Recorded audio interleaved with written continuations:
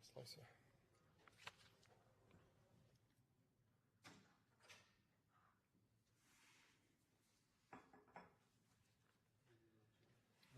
Okay, great.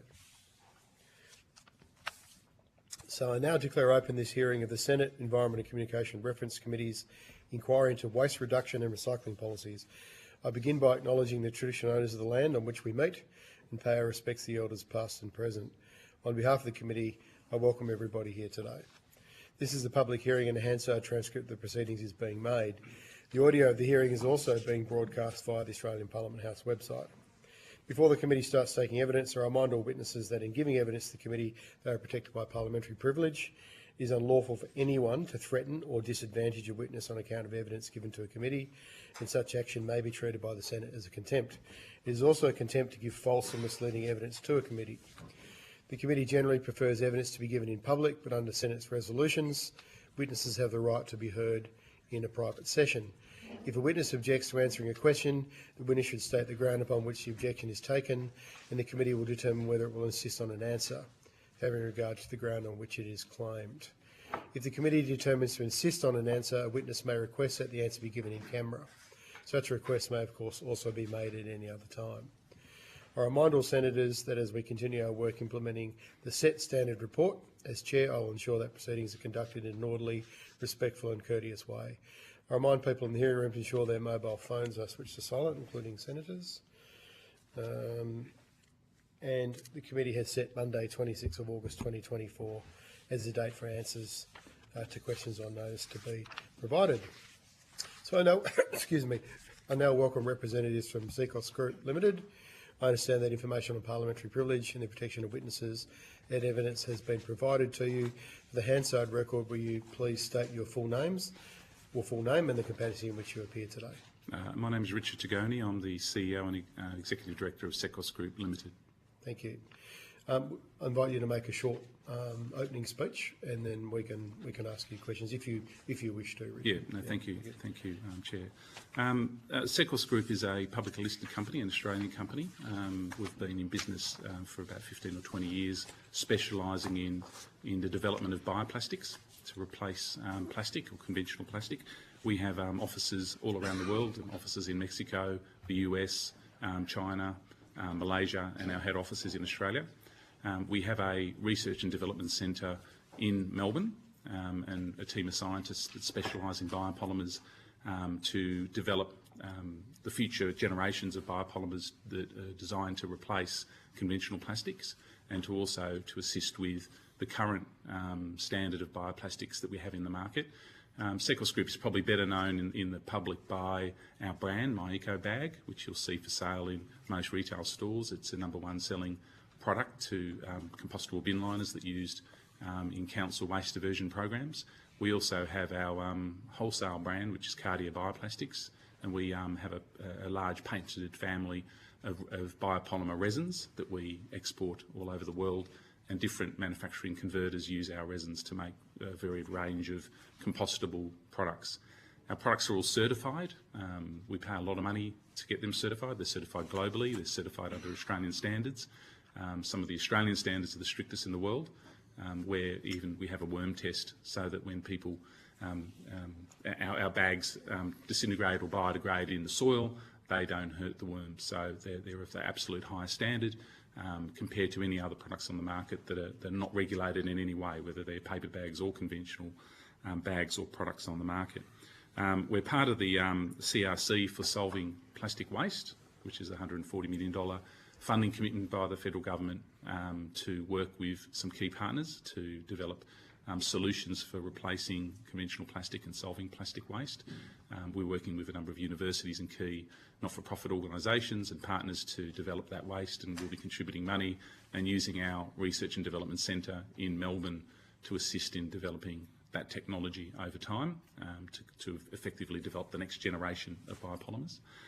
We work closely with Global Victoria in Victoria, because we are a Melbourne-based organisation, and they've been very good at assisting us with our export of products overseas. We export to over 20 countries currently that buy our technology and use our technology. We also are working closely with Invest Victoria to work out ways we can bring manufacturing of this technology into Australia to add value to this technology locally, which is critical, along with developing it overseas at the same time. Unfortunately, Recycle Victoria, you may have heard, have recently recommended that our product be banned, compostable bin liners be banned out of FOGO programs, which we're very disappointed with, and we can't really understand the rationale or evidence that supports such a decision, and we're happy to talk to that further. What I do want to say is that bioplastics technology is the only current solution that can safely replace conventional plastic in the world. There's nothing else in the world that can do it. It does it.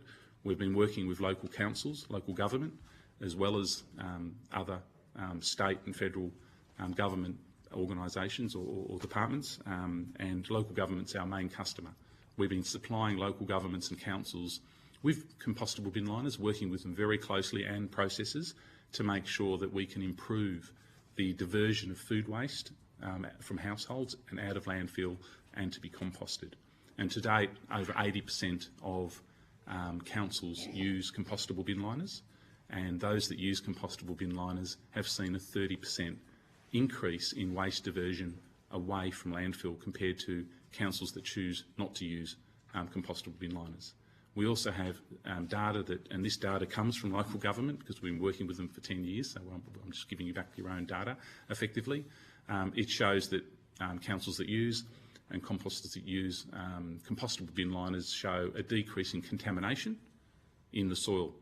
And that's simply because the logic, if you think about it, if you have a compostable bin liner, and most of you probably do on your kitchen desktop, kitchen bench, and you go to all the trouble to put your food waste into that kitchen caddy, it's unlikely that you're going to all of a sudden just throw a shoe in there as well. You will think, you go to that trouble. So people that make the effort, households that make the effort, and it's the Australian public that really drive the solution around contamination and diversion, tend to go to the trouble to do it. They get it right, and that's why we see lower contamination rates. I do want to say that, and I'm sure this is data that over the next 20 or 30 years, conventional plastic production is expected to double, absolutely double. Bioplastic solves two problems. It doesn't just work as a bin liner to divert food waste, it replaces plastic, conventional plastic. And over the 15 years that I've been working in this industry, and I started at the time where most people thought plastic was being recycled, and probably still do, and it doesn't, I've seen nothing but measures to block the introduction to bioplastics as a solution to solve this problem, which is a complete disgrace. It needs to be considered, and we hope that bioplastics will be given a priority in the agenda to solve the waste problem for plastic. Along with that, we'd like to see compostable plastics continue in its critical role to divert food waste, as it's done so successfully with local governments and the public over the last 10 or 15 years. One of the problems is, and we agree with the current mandate that says reuse, compost and recycle. One of the problems with the recycle part of that is that it dominates over composting and compostable plastics. And when you look at recycling, there's recycling and there's recycling. We understand that glass, aluminium, metals and even PET bottles can be recycled very successfully. They're environmentally friendly solution and economically viable. But when we look at soft plastics, when we look at flexible soft plastics, similar to the programs that you see in the Red Cycle program, it doesn't work, it hasn't worked, it has failed. We have seen nothing but these plastics end up in warehouses, end up not being recycled or back into landfill. If those plastics were made compostable, they could be composted. Yes, certainly the volume would present a challenge, and this is something that would need to be introduced over time, but there are certainly numerous current soft plastic products that are on the market that are being put into a recycling stream that shouldn't be put into a recycling stream. They could be composted, and we hope that the committee takes note of that opportunity to solve this problem. Thank you. That's my introduction. Great, thanks, Richard. I'll kick off with a couple of questions and then go to other senators. So would it be fair to say that most of the compostable products you're making at the moment are kind of in the equivalent to the soft plastic space rather than rigid kind of packaging? That's right. Most of the certified compostable products are soft, flexible plastics. Yep. They're usually certified. There are certainly been issues around rigid plastics and their certification, and there is certainly a great deal of greenwashing out there where people claim to have biodegradable products that are not. But the genuine certified products, particularly those using councils, are generally soft, flexible plastics, and that's the area that we concern ourselves with. Okay. You have, in your submission, you have kind of called for more investment into other kinds of, or a bigger market for bioplastics in general. Mm-hmm. One of APCO's 2025 targets was to have 100% of all packaging either recyclable, reusable, or compostable. Yes. Do you think? Is it your understanding that there was an expectation that we would see a proliferation in bioplastics and compostable products across the board? Absolutely. Do you still expect that will happen? Well, I don't. If people like the Vic government ban the product, that will make that difficult. Right. Yeah. But yes, absolutely, it is a direct replacement for all those plastics. In fact, bioplastics can replace every type of plastic on the planet. Okay. So there's nothing stopping us other than the will and investment to do so. I'd certainly like to pin you down on that in a second as to why that isn't the case, because that's, I think, the most important question. Just really in real simple terms for senators, could you tell us more about the process of producing compostable biopolymers versus kind of standard plastic production? Absolutely. Well, standard plastic that's been produced now for decades comes from a petroleum-based hydrocarbon method. Usually petrochemical companies produce the resins that produce that, and they're made and they've been made for decades. Compostable plastics use compostable materials, and there are different types of resin grades. Our resin grade uses, in particular, cornstarch, and cornstarch is a 100% renewable material.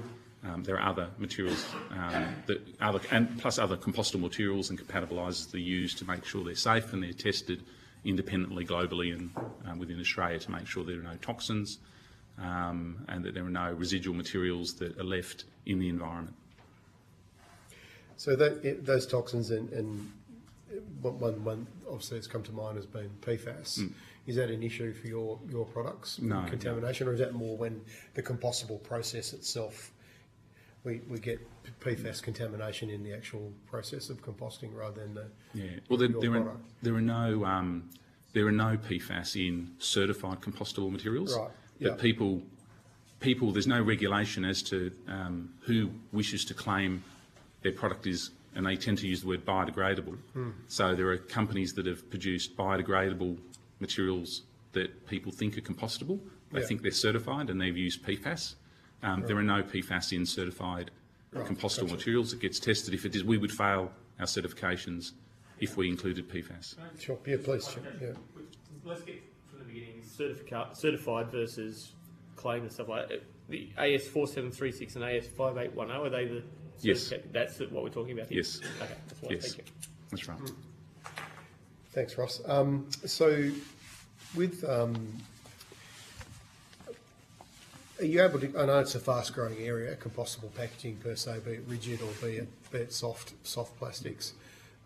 Is there any data out there the committee could look at in terms of like the percentage of compostable packaging at the moment versus the total? I know there's different kinds of plastic packaging, Yes. and that's a complex question. But Yes. how big is it? It's tiny. It's So small, the percentage of certified, the genuine compostable plastic used in the market is 1 or 2%. Yeah. I can get you independent of data. total packaging. Of total packaging. It's tiny at the moment, and unfortunately it gets labelled along with all the other packaging problems. Okay. Well, could I just go to your questions? Because I know the senators have got questions. What is the biggest barrier then? And can you explain what happened with the Victorian? Is it the EPA you mentioned, or No, the Recycle Victoria. Recycle Victoria? Sorry. You'll find that the EPA, for instance, New South Wales, as I understand it, are very supportive of compostable bin liners in the system in New South Wales, and most other state governments are supporting compostable bin liners, as are many governments around the world. So Vic government and recycling, or Recycling Victoria probably on their own in this opinion. One of the challenges I think the committee needs to probably understand is that there are two separate problems that the country's trying to solve. One is how do we divert food waste, and one is how do we replace conventional plastic or recycle it. And they're being managed separately. So people that are trying to recycle plastic say, well, composite plastic's not part of that problem. Well, we don't want compostable plastics. How do you can't recycle it? Well, it's not meant to be recycled. So they will object against compostable plastics. People in organic waste streams haven't put their mind to the fact that what they're doing by using compostable plastic is also replacing conventional plastic at the same time. So the two problems are intrinsically linked, but they're managed very separately in silos. In regards to the organic recycling stream, 80% of councils and composters use and are happy to use and accept compostable bin liners, but there are some composters or processors that are implementing what they call an anaerobic digesters to process organic waste, with their prime objective being to produce biogas and not necessarily to produce soil and compost. Those digesters compost in a very short period, and therefore those companies have been lobbying government to ban anything that may take longer than a few days to compost. The reality is a compostable bag composts faster than an avocado pip. So the logic behind banning a compostable bag for that reason, which was cited in the RIS that the Victorian Recycling released, is ridiculous, because we know that an avocado pip and a number of other organic materials take longer to compost. And therefore we are very concerned that if composters can start to pre-select what organic materials they can accept and not accept, we will limit significantly the ability or capability of our organic waste stream. So, and why Recycling Victoria has only consulted with one or two composters instead of the broader family of composters in Australia is beyond me, and I'm very concerned about the process that has occurred, and the reasons given by Recycling Victoria make no sense. And I can go through those reasons with you if you like. Yeah. And you sell, not just here in Australia, you mentioned the New South Wales EPA, but you sell products. You've got offices in multiple countries, distribution networks around the world. Have you had a similar problem with uptake? And generally, those countries that you also work in, how are they ahead of us in terms of the uptakes of possible? So we do. We sell to over 20 countries around the world, and we sell both our finished product, being My Eco Bag, under the My Eco World brand, particularly in the US, through Costco and very different big, large chains. We sell our resin to converters, so companies like traditional plastic companies that use our resin to make compostable bags all over the world. We haven't seen this problem before anywhere else. However, Australia is actually quite advanced in its organic waste stream. What we do here is excellent. Like, we've been doing it for about 10 years, and we do. SECOS as an organisation, we try to take the Victorian or Australian model of organic FOGO to other countries, say, look, what we do is so great, and it is extremely well received. We're seeing the United States moving very quickly now to FOGO, and we're starting to sell FOGO bags into councils overseas as well. So what's happening here is particularly unusual. All right, thank you. I do have more questions, but we don't have much time, so I'll give you Senator Dunneman. You, in answer to a question, you talked about I think the market, or bioplastics making up about 2% of total packaging. Do we currently have the ability to produce a compostable bioplastic that could replace soft plastics at a large scale at an acceptable price? Absolutely. It would be more expensive, but the cost of, when you include the cost of end of life compared to the cost of recycling, it's actually cheaper, to use a compostable plastic. So when you think of the cost of recycling, and it doesn't work, and so much money's been already invested in it, and we've got examples of governments that have funded recyclers overseas or given money to plastic companies. They've built recycling plants. Those recycling plants are now shutting because they haven't been able to produce them economically. So when you look at the complete life cycle of plastic and conventional plastic versus bioplastic, we believe bioplastic is cheaper, firstly. In terms of capacity, I should point out that most, particularly in things like film, soft flexible film, most plastic manufacturers that currently make conventional plastic film can still use bioplastic resins on that same equipment. So the capacity is there. All we need to do is get plastic companies to get off the plastic drug and start using biopolymers instead, which requires a bit of effort, a bit of transfer of technology, and they can. So they're the same equipment. Okay. Environmental groups warn that if bioplastics aren't managed properly once they become waste, they won't break down as intended. How should bioplastics be recovered or disposed of after they're used? And would there need to be changes in our waste recovery infrastructure? Absolutely. We don't want to see bioplastics or any type of plastics or any type of packaging turn into litter. It's not meant to do that. So we do need a suitable waste stream. We believe that the current waste stream exists because we've been running it for 10 years. So people... do you mean through the FOGO? Through FOGO, that exists. Not to mention, we could use, for instance, if we look at programs that like Red Cycle, which we think is fantastic, we've got public willing to take their bags back to the supermarket. They're willing to do that. So they could do that with just as easily with a compostable bag, and we can create a closed loop system where those bags can be taken to facilities and composted. So there's a lot we can do to make sure packaging doesn't end up in the environment. And I don't believe within advanced countries like Australia, you see a lot of litter. Most of the plastic that we understand comes from overseas. Like, I do a lot of work overseas, and there's a lot of litter, and a lot of plastic gets tipped into rivers and oceans, and unfortunately, it comes back to us. And it's not necessarily Australians littering; it's overseas waste going into oceans and coming back to us. So obviously, to solve that problem, we need to work closely with international parties, and we're expanding our technology over there to do that will help solve the problem here. Thank you. Yeah, thank you. Just before I go to Senator Cadell, the rigid compostable packaging, even if it's certified, like I think the takeaway containers during COVID, certainly where I live in Launceston, a lot of small businesses are using compostable packaging. Yeah. That's just going to landfill now, isn't it? Like it is. It's not being.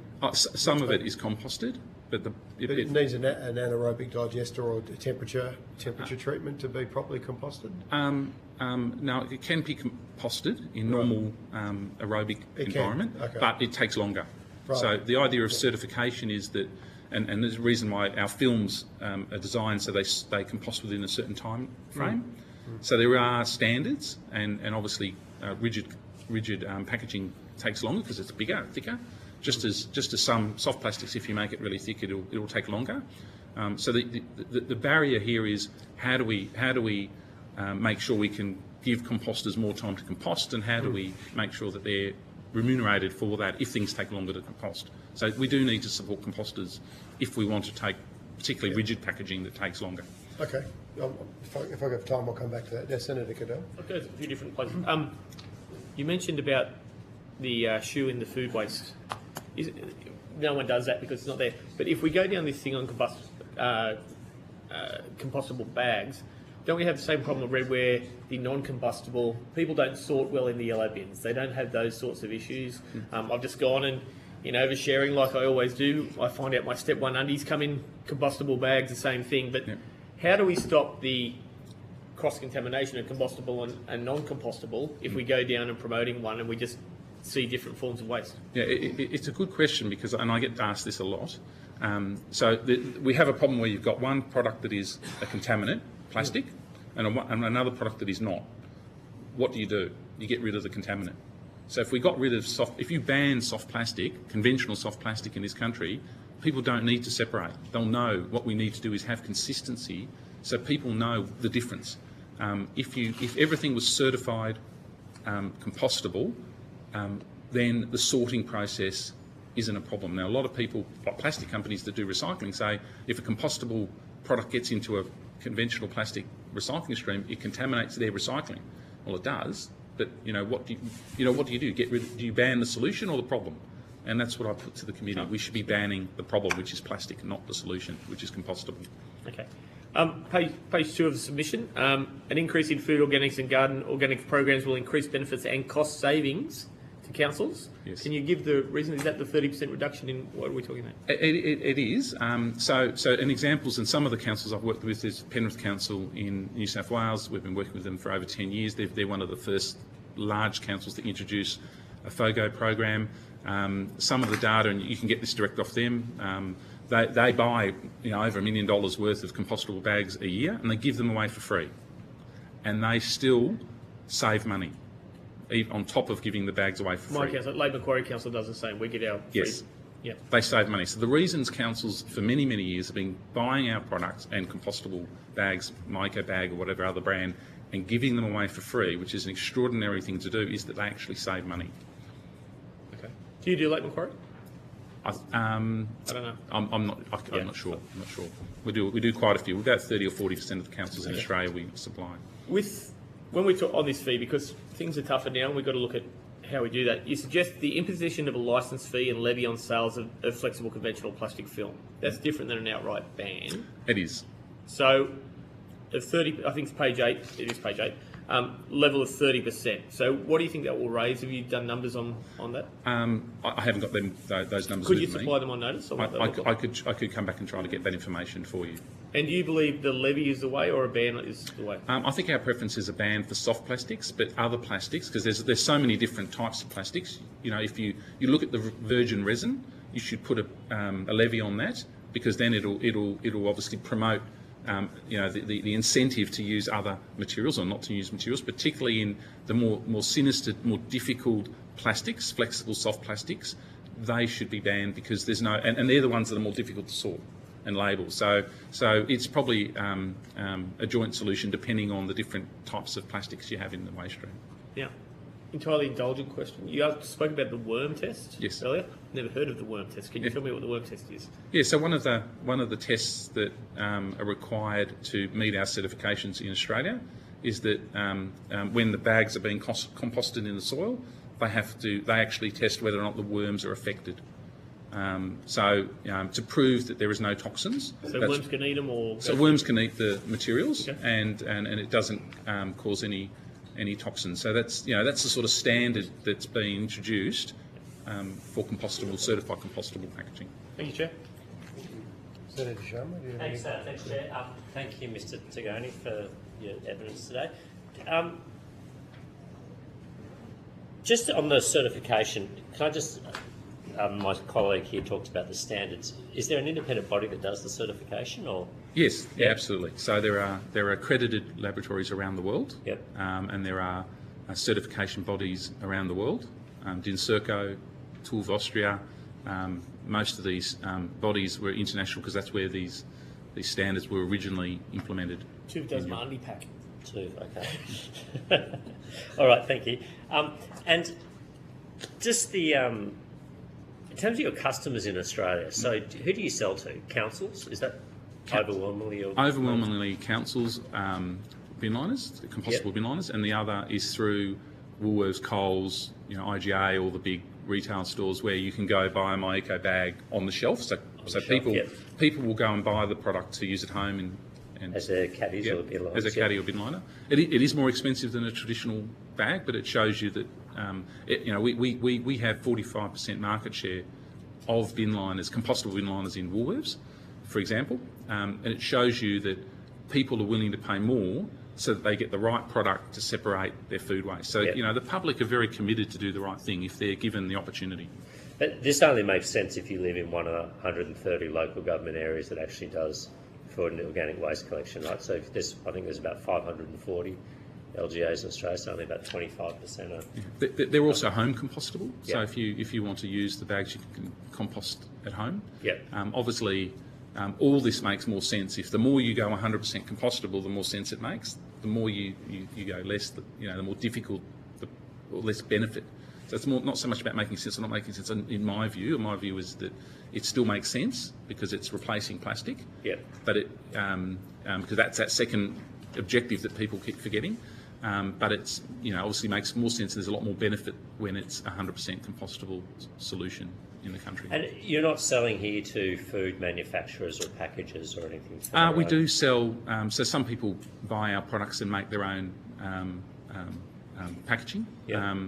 And, because some people in public at the moment choose, and people prefer to choose a compostable bag over a conventional plastic bag, regardless to how it's disposed of, in terms of which waste stream. But largely, nearly everything we do is either food, organic related. So obviously we're looking at produce bags. So produce bags in supermarkets are particularly good because you can use it, put your fruit in there, go home and then you reuse it as a compostable bin liner. In there, yeah. So there are multiple. So in terms of if you were to list the priorities, obviously compostable bin liners, produce bags, and then you start with any type of food packaging. So if you buy, we've developed a compostable netting bag that you get for lemons, and you can you can just throw that all into a into a compost bin. We're working with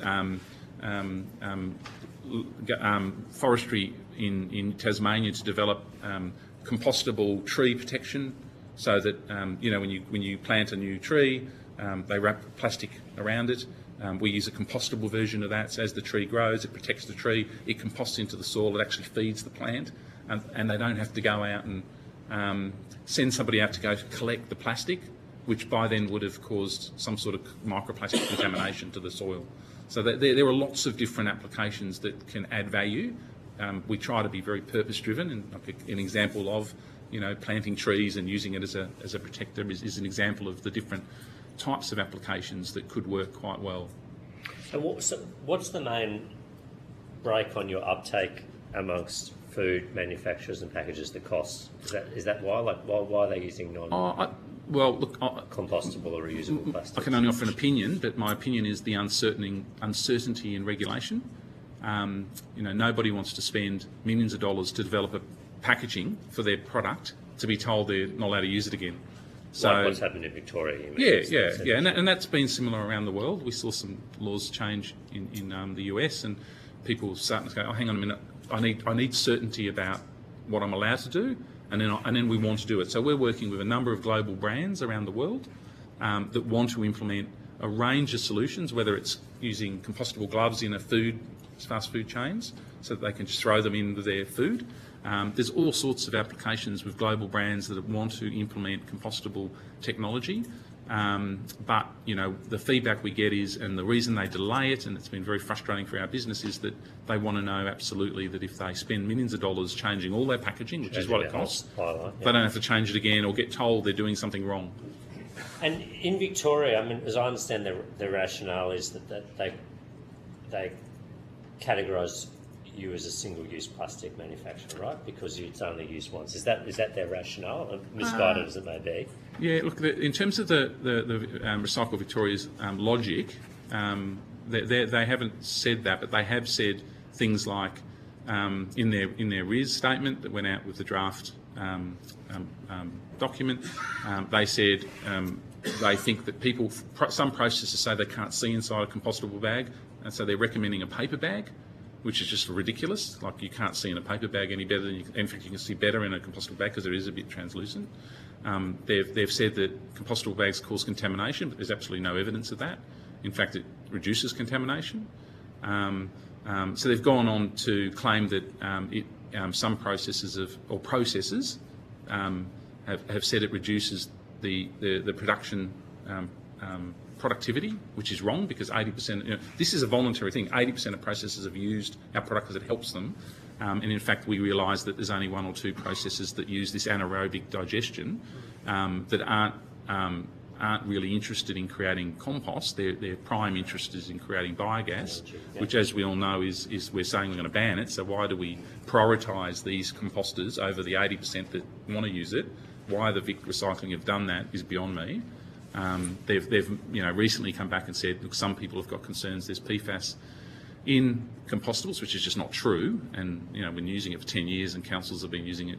It's just not true. So all the reasons that have been outlined in the RIS and all the communications we've had with Vic government, none of the reasons make any sense whatsoever. Thank you, Chair. Senator Sharma. Look, we're a little bit over time, but just as a matter of interest, we're hearing from Australian Food and Grocery Council today, and their proposal, the NPRS, the National Packaging Recycling Scheme, is heavily reliant on chemical recycling of soft plastics. Do you have any comments? Obviously, you're a competitor, so I'll put that on the record. But do you have any comments about the, I suppose, sustainability or the viability of that process in Australia? Yeah, look, I'm not an expert in chemical recycling, but from what I understand, and particularly internationally, chemical recycling doesn't work. Right. It's not effective. It's not good for the environment. Once again, all these recycling models perpetuate plastic. So if you want plastic to double in the next 30 years, keep going down that recycling path, because all it does is you're getting a poison you're putting in the environment, taking it back out of the environment, and then putting it back in the environment. It's just crazy. If in a perfect world we could produce a lot of packaging in supermarkets, rigid packaging, soft packaging from biopolymers, what is I suppose, and it's a big growth market to replace plastics. Why aren't the big plastic manufacturers investing or buying out your company, for example, Richard, or are they? Are we seeing them diversifying into this? Not many, and the reason for that is that there's obviously a huge, they control the market with traditional conventional plastic. You need to look at the plastic industry in terms of the way the government managed the tobacco industry 20 years ago. These plastic companies are hugely powerful. They're backed by petroleum companies. We're a little company trying to wedge into a market that's been there and spoil the party. We're a disruptive technology. You need to, in context, we're tiny and they're massive, and they don't want to change. They're making billions of dollars, and plastic companies in Australia are controlled by a small group of families. You know this. We all know this. And they're the ones that tend to have the seat at the table. All right. Which is why it's a pleasure to be here today. All right, thank you. I just wanted to check, Senator Dunning's also online, which I failed to mention earlier. Senator Dunning, do you have any questions? We are 5 minutes over time. But... No, all good, Chair. Thank you. Right. Okay. Thank you, Senator Dunning, and thank you, Mr. Tagani, for your evidence today. I wish we had another half an hour, but we don't. Thank you. And yes, just to reiterate, you may get some questions on notice from the committee Be glad in to relation to your evidence today. Thank you for your time. Thank you very much. Okay. So I'll now call our next witness, Martog Group. If you could come forward, please.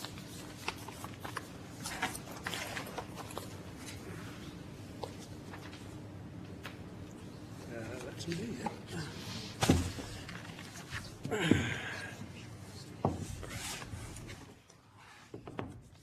I now welcome representatives from Martog Group. I understand that information on parliamentary privilege and the protection of witness and evidence has been provided to you. For the Hansard record, will you please state your full name and the capacity in which you appear today? I might start with you first, please. Okay, my name is David Finlayson. I'm the Group Commercial Manager at the Martog Group of Companies. Thank you. Good morning. My name's Heath Boucher. I'm the General Manager of Circular AU, which is part of the Martog Group, and it's a PET hot wash facility. Thank you. I now invite you to make a short opening statement if you'd like to, and then senators will ask you some questions. Okay. Very good. Thank you very much. Good morning, Senators.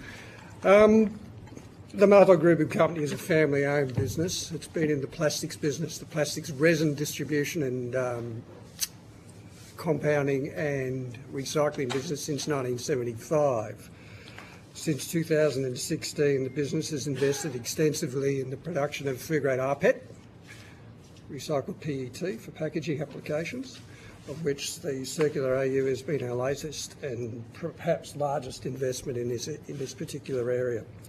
The business has always been involved in recycling plastics ever since its inception in 1975,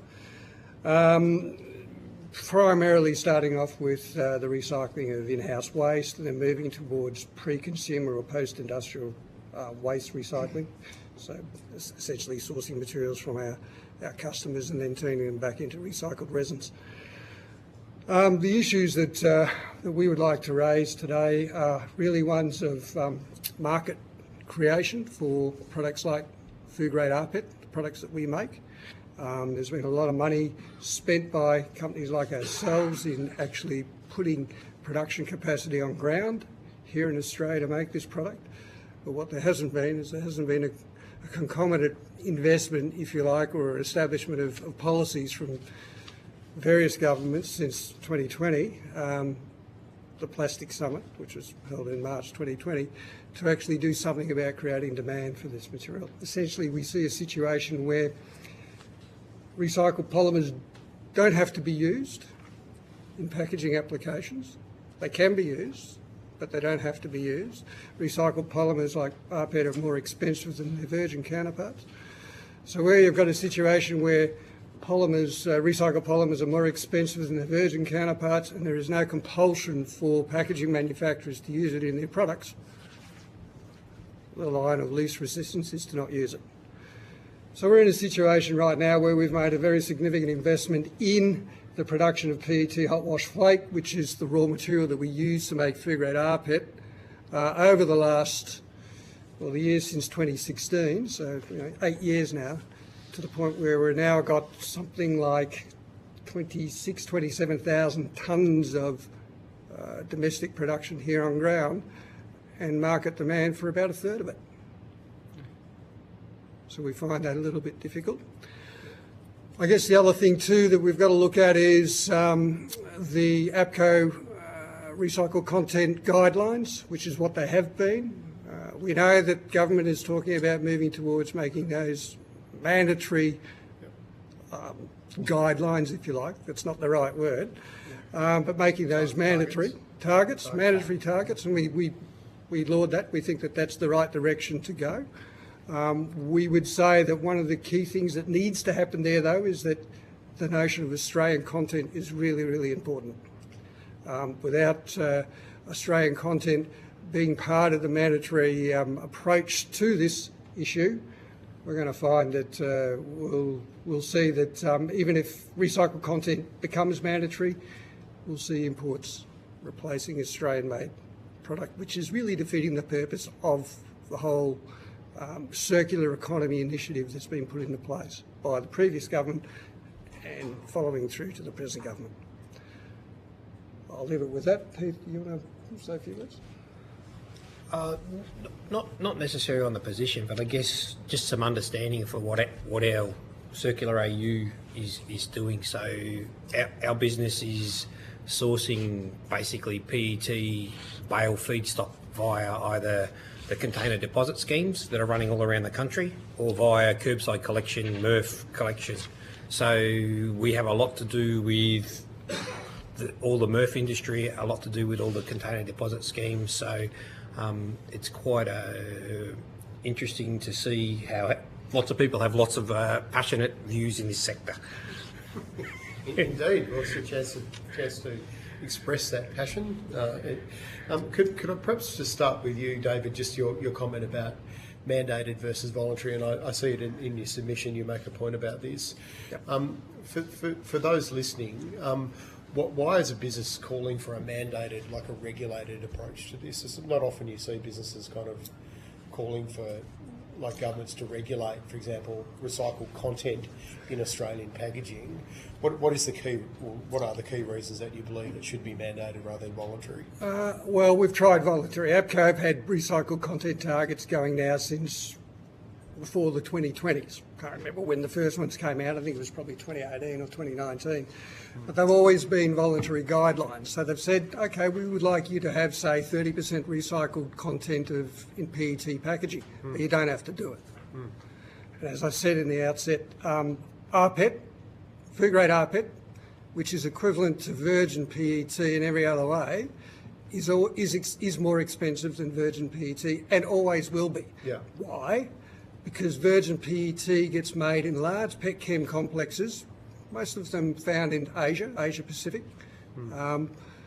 If you're not making 700,000 tonnes a year of virgin PET, you're not a serious PET player. Whereas to make rPET, the largest plants for a mechanically recycled rPET would be 30,000 tonnes a year. And then you've got all of the economics associated with collecting the post-consumer waste, sorting it, putting it through the hot wash flake process, then putting it through the rPET manufacturing process before you actually sell the product to the packaging manufacturer. So scale of economics, the process itself always means that VPET is going to be cheaper than rPET. So if you were a packaging manufacturer or an FMCG manufacturer or a supermarket, and sometimes they can be the same, you didn't have to use food grade rPET in your packaging, you would be more likely to want to go and use virgin PET because it's cheaper and it still does the same job. Okay. So that's why we say if you're serious about having recycled content targets and you want those recycled content targets met, then they must be mandatory. The evidence of what's happened with the APCO targets over the last 5 years is pretty convincing. It certainly is. You won't get any argument from me on that, Mr. Finlayson. Could I ask, you raised the concept of a levy in your submission as a I suppose as a separate topic, but in the UK they've introduced a form of plastic tax specifically to drive local recycling content in their packaging. Are you tying those kind of two things together in more broadly in your thinking, or do you still think a levy should be a separate? Well, look, the PMRL, the plastic materials recycling levy, is something that we thought that we should come up with an idea. Instead of just sitting here whinging about the fact, we thought that we should be a bit more proactive. It's very consistent across a lot of submissions actually we've received. Here's an idea. All right. Yeah. This is what industry thinks is an idea. Give it to your policy wonks, for your policy people to have a look at it and say, well, okay, can we do something with this that's going to actually help industry? Because we're just trying to help industry. The UK plastics tax has been subject to some criticism in as much that it was a tax. And so the revenue that it raised wasn't hypothecated back to the recycling industry. It just went straight into consolidated revenue, and it wasn't necessarily as efficient as it possibly could be. That was my understanding. What we're talking about with the PMRL is really, is basically saying that with respect to the disposal of post-consumer waste, packaging or materials, everyone has to pay.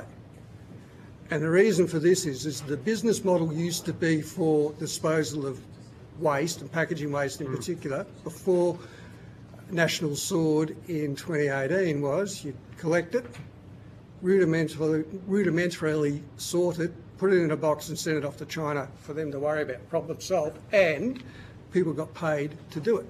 Well, that model's broken. That model was broken by National Sword. That model doesn't exist anymore. So the real cost of disposing of waste needs to flow through the value chain, is our view. Yep. And we think that this is a mechanism of actually trying to reflect the real cost of disposing of material waste. So it's not just plastic, it's glass, it's paper, it's metals, and assigning it really to everyone within the value chain, for everyone to pick up their share of the cost. So that was the principle behind it. Okay, I've got a lot more questions, but I'll come. Hopefully, I'll get a chance at the end. But I'll go to the LNP next. So maybe Senator Cadell or Senator Sharma. I'll stay away from. I think well answered on the content and the taxing stuff. You're mentioning about some of the proposal times and the applications for different things with DQ. There was a wait time for DQ to assess grant the licences. The initial application was more than 11 weeks. First variation was 10 weeks. Have you done third and fourth variations? I'll answer first and then I'll hand over to Heath. Okay, well look, in the end, someone in DQ saw sense. Right. And they decided, food grade rPET pellets. It's gone through a very rigorous process. The product at the end, the product that we produce is equivalent to virgin PET. Yep. food grade rPET pellets produced in Southeast Asia can come into the country without any impositions whatsoever under the free trade agreements. Certainly there's no export licences from those countries of origin.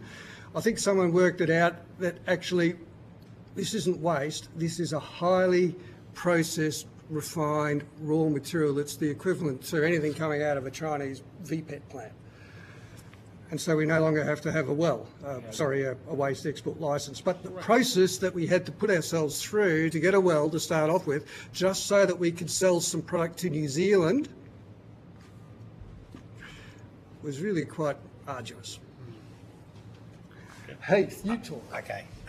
So from Circular AU, we're obviously quite a new business, and we recently got our weld licence to export hot wash flake. So from our perspective, we really support the process. We think that there needs to be a licence in place for the PET flake opposed to the PET pellet, because this is a black and white or a red light, green light, your product is FDA approved, where with the flake it's much more grey area. So I think it's a good process. We applied in February this year and we got our licence probably about 5 weeks ago. We went through the portal. I think we did 7 requests for information. Yeah, back and forward, and the team with the portal, I think now they're quite PET experts. Right. No, because dealing with it was a little bit frustrating, because it's just more subject matter expert in regards to knowing what we're trying to do for our customers and having to educate that or those few people. So it was definitely an interesting process. Yeah, to be fair, I think a lot of the people in DQ are handed a bit of a difficult one, because they didn't know anything about plastics. That was fairly evident by some of the questions that they were asking, and they were obviously highly intelligent people put into a job where they had to learn as they were running through the process themselves. Well, very well, you think that level of knowledge is increasing now and things will get better? Because I think both with DQ and the Circular Economy Ministry Advisory Group, they have started from a low bar in knowledge of this, and they're getting better. Well, we hope so. They are. We hope so. I was going to say, from at least from our personal experience, the interaction and the wanting to work together is definitely there. Right. Okay. Yeah. So there's no. It's not a want or a roadblock. It's just more getting the process more efficient. Okay. In your submission, I noticed April, May this year was written. You suggest there's significant challenges to the projects by Qenos and Brightmark in your submission. Yes. And they may not be successful, you said. Yeah, look, I led with my chin a little bit on that one, making comments about soft plastics. Really, today we want to talk about rPET, but just to answer your question, Senator, we were always of the view that the Brightmark project and the Qenos projects were speculative. Yep. And I guess since the demise of Qenos as a business, that's been proved to be so. Yep. I don't know where the Brightmark project is going and whether it's got legs, but I look at it located in parks. I look at what's happened with Brightmark projects overseas. I also then look at, well, have you got a market for the product that you're going to make? And essentially the products that they were going to make were going to be a diesel of some sort, a naphtha, which would have gone to Qenos, which is now non-existent, and a wax, which would have been exported. So I don't know that there was all that much in those projects, but, you know, let's see what happens. And last question I'll go to. You mentioned that you've got a market for a third of your... Is that overall across the whole group or just on the... On the market. On the food grade, on our food grade rPET, yes. Yep. And so correct. The only way you see forward on that, seeing you've got your export licence, is to mandate or increase demand for it, isn't it? Well, we want to see more demand here in Australia for it, yeah. Now, we can export some of that material, but we're going to be competing with everybody else in the export markets, and there is there is more and more food-grade rPET being produced around the world, and especially in this part of the world, in the Asia-Pacific region. So we're seeing capacity coming on board in Thailand, Malaysia, Indonesia, the Philippines, China, India, all emerging markets and all emerging with rPET production capacity, some of which is going to be sold into European and US markets, but some also which is going to get sold into their own domestic markets as their domestic markets develop and mature, and some of it, and quite a significant sum of it, we think, being sold into Australia. And we would argue that some of that material being sold into Australia is being sold at prices which are getting not close. reflect the full cost of business. Getting close to dumped. Yeah. And I'll be frank. We're in the throes of pulling together information from the market to see whether there is in fact a prima facie case for a dumping action. Really? Okay. Yep. Okay. Chair, I'm happy to share a few. Yep. Yeah, thank you. Just before I go to Senator Darmanin, could I just expand a little bit on that? In page 41 of your submission through to page 43, so basically you've got a couple of solid pages there talking about soft plastics and recycling. Oh yeah. And in many ways, I suppose you're refuting some of the performance projections for soft plastics recycling that we've heard from AFCO and the Australian Food and Grocery Council, who are appearing here today. Would investment in some of these areas give us the capacity to have like chemical recycling in this country, or do you think it's like the last witness? It's just not. So not feasible? I've been in the petchem business since 1980. Yeah. All right, and over that period, which is coming up to 45 years, I've seen the petchem industry just disappear year in, year out. And it certainly accelerated through the later part of the 90s and the early part of this century. To the point now, as far as plastics production in Australia is concerned, we've only got one plant left, and that's the Viva Energy plant at Geelong, which used to be the old Shell plant at Geelong on the Shell refinery site. And it's a homopolymer polypropylene plant, capacity of around 130,000 tonnes a year of homopolymer polypropylene. Without getting too technical in it, but homopolymer polypropylene is the raw material used to make chip packets and chocolate bar wraps, Kit Kat. I mean, everyone knows about the Kit Kat project that was coming out of the Geelong plant. That's it. With Qenos disappearing, shutting down, there's no petchem industry left in Australia. So if you're going to do chemical recycling in Australia, yes, there is pyrolysis technology. Yes, there is the ARV technology that's going to be established at Altona. And yes, they will be able to take some plastics. They'll target soft plastics, polyethylene films as a resin type.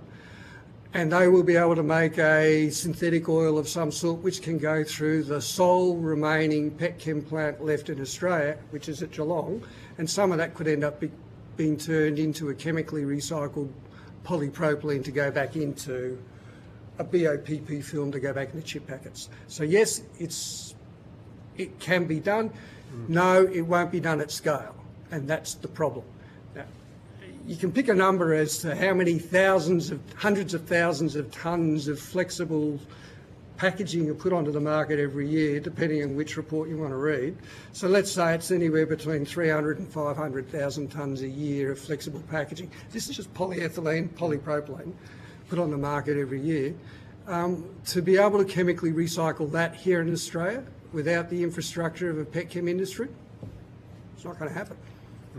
And that's all we were trying to say, because having been in the plastics industry for nearly 45 years, I really found it personally affronting to actually see information being put out there that gave false hope.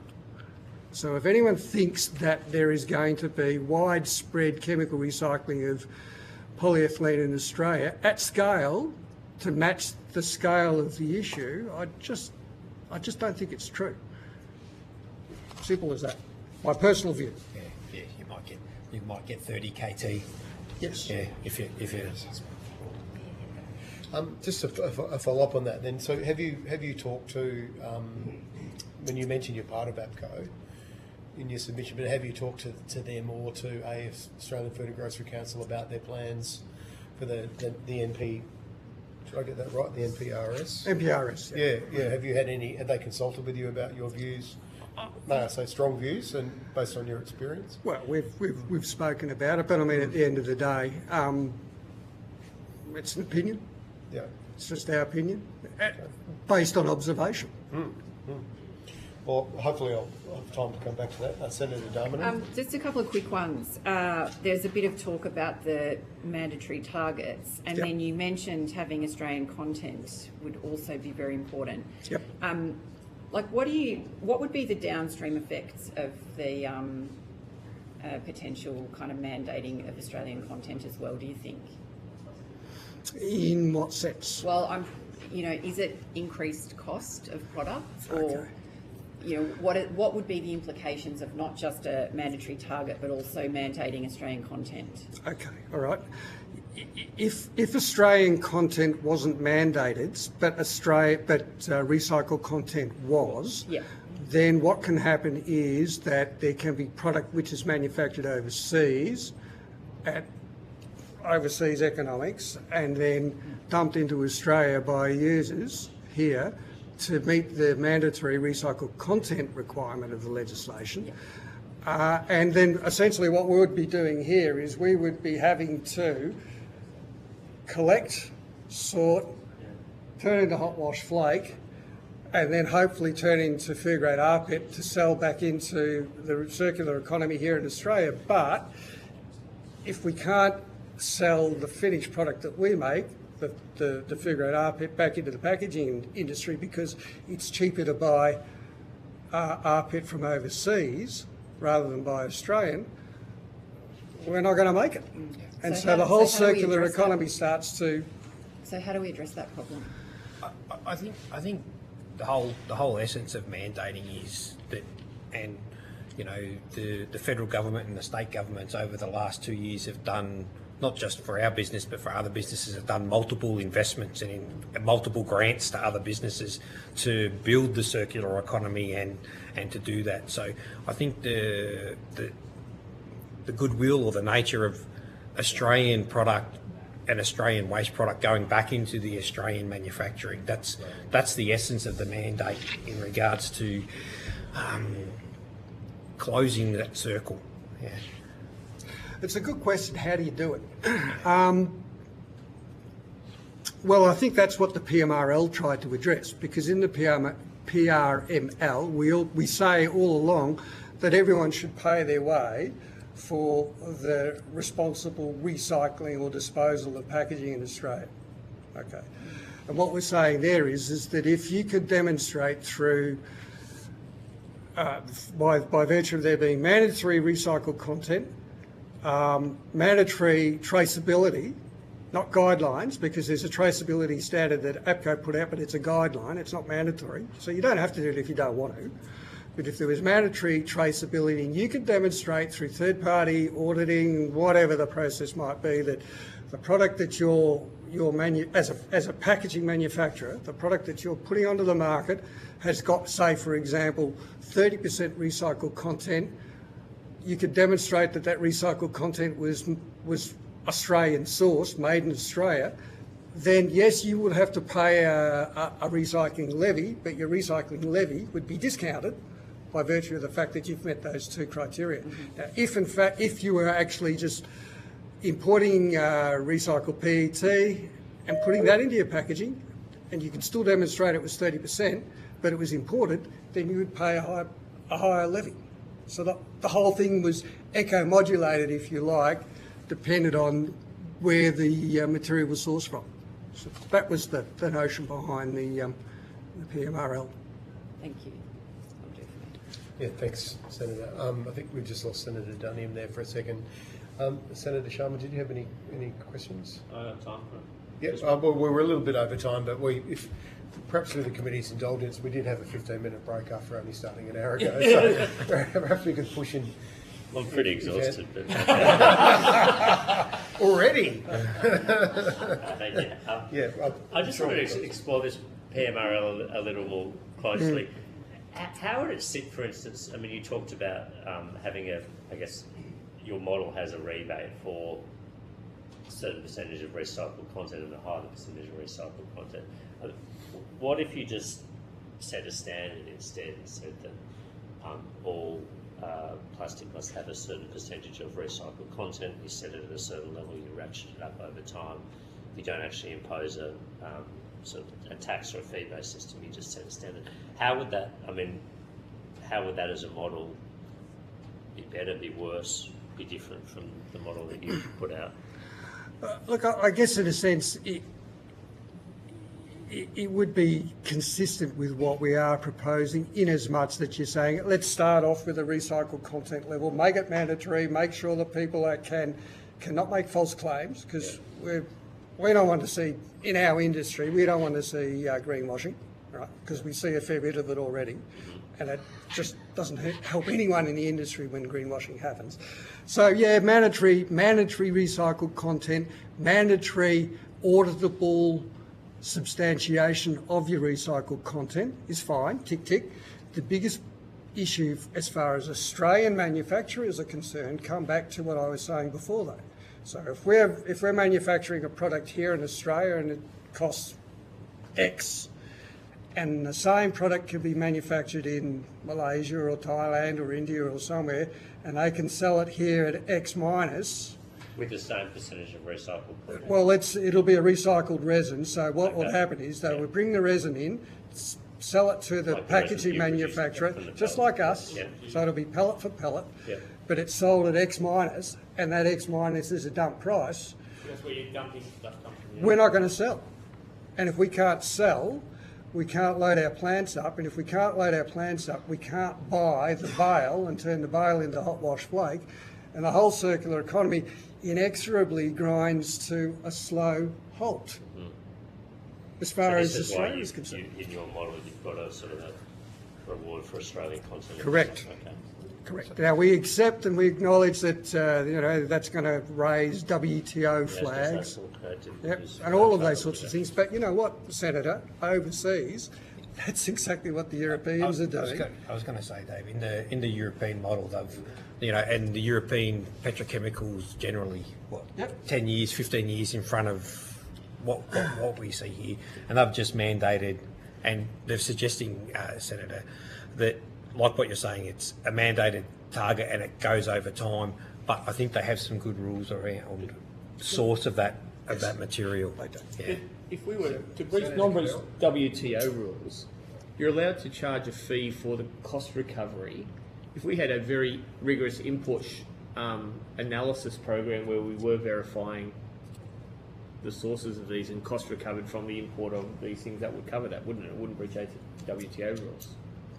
I'm not an expert in WTO. I mean, really, the whole idea of that PMRL was to say, here's an idea, this is what industry thinks. You guys go away and have a think about it, and then maybe you'll come up with something. Why can Malaysia, why would they arguably be able to produce it more cheaply? Why? Yeah, labour costs, energy costs, and what are the inputs? No, it's going to be essentially, we think, it's going to be collection, it's going to be labour. There's no doubt about that, because the processes that they have are fundamentally the same processes that we have. Yeah. All right, so you've still got to have a hot wash flake plant like Heath's.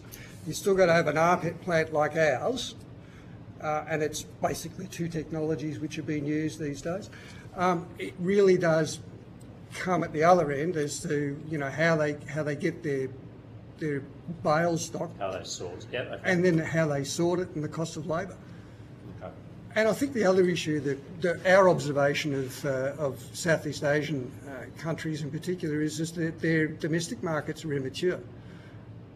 They're on the same pathway as we are. They've invested in the capacity because they know it's coming, but their domestic markets are immature because their regulatory environments are still developing to the point where they, in some countries, they haven't yet embraced the notion of RPET versus VPET in food packaging applications. It's happening, it's emerging, but they've got the capacity there. But like us, they're businesses. They've got to run it. They've got to sell it somewhere. They can't sell it easily into Europe or the US at the moment because of the freight issues. All right, so it comes here because we're a developed economy with a developing rPET market that's not mature in any way, shape, or form, but is developing. So it gets sent here. Now, make no mistake. We're not afraid of fair, even competition because we're in the polymers business. You know, there's only one polymer manufacturer left here in Australia, and that's Viva Energy Polymers. The rest of the stuff is all coming in from overseas. So our competitors, if you like, is the rest of the world, as much as they are our suppliers. So we're not afraid of competition per se, but it's got to be fair. If it ain't fair, it ain't going to work. Thank you. Look, just two very quick questions for me before we wrap up. Your submission makes comment regarding the importance of avoiding incineration of soft plastics to generate energy as part of your suite of solutions for the soft plastics issue. Could you tell us a little bit more about why you think that's important? Because a lot of it gets thrown up as being recycling. It's Right. all about the recycling. It's more greenwashing. Again, It's yeah. greenwashing. Is essentially it. From our perspective, we're recyclers. We are genuine recyclers. We'll take someone else's rubbish and turn it into something else which someone else can make something from. To say that taking a flexible or a soft plastics and putting it through a waste to energy plant, or even putting it through a chemical recycling plant that ultimately ends up as a liquid fuel, is not recycling. Right? That is just transforming. It's burning a more sophisticated form of coal or crude oil. Yep. That's been through a number of processes. That's why I say that. Okay. Right. Once again, I really wish we had more time. But just my last question, just I suppose, is related to you. Thank you, by the way, for providing your simulation, the data you've given us on a material recycling levy, a packaging material recycling levy. But I note that in your suggestion, the PMRL would be discounted if a Australian company, well, if the content or the recycled material met the relevant recycled content target, like whatever that would be. Yep. At the moment, I think it's really broad, right? I think the 2025 targets were for 50% of all Australian content across heaps of different kinds of packaging. But would you set? Well, and your model, would you set that per product? Yes, you would. You would. You'd have to. And again, just to be clear, that's packaging material recycle levy. That's all packaging right. materials. Yeah. it's glass, it's Yeah, paper, it's everything. Yeah. metals, the whole shooting match. And even now, look, PET could have a 100% recycled rate if you wanted to. Right. It's going to be a matter of economics. It's probably more ideal to be something between 30 and 50, or maybe as high as 70%. Coca-Cola's talked about 70%. High-density polyethylene, for example, much more problematic. 30% is probably ideal for high-density polyethylene. Polypropylene, because there's no chemical recycling here in Australia, it's a bit more problematic. Again, it can only go into non-food contact applications. So it is going to be polymer-specific and end-use application-specific as well, because that's the nature of the polymer beast. Not all plastics are the same. Yeah, well, just perhaps give you a chance to respond. But is there a reason, for example, your business hasn't invested yet, or maybe you have looked at biopolymers, which was mentioned by a previous witness? Yeah. Do you see that as a growth market that you might diversify into? Look, I've been in it for a long time, and I can remember when I was a younger man back in the 80s at ICI, we're talking about a product called PHA and another one called PHB, polyhydroxybutyrate, and these were genuine biopolymers, bacterial fermentation products. And we've known about PLA and a whole range of other bioproducts as well. Look, I think that they have a market. They have a market sector that's available to them. I think the notion of banning traditional polyethylene and polypropylene in flexible applications is just not a starter. It's fanciful. The biggest problem, in my observation of biopolymers, is scalability. Getting the plants up to scale. Picture this: when I first started 40 years ago, plus a big plant was 100,000 tonnes a year. A big plant now is a polyethylene plant. If you're not making 400,000 tonnes a year, you're not serious. Yeah. It's not world scale. So that's what you're competing with, really. And you're talking also about a global business with plants all around the world and globally traded product. And Australia now, we have no petchem industry of any note anymore. We're just part of that total world global market. I think with biopolymers too, there's fundamentally, it's sort of like apples and oranges. They're quite different. It does have a space. Yes. There is some need for it, but when you talk to some of these multinational flexible companies, the challenges that they have with the biopolymers is they just can't make the same type of products at the same gauge, so you end up using a lot more plastic than what you would. Yeah. Okay. So. And we do recycle flexibles, but post-industrial or pre-consumer flexibles. Right. So we'll take, a roll stock, reject roll stock from a film extruder or a bag maker or something like that, and then we'll use that as a feedstock to make a resin, which we'll then put back into a resin which will go into a film application, non-food contact film application for, say, builder's film. We own a company that makes builder's film using recycled resins. So if you've got contamination of that feedstock with biopolymers, you've got nothing. Yeah, fair enough. And that's the problem.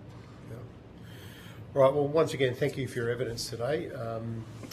I might, with the committee's indulgence, just suspend proceedings for the next 4 minutes and reconvene at 11:50 and give us time to get our next witnesses in the room. And 4 minutes, so go to the loo and grab a cup of tea.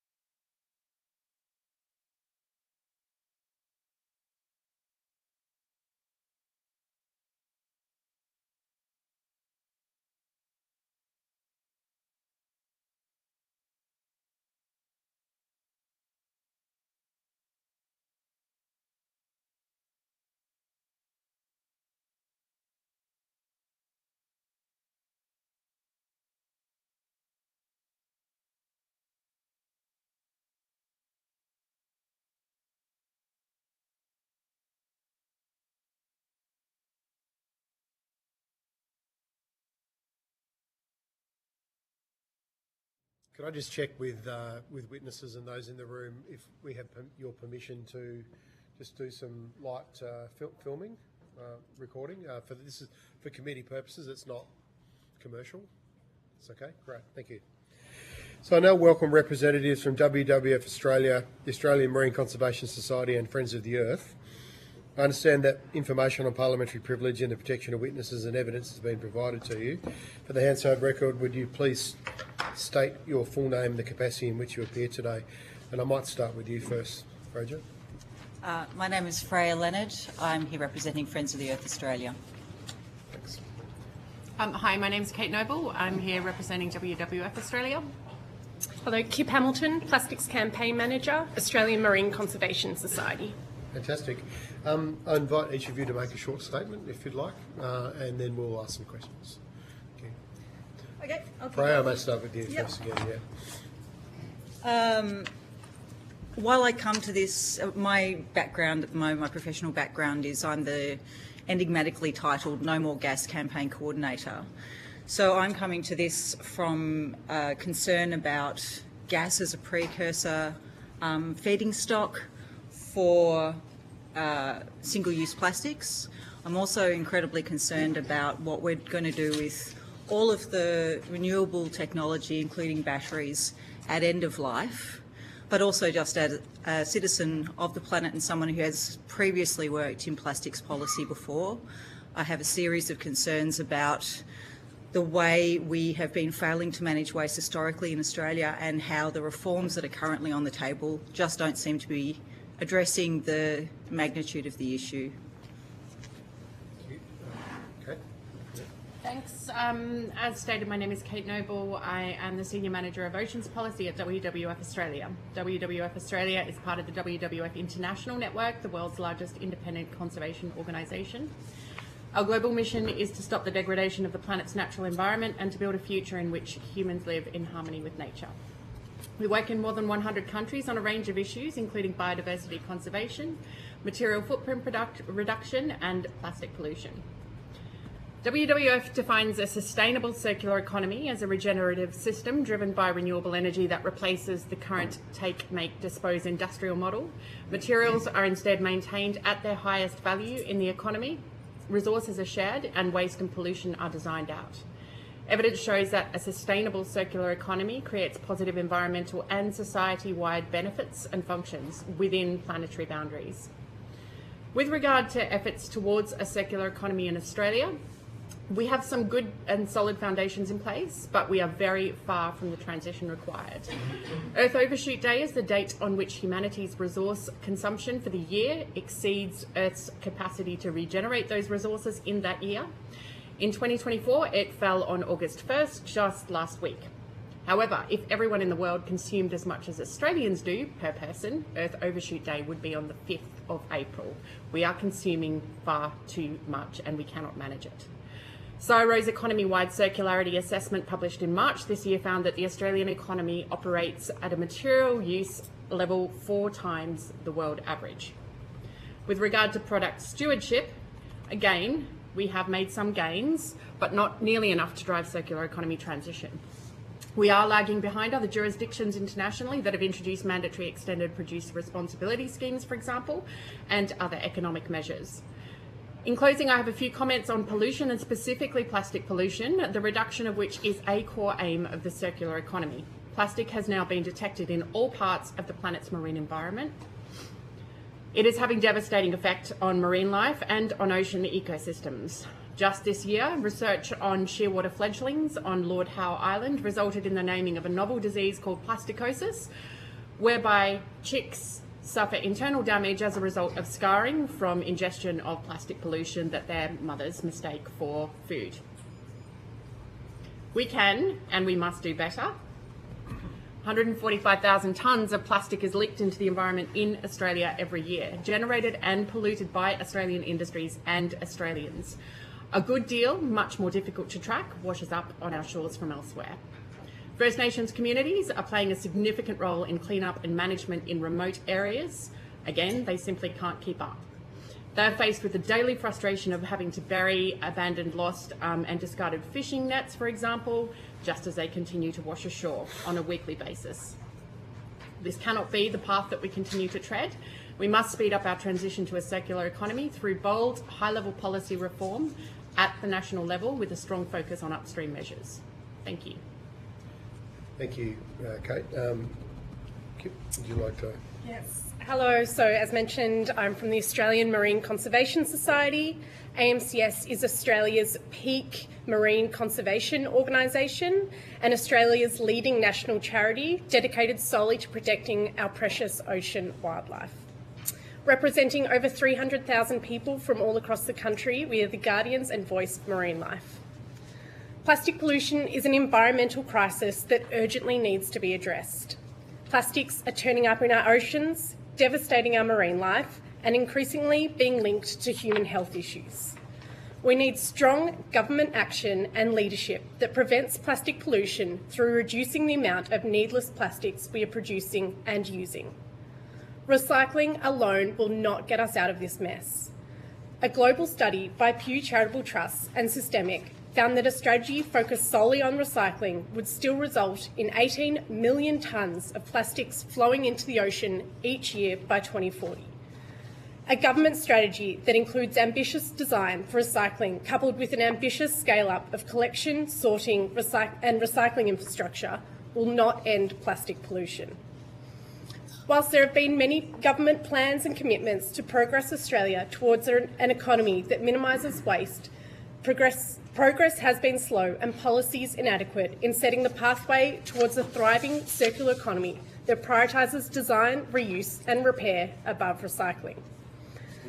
A 2024 CSIRO study found a direct linear relationship between a company's annual plastic production and plastic pollution. As plastics leak into the environment at all stages, through production, use and end disposal, a system that prioritises recycling above waste minimisation will not end plastic pollution.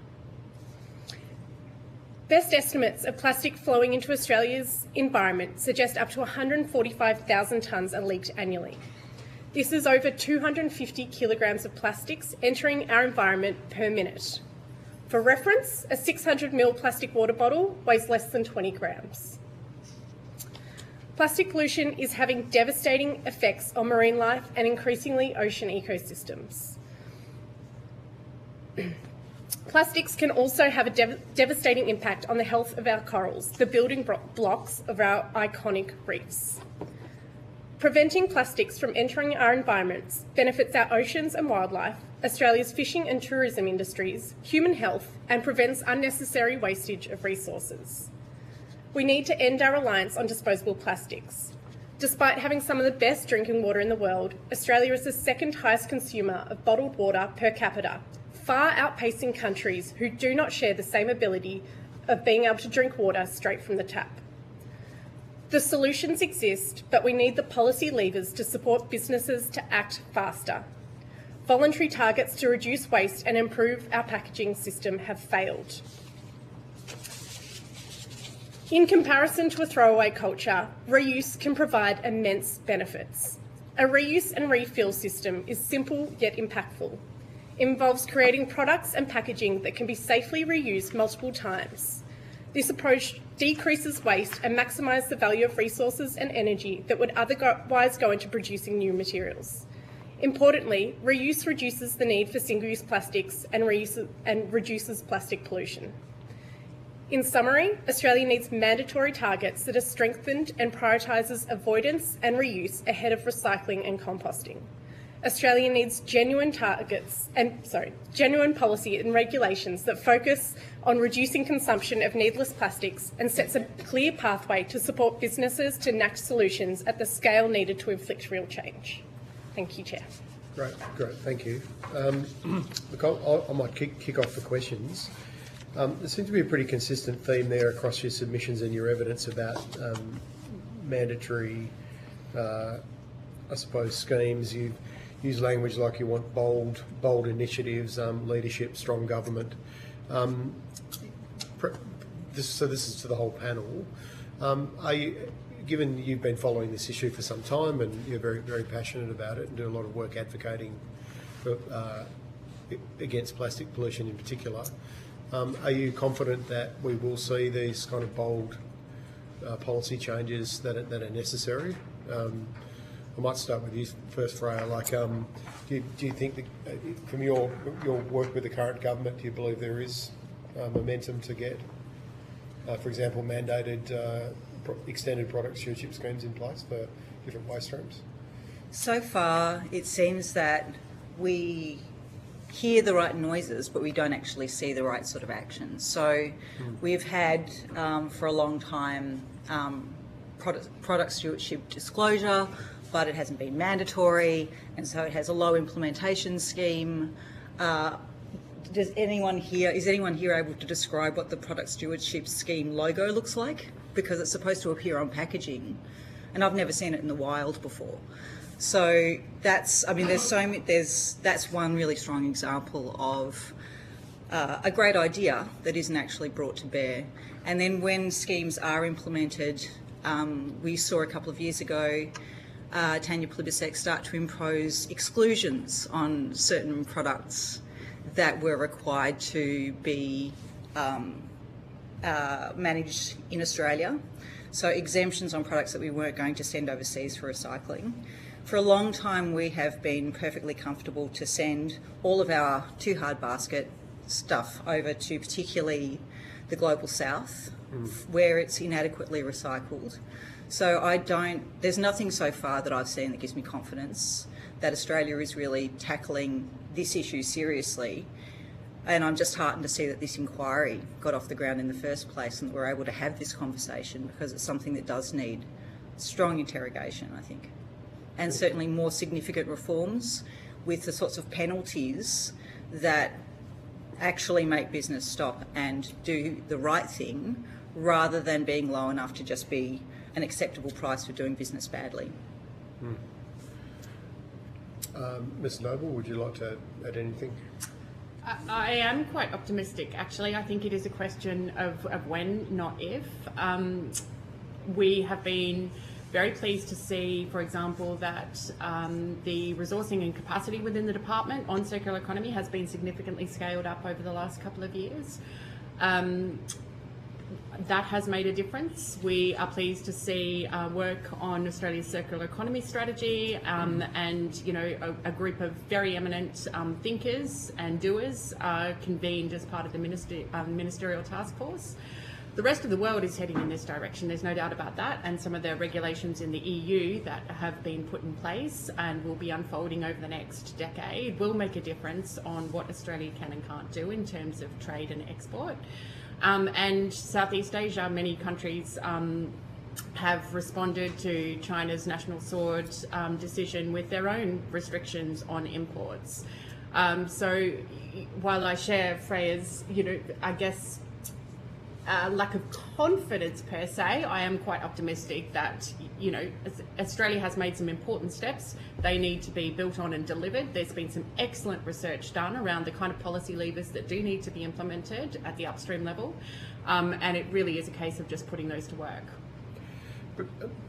Before I go to you, Ms. Hamilton, could I also just get a reflection perhaps from each of you about how important this issue is to your memberships, the people who obviously subscribe and follow you, but in particular, do they understand, for example, what government regulation might mean to plastics reduction, or is it something that still needs more advocacy and awareness raising on?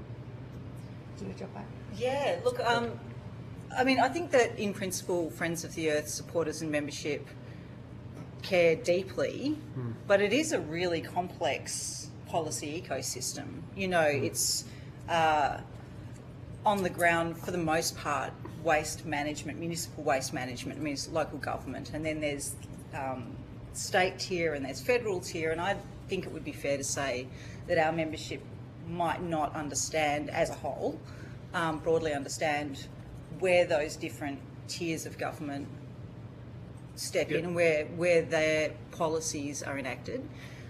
And I think that speaks to a broader lack of understanding about how we manage waste.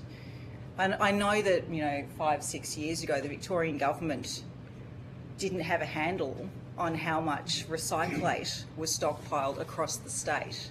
And they were talking about going to do an audit. And as far as I know, that audit still hasn't happened. So I think it's only fair to say that people on the ground could be forgiven for not understanding how waste and recycling management is handled. And also I just want to make the point that in my view, without having polled our membership, of course, in my view, I believe that our membership would agree with me when I say that the word waste should be synonymous with failure. And as soon as we are wasting something, we are failing to manage that, what is a resource, essentially. Okay. I would agree with a lot of what you said, Freya, and also point out that WWF supporters, we know, care very, very deeply about this issue. It is exemplified by their engagement with a lot of the work that we've done. And we have polled Australians, particularly on kind of the upstream measures that should and could be used to shift towards a circular economy for plastics. We commissioned Ipsos and worked with the Plastic Free Foundation to poll 1,000 Australians and another 22,000 people in around 30 different countries. And that was on a kind of an esoteric, high-level conceptual, what do you think needs to be in a treaty to end plastic pollution? So these are not kind of simple and straightforward, as Freya pointed to, issues for people to kind of engage with. But we were quite surprised and by the strength of responses that came back out of that polling, which we've now conducted 3 times over the last 3 years. People are very engaged and very supportive for measures that significantly reduce plastic consumption, around 8, 9 in 10 people in most countries supporting those measures. Really strong, and you can see how this kind of impacts on people's daily lives, so is very tangible and graspable, around measures to increase recycled content, to ensure that labelling is accurate and effective and easy to understand, and a whole range of other measures that I won't go into, and I'm happy to provide the results of that polling to the committee. But suffice to say, people care very deeply about this issue. They care very deeply about wastage, and they care very deeply about consumption. They often feel like they don't have the information that's required, and frankly shouldn't have to be experts in the supermarket aisle to make these decisions, but are also incentivised or pushed towards additional packaging. You'll often find that onions in the supermarket, for example, and we have done research on this, and I know AMCS has, cost half as much if you buy them in plastic. That's really quite, the system at the moment and the settings are pushing people into a place that they don't really want to be in. Okay, excellent. Ms Hamilton, please. Yeah, adding to both of those comments, at AMCS we recently had over 20,000 supporters who signed a petition calling on the Australian government to introduce plastic packaging reduction targets. And it's really significant to individuals. We see plastic pollution, whether it's on our streets, it's on our beaches, it's turning up on our plates now, and it's in our seafood. So it is something that is very close to home to a lot of people, but also we shouldn't be relying on individuals to be, as Kate said, experts in this space. They should be able to freely engage in a system that allows them to shop without plastic and to avoid needless disposable items in their day-to-day lives. But do you, you've all got very big memberships and you're big global reaches, but do your members understand the importance of regulation, for example, versus non-regulation, or voluntary schemes versus mandatory schemes at this point in time? I would say so. And speaking for the Friends of the Earth membership and supporter base, they're not waiting for governments to make the decisions themselves. Friends of the Earth membership have traditionally taken it on themselves to do what they can at a personal level and an individual household level to reduce their waste.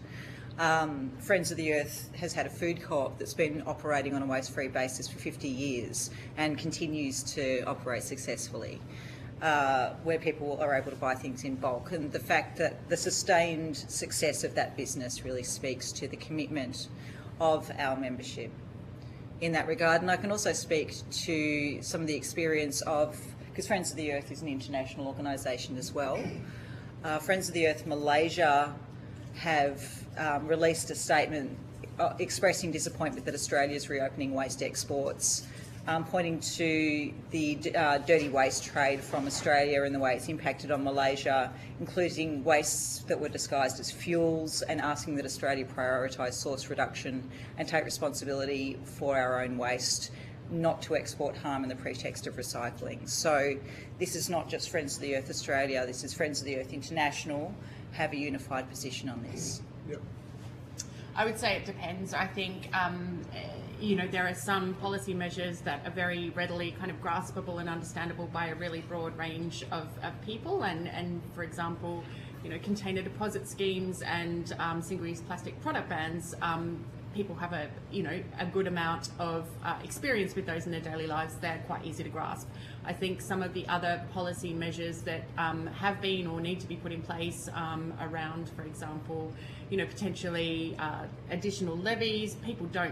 Most people don't have an experience with, the landfill levy per se. Other kinds of levies in other parts of that may help to reduce waste and increase circularity in other parts of the economy, for example, they're not so easy to grasp. But I think, in general, people understand what some of these policies are, have a very good understanding, others not so much, but nonetheless are quite, somewhat supportive of them. I'll add that a lot of bans that have occurred at state and territory level for single-use plastic items have helped individuals and households sort of understand what laws and regulations can do to minimise plastic pollution in our lives. So certainly seen a huge amount of support for those jurisdictions taking action. Our supporters have expressed huge frustration that the problem of plastic pollution is continuing, and that there is that price disparity at the supermarkets particularly as well, where they're having to choose between saving money or saving the environment, and that's deeply unfair for people to have to be making that decision. Okay, thank you. I might go to you next, Senator Darmani. Given there is a commitment from the Minister now to mandate the regulation of packaging in Australia, I was wondering if perhaps each of you could talk about what your organisation's view is in terms of responsibility on business and industry to reduce the amount of packaging, and what are the kinds of things that you'd like to see? Yeah, I'm happy to start with that one. So really excited by the opportunity that is unfolding with the packaging reform. I think it's an excellent opportunity to see a reduction in the amount of packaging that's placed on the market. I think a lot of people share the frustrations of finding a product that has a false bottom or is wrapped in 30 layers of packaging, which seems quite needless and unnecessary. So really looking at reducing the amount, but also see huge opportunities to shift into the reuse space as well. And reuse is something that's needed on scale in order for it to be effective. We've seen a lot of examples internationally where cities, towns or countries are introducing reuse systems, and they're much more effective than individual businesses because of that metric of scale. So see huge opportunities, but it's critical that we get it right and it's prioritised as well across the entire system. I would just add a couple of quick points to that. I think WWF strongly welcomes the introduction or the process that's unfolding at the moment. It has been quite slow, so there have been multiple delays, and I think it's important to acknowledge that. We would support a significant focus on some of the upstream measures that I mentioned before. It must focus on reduction as a component of circularity.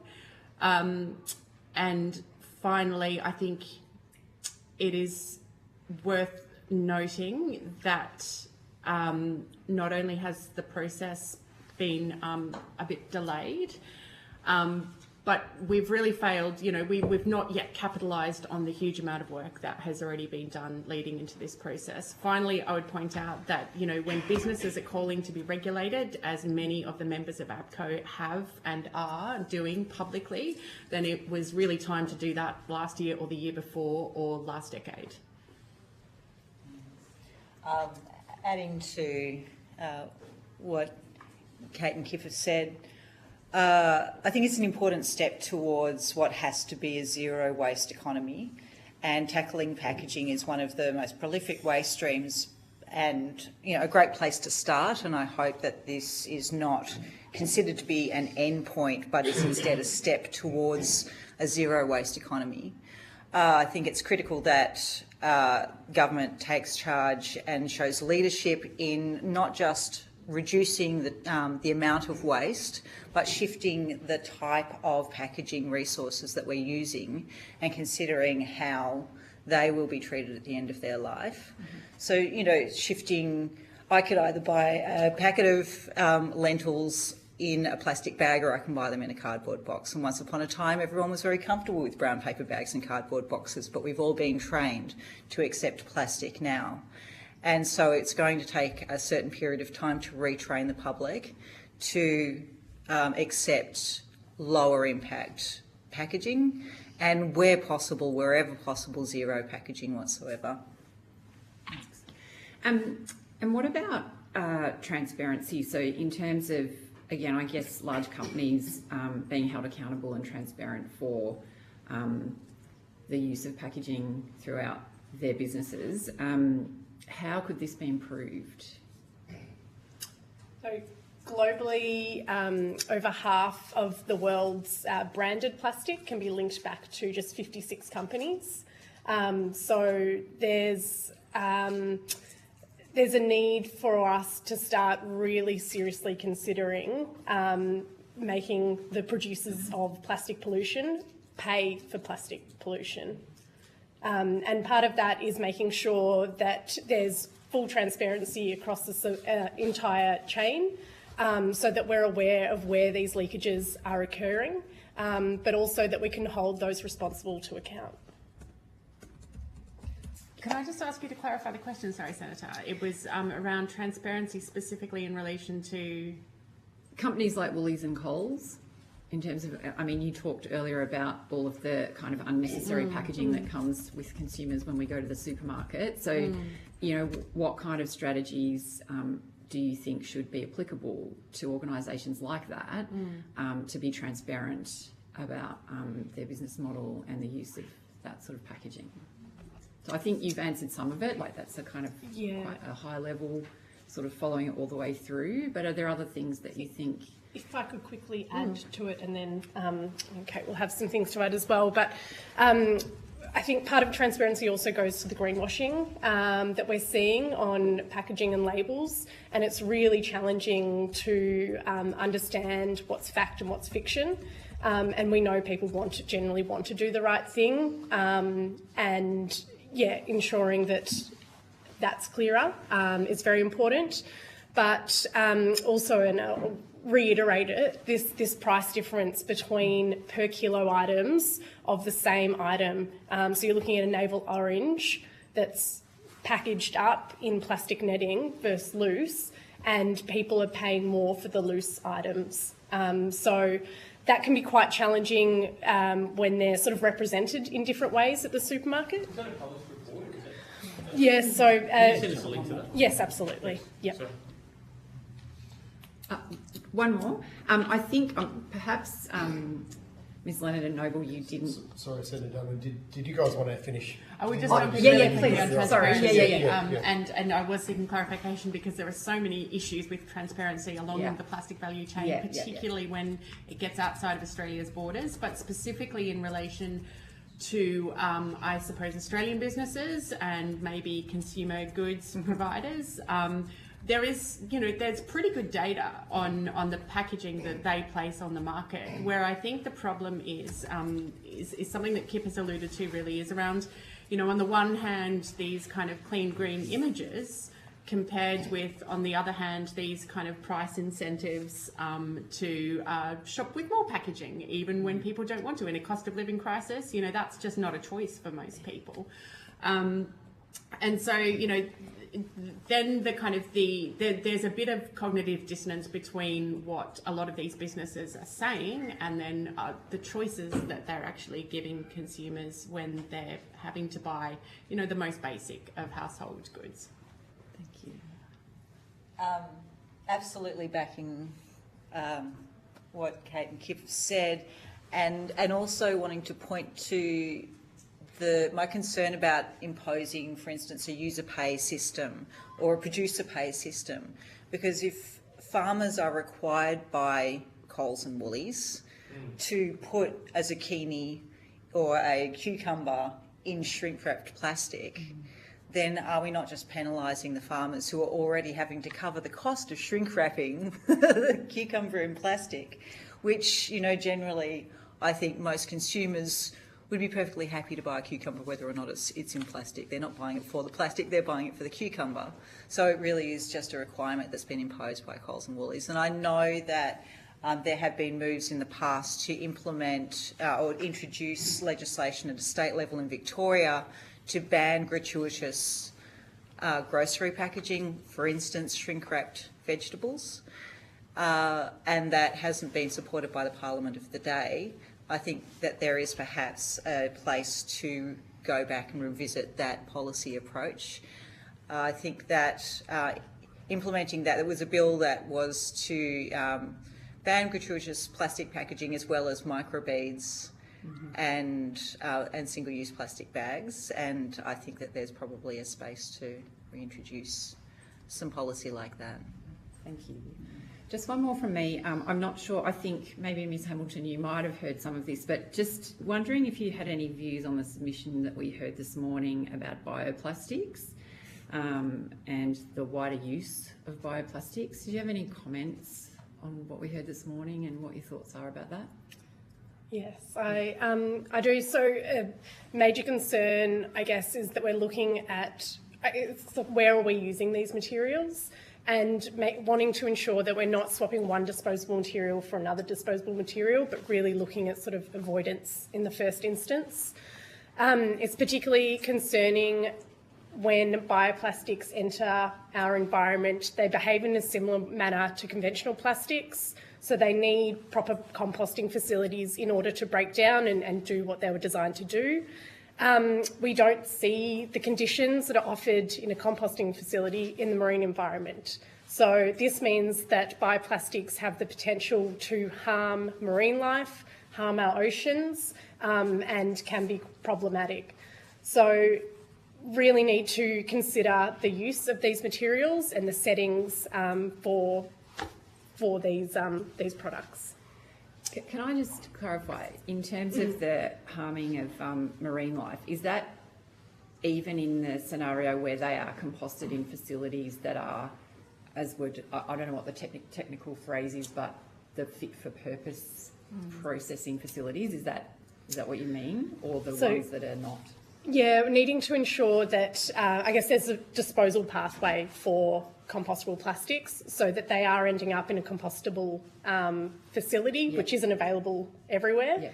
And if they are in that setting, then they do have the potential to break down as they should. If they end up in the environment through litter or through other means, then they have the impact. Thanks.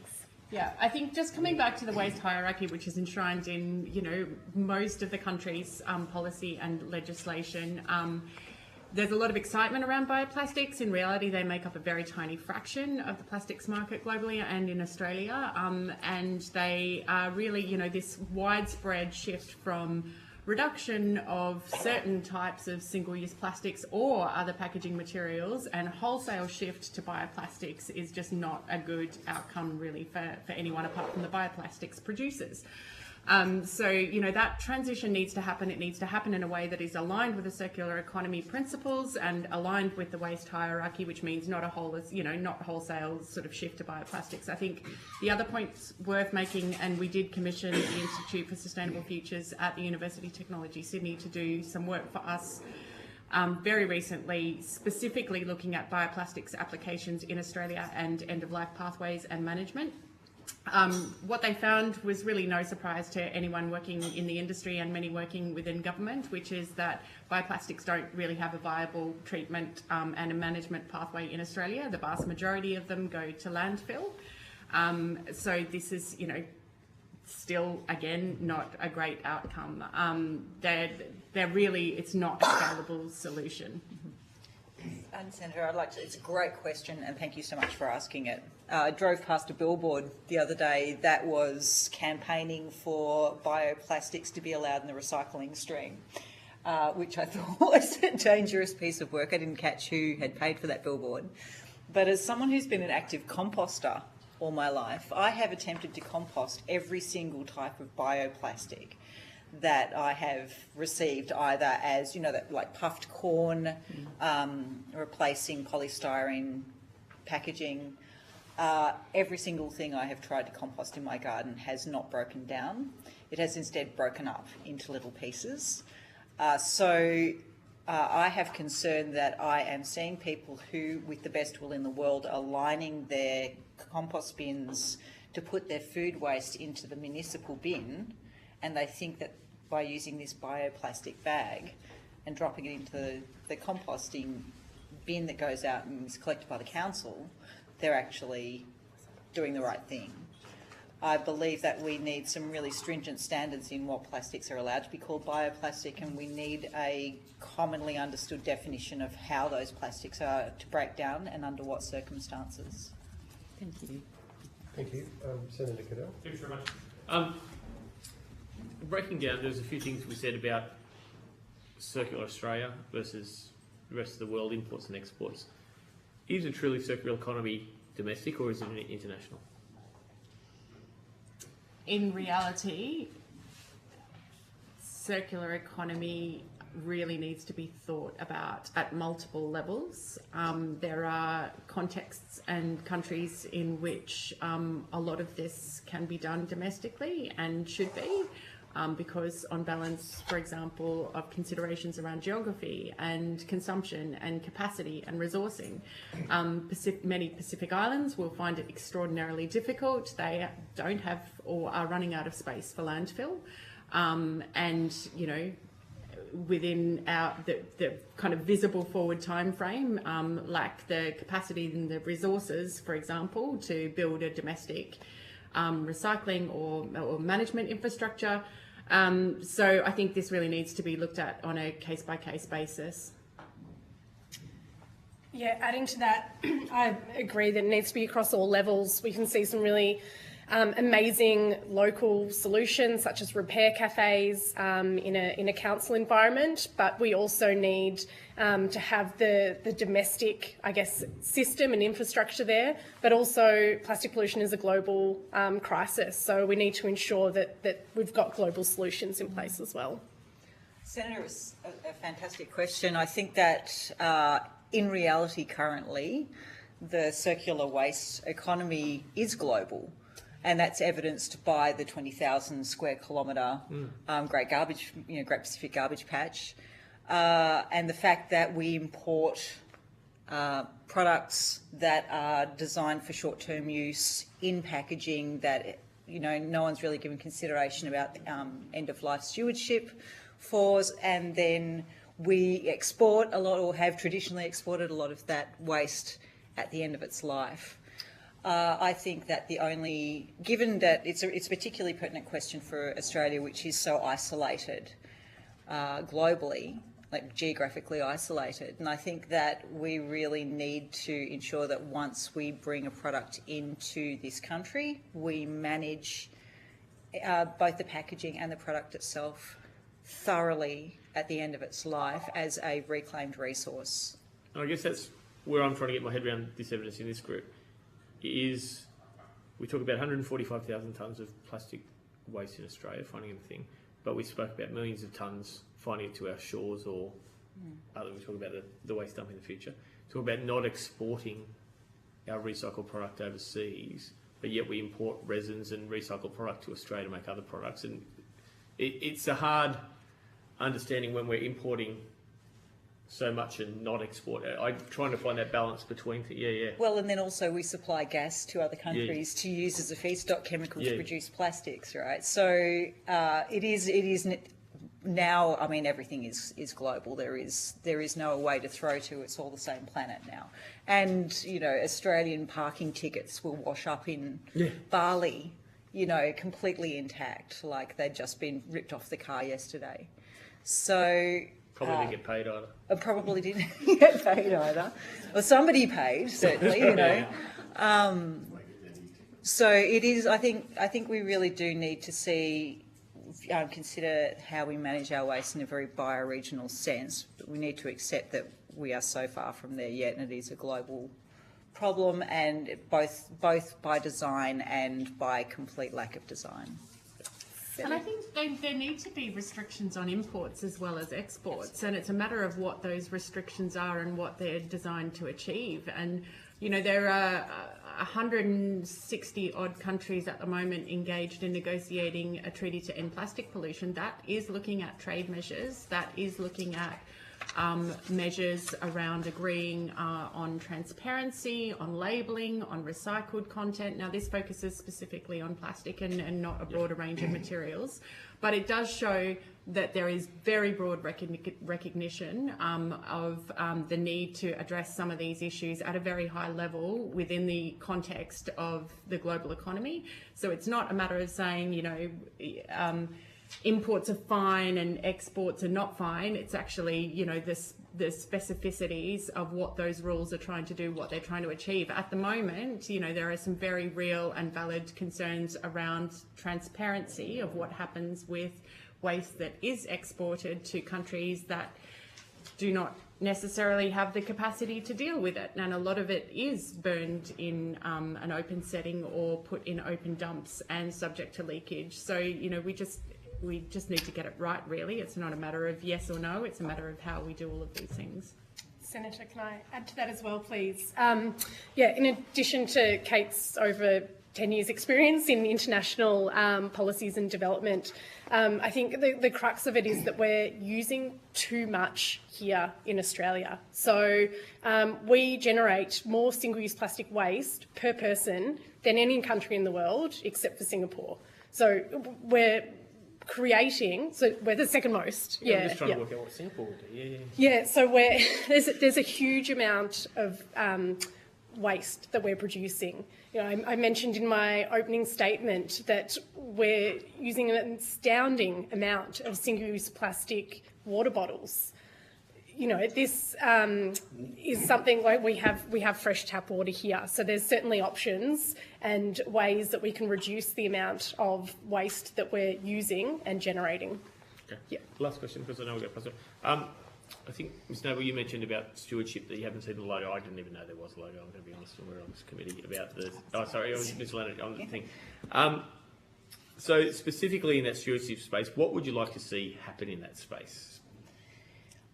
I believe that as soon as a product has been generated, we should have some sense of the cost of genuine management of that product at end of its life. I would like to see, honestly, I'd like to see, instead of a goods and services tax, I'd like to see a bads and nuisances tax. I'd like to see a tax that actually covers the cost of reclaim and reuse and upcycling of every product that is either produced or imported to Australia, and that really adequately covers. Calling it a true cost fee or something like that. Yeah. I like bads and bads and nuisances tax, and I got a laugh out of you, Senator, if I may say. That's policy of that kind. I think would go some way towards addressing. Yeah. Thank you. Just before I go to Senator Sharma, can I just ask a clarifying question? Given we're talking about circular economy at different levels. In the WWF and AMCS submission, you did mention in terms of waste exports that you think there should be like an audit or an analysis of how the plastic ban has gone. Could you just talk a little bit more about why you put that in your submission? Sure. Well, we didn't intend to speak to the kind of details sure. and some of those outcomes of the current regulations, it's not my area of expertise, certainly, but I think what we would all benefit from is an open and transparent assessment. Part of what this inquiry is, of course, doing. Indeed. But kind of, assessing some of the issues with what those kind of mechanisms and some of the outcomes of those to kind of shift and amend it going forward as needed. Because we've heard about, for example, stockpiling of plastics locally, because they may have previously been exported, but they've now been stockpiled, potentially creating hazards for fires, or they've just been sent to landfill. They're not being recycled here either. So, yeah, I mean, I think we can all acknowledge that solving these problems are not going to be easy. We've spent decades creating them, and we will spend some time addressing them, but that's not to say that we should kind of step away. We should lean into it, and we should be doing exactly this kind of work and understand what is going well and what is not going well and what needs to be adjusted. Adding to that as well, I think in comparison to where we were previously sending this waste, Australia probably has more mature systems in place to be collecting and sorting and processing it. So part of our submission was in recognition of not just dumping products onto another country, but ensuring that the principles that underpinned the export ban are being held in that decision. Thank you. And just very quickly, when we view all products as resources and eliminate the concept of waste from our minds, then we would be taking these products in and going, great, now we can use it for this incredibly useful thing. But we haven't really been thinking like that yet, and so we haven't developed technologies alongside products to ensure that they have continuous use. Thank you. Senator Sharma. Thank you, Chair. Thanks for your time today. I think the main thing I took away from your submission and what I've heard from you today is the importance of an emphasis on upstream or reduction policies as much or more so than downstream ones. I mean, where's the lowest hanging fruit there? Like if you mentioned like plastic water bottles, or I think you have, Ms. Hamilton. I mean, what are the parts? We produce the second largest amount of plastic waste of any country. What are the biggest contributors to that? I mean, is it unnecessary food packaging, as you said, food and beverage, or what? Single use in general, packaging significant component. So they are absolutely the sectors and spaces that we should be tackling, and there are a whole range of policy measures that have not really been explored but have been recommended by the Institute for Sustainable Futures, for example, Circular Australia, many others. Some of the low-hanging fruit around single-use product bans targeting the most polluting plastic products. That is a tiny fraction of the overall kind of quantities of plastic we consume and use.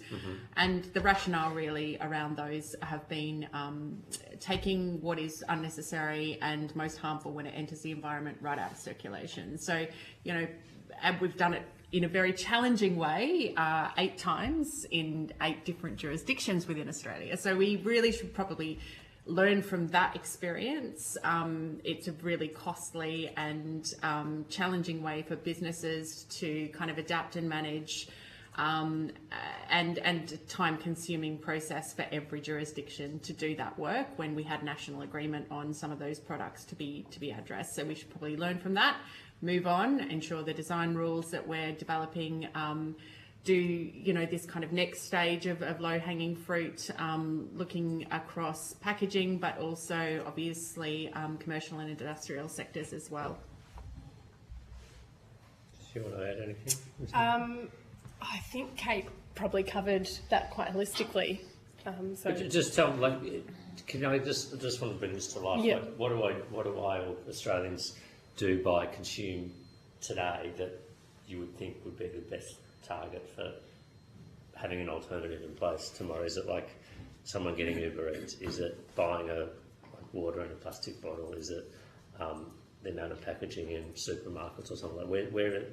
What's the biggest contributor there where I guess the answers are most within reach? Yeah, I think it's a fantastic question, and one of the challenges is that we need all industries to be participating in a circular economy, and I think there's some like you pointed out some really great examples. So it's when I'm at the supermarket, being able to purchase goods in reusable containers. It's a system that we're very used to in terms of the gas bottle that we use for our barbecue. Yep. We take that back to a local service station and swap it over to a filled one. So it's looking at sort of that model, but on a larger scale and for more products. It is really the shift away from single use and towards reuse systems that would get rid of a huge, significant proportion of packaging materials of all types, which, as I say, makes up a significant component of waste out of the system.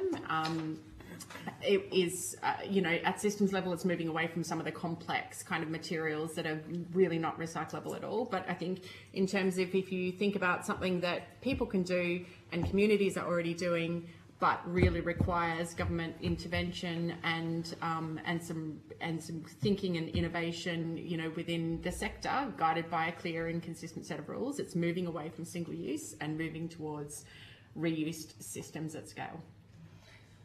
Senator, I would suggest that it's a combination of bans of items. So we've already, the population has already accepted a ban on single-use plastic bags, and could only be anticipating that there will be more plastic bans to come. And I would argue that plastic water bottles should be completely banned. And all of the plastic that's currently contained in the 10 cent or captured by 10 cent container deposit legislation, and just keep the 10 cent container deposit legislation for glass items only, would be my advocacy. No, but aluminium? Pardon? No aluminium?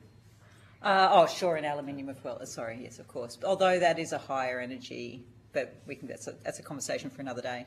I would like to as well point to the low-hanging fruit question is a great question, and also perhaps to consider what's the high-value prospect. For instance, renewables and battery recycling. So there's rare earth minerals in those products, and we really need to be, once we have those products in use in Australia, we need to be asking ourselves, how can we keep that cobalt, that lithium, nickel, cadmium moving through the economy as much as possible? And there's so many benefits to that, including not relying on slave-traded minerals acquisitions. And once we have those products here, we own those minerals forever. So there's a lot of benefit to considering that approach right from the outset of production. Okay, thank you. Thank you. Since we were 9 or 10 minutes over time, just letting our witnesses know, so we've still got another 7 minutes. I just want to ask 2 questions, if that's okay. Are any of you actively involved in the international plastic treaty negotiations? Okay, so yes. Yes. Is it? I've read some of they put out a bulletin after different sets of negotiations. Would it be overly simplistic to say that one of the big sticking points in the negotiations is whether there'll be voluntary schemes or whether it'll be mandated in law with the countries that sign on to it? Is that correct? Yes, that is a very accurate characterisation of where the major fault line Right. is. So the big businesses that produce plastic, or the brands that sell it, or retailers happy to sign on to voluntary agreements, but they don't want anything to be in law. That might lead to consequences if it's not met. In my view, there's a bit more of a nuance between what, business is not acting as a kind of a consistent one voice within this process. So there are, oil and gas producing economies, the Gulf countries being kind of very outspoken opponents to any kind of global rules within the treaty. There are many businesses that have actually taken quite a proactive role in lobbying governments, including Minister Plibersek, that the treaty should include global rules. So kind of the business community has different views on what might be acceptable and optimal within the final agreement that is negotiated. I think at the end of the day, there's a significant majority of countries that recognise and are pushing for global rules. a very loud minority of countries that would prefer voluntary arrangements only, which of course we've had for the last 30 years at the global level, and have delivered the crisis that we really are dealing with today. So the Minister, I understand from her public statements, our government's position is we support a mandatory international treaty, or a treaty that is regulated. How important does that make it for us to have a similar policy setting here in Australia, given the moment we still only have voluntary settings on our key waste reduction or recycling targets, as two examples? Yeah, I think one example of a voluntary phase out of microbeads in personal and rinse-off products, which was agreed through environment ministers and has been deemed by the government as a success. Yet, if I go to the supermarket, I can still find products, including toothpaste, deodorants, cosmetics, cleaning materials that still contain microbeads. So it's really important that we're moving beyond these voluntary measures and making sure that we have mandatory rules and targets in place, particularly here domestically. Okay. In WWF's view, yes, it is important to have this level of consistency at the domestic level if Australia is taking this kind of supportive position of global rules across a range of areas into treaty negotiations. However, I would recognise that a lot of countries are negotiating these international measures for the very first time, so not everyone is going to have all of these in place. I think it's really important for Australia's credibility to be exploring this and doing what they can to strengthen what we already have. I think also it's, Australia can play a significant role in taking what it has already done into the global process. There are many countries around the world that don't, for example, haven't banned any single-use plastic products. So, there are accomplishments to capitalise on within that process, but also significant areas that require strengthening to be a really credible leader in that space. Well, lucky we had the states to show leadership in doing that here in Australia, because unfortunately we haven't been able to push any federal government to do that for a long time. My last question, given that we're running out of time, I might start with you, Freya, because I know you talk about this in your submission. I'll give you a devil's advocate question. Given that we know we've got years, if we get the policy settings right and we get the political leadership and everyone comes together, we've still got years of dealing with soft plastics issues, things we can't recycle. Our consumption is going up rather than going down. Our plastic reduction is going opposite way we want it. Why shouldn't we just burn this stuff for energy as an interim solution? Well, indeed, and I'm noting that there are a number of proposals across Victoria at the moment to do exactly that. If we look to the places where that has already been a business that's been operating for decades in some cases, like the Netherlands is a great example. We have seen bioaccumulation of PFOS some 2 and 3 kilometres away from the waste to energy incineration sites. So the drift of chemical and particularly persistent organic pollutant chemicals to the local area has really been had a direct impact on things like local chicken farms. The eggs from those chicken farms have actually turned up with measurable and above acceptable levels of PFOS chemicals. The toxic fly ash is with the polyphenol bromides leaking into the rivers and leaking into the soils. So that for us to adopt waste to energy project or any kind of industry in that regard is really just kicking the can down the road and creating a concentrated toxic problem for us down the track. That is not a solution. I think that there are more innovative ways that we can manage the waste that we already have on the ground, rather than making it more complex and intractable and difficult to deal with, as well as then it becomes like the wood chip industry, which once upon a time was a byproduct of timber, like high value timber products. and the wood chips were, you know, a byproduct, and then it got to the point where we were just chopping down forests to produce wood chips. Well, it could be argued that if we start incinerating plastic waste, once we've burnt it all for energy, we're going to start looking for more plastic waste to Become hungry incinerate. beasts. Yeah. Would you like to comment, Kate or Kip? Policies that only focus on the disposal of materials don't end plastic pollution, and it's critical that we urgently start considering the upstream measures to ensure that we're stopping plastic pollution from the very beginning. Yeah, I mean, as a planet, we need to halve our material footprint. That's where all of these efforts need to be focused. We need to be very, very careful about investing huge amounts of money and huge amounts of time in solutions that appear to offer a solution, but in the long run, are really not where we should be investing our time and energy. Great, thank you. Yeah, we're over time, so thank you for giving your evidence today, and yeah, we'll have questions on notice for you. You may have missed the date that I mentioned at the beginning of the inquiry. What was the date on that one? If you do get questions to the committee, we'd appreciate responses by the 26th. Okay, thank you. Thanks. So on that, no worries, Ross.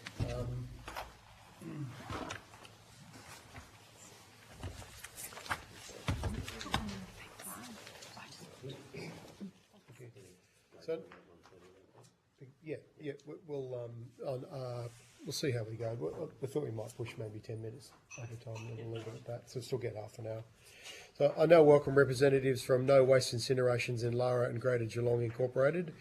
I understand that information on parliamentary privilege and the protection of witness and evidence has been provided to you. Could just please come forward.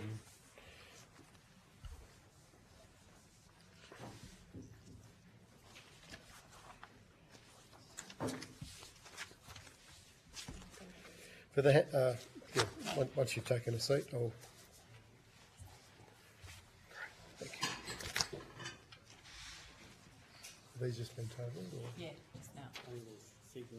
Yes. Okay. All right. Senators, okay for these to be tabled.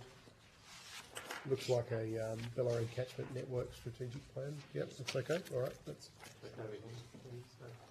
okay for that to be tabled. All right. Great. Thank you.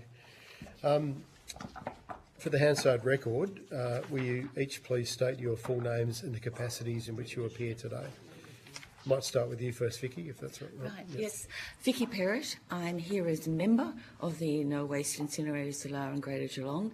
I'm the president of Bellarine Catchment Network and immediate past president of Geelong Sustainability and a representative of the G21 Sustainability Pillar and their Circular Economy Acceleration Working Group.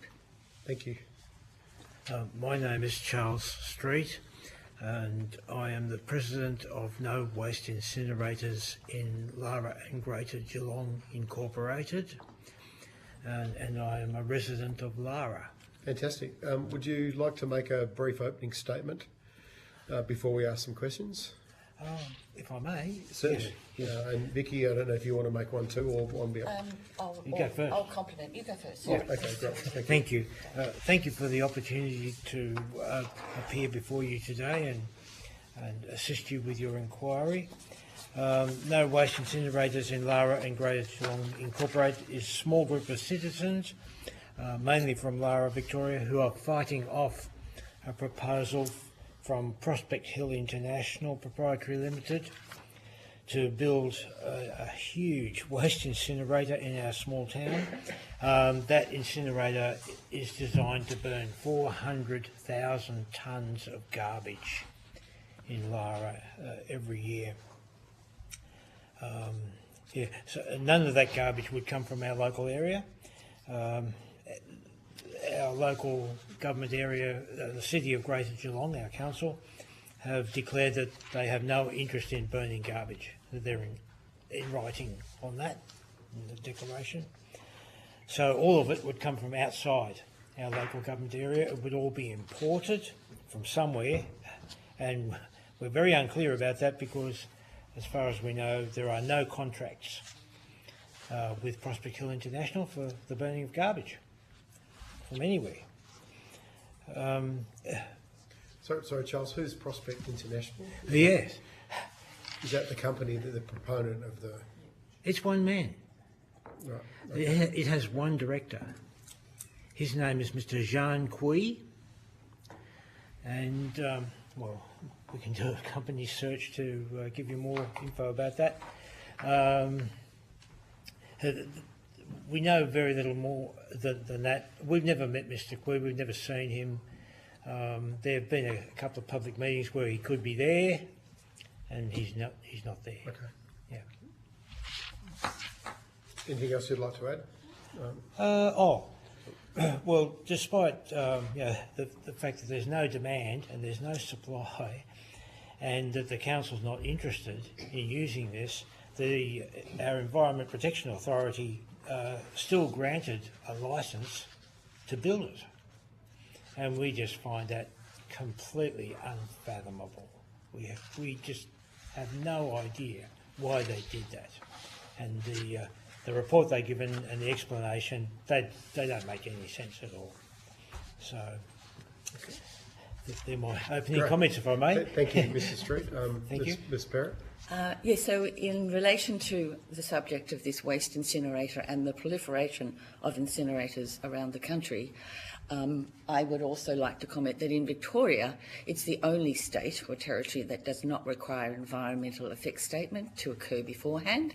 So there is no social licence for this project or for any incinerator, and there are David and Goliath battles happening all around the country as different groups try to have their voices heard and to have politicians listen to them. Their waste incineration has no part in the circular economy. We've got a finite planet and we think we can infinitely use resources. It just doesn't make sense. It has no place in the circular economy at all. The reason that Victoria in particular and other states are in this problem is that the waste hierarchy has been modified. They are not using the Ellen MacArthur Foundation, who are the world leaders when it comes to circular economy.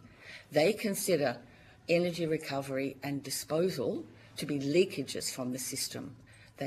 If we're serious about our biological and technical flows, we will keep the materials in use indefinitely.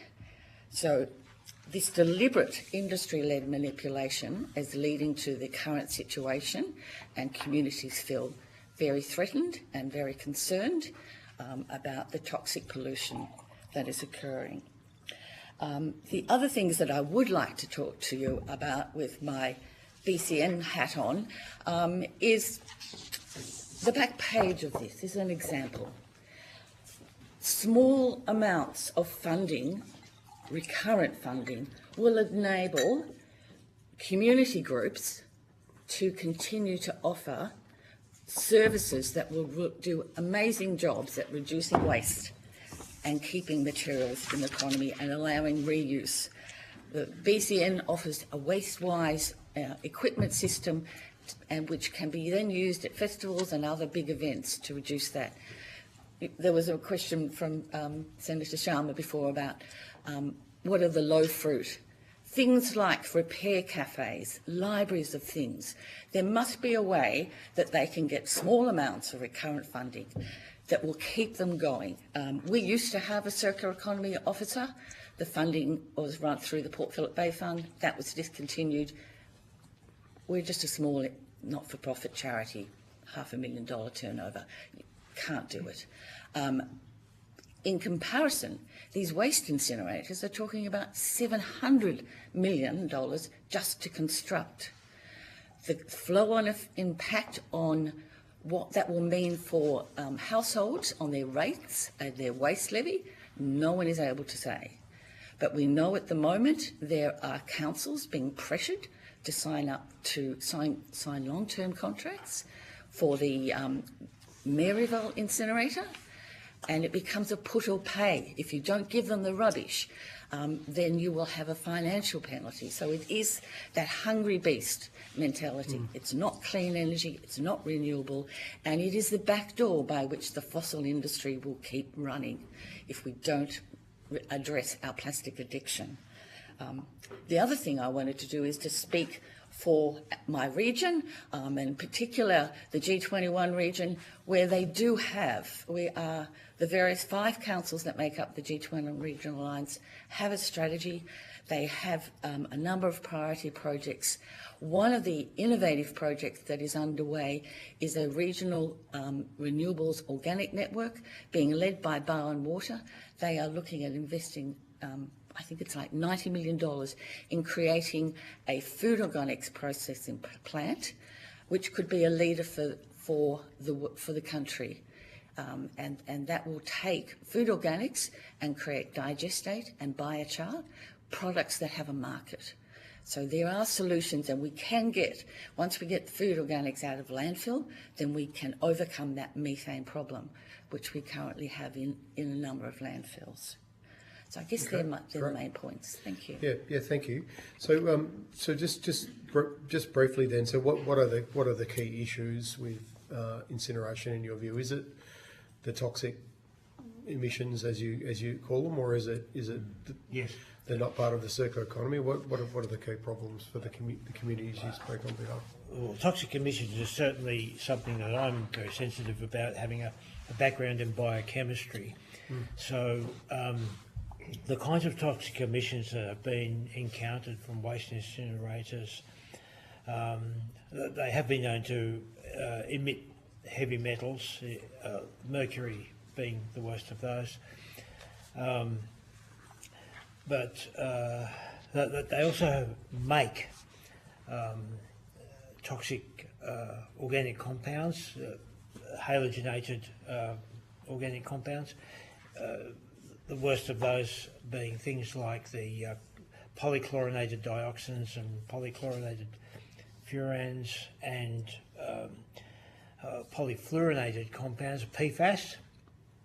Now, the machine will make the polychlorinated compounds, the incinerator will make those if it's got plastic in it that's got chlorine in it, like PVC or polyvinyl chloride. Mix that with organic matter, it will make these polychlorinated organic toxins. It will make them. The question then is the machine then able to destroy them before they go into the environment? And the answer to that is somewhat variable, and it depends a lot on how good they are at maintaining the temperature. So, of course, with shutdowns and startups, you're not really able to maintain that 850 degree temperature reliably, during that process, because it's going from cold.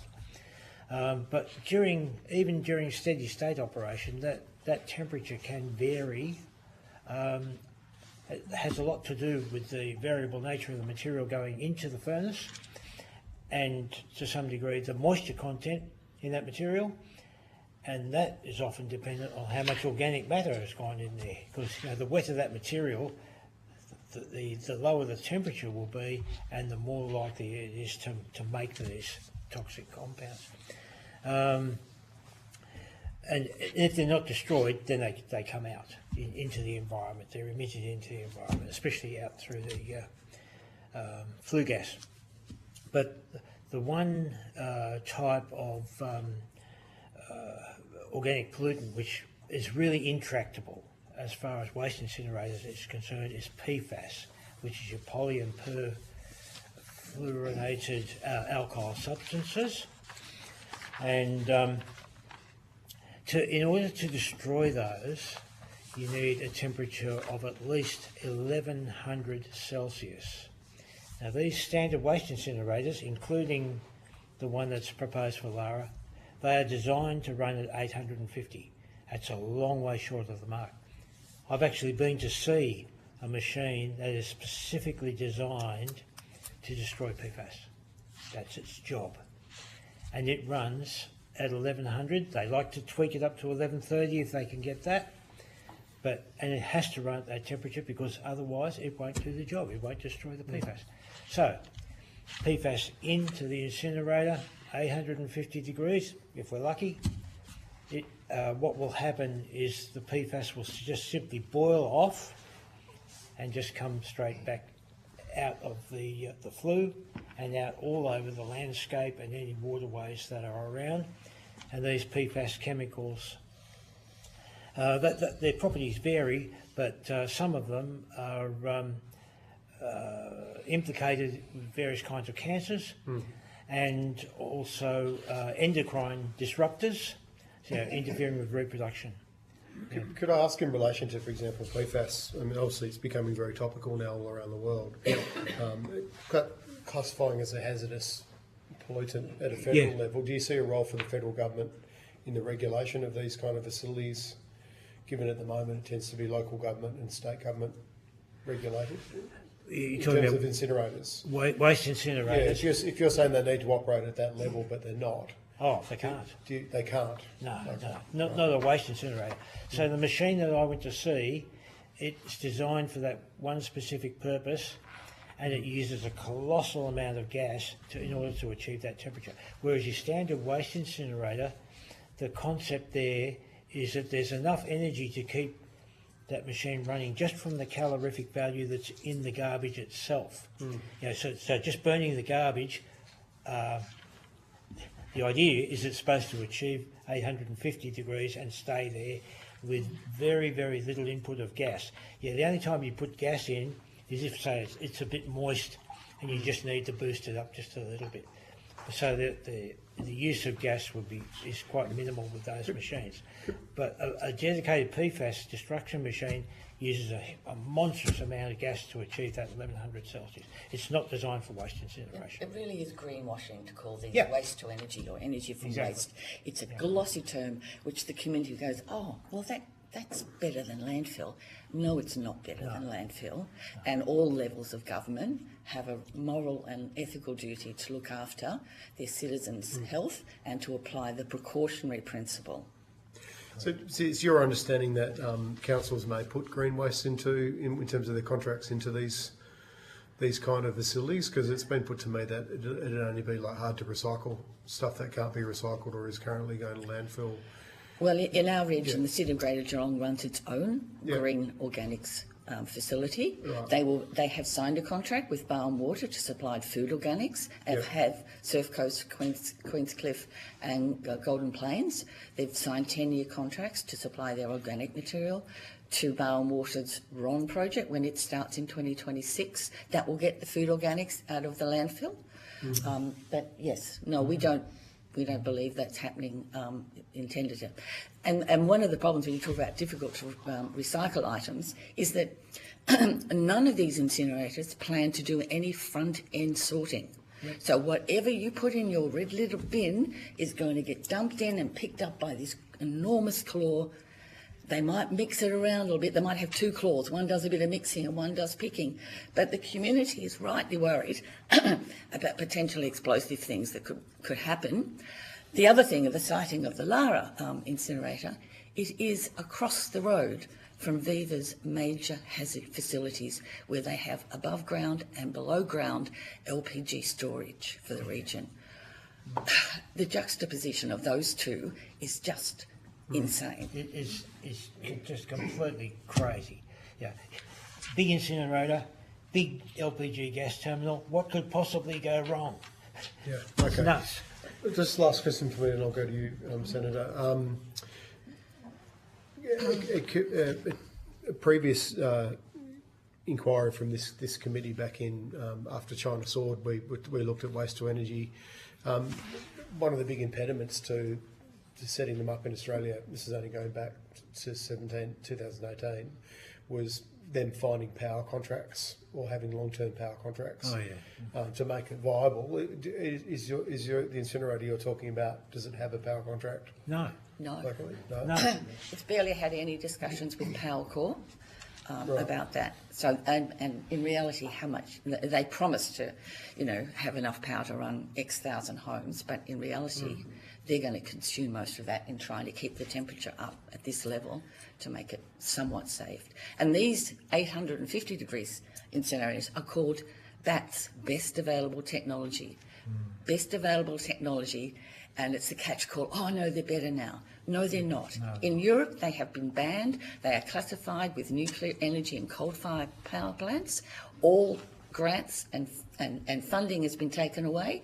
The EU has told member states to not build any more and to decommission as fast as possible the ones that you've already got. Yeah, don't fix the ones that break down. Just get rid of them. Yeah. So no, they're not our solution. There are better solutions. And I think if you looked at the Zero Waste Australia submission from Jane Verma, she's put forward a number of solutions that would be ways that this residual waste can be treated. Okay, thank you. Senator? I understand that you've met with the local federal member, Richard Miles. Yes. And that he's also written to the Victorian Planning Minister about this. He has. Can you talk about what level of consultation has occurred with the local community at the different levels, I guess, maybe with the Victorian government, but also with the proponent of this facility? Yes.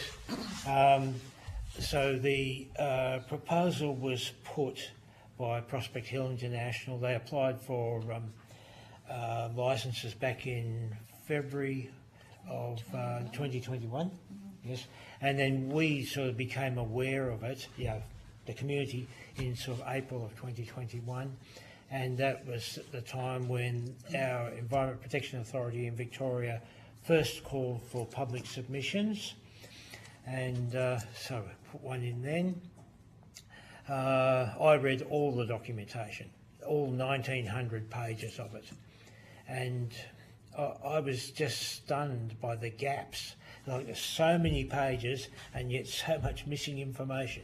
And if I could just add there, the documents are all being submitted by their consultants. This company is a newly formed company. They have no history in waste management at all. So it's Jacobs, their consultants, that are putting in their paper. Australia has no operating residual waste incinerators yet. The two that are being built in WA are 10 years behind schedule and still not operational. They just leak money and cause stoushes, legal stoushes as well. So, So there was the first round of public submissions. 94% of those were opposed to the project. Some months later, I think it was October, there was a second round of submissions, and 97% of those submissions were opposed to the project. And then it all went very quiet for a long time. And then in June, well, we thought it had gone away. In June of 23, the EPA came back again and said, oh, well, we're opening up for a third round of submissions. And I can tell you, that's when all the alarm bells went off. And like, what the overwhelming question in our minds is, why are you still thinking about this rubbish? And do you have any insight into the approval process by the EPA? Yes. Acceptable risk, according to them, based on the documentations. Now, Jake, because we have no functioning incinerators in Australia, they are really doing a copy-paste, rename the file and submitting a whole lot of technical reports because we have no data that we can use that's specific to our country. So they are saying it will be all right. But the devil is in the detail and in the lack of oversight of soil testing that should be happening. They only have to soil test this site. Well, they're going to fill the site with the incinerator and the storage for the toxic ash, because at this stage I don't know that they've got anywhere for the toxic ash to go. So half of the capacity of the site is going to be this big storage shed, which is wonderful. So yes. 13 July there was a public conference, what they call a conference of interested persons called by the EPA. That was in Lara at the Lara Masonic Centre, and I went to that. I think you went to that. Yes. And that was the only time we ever saw anybody from Prospect Hill International. we saw one of the then directors, which was Kenneth Maurice Smith. He's not the director anymore. There's only one director left, and that's Yang Pui.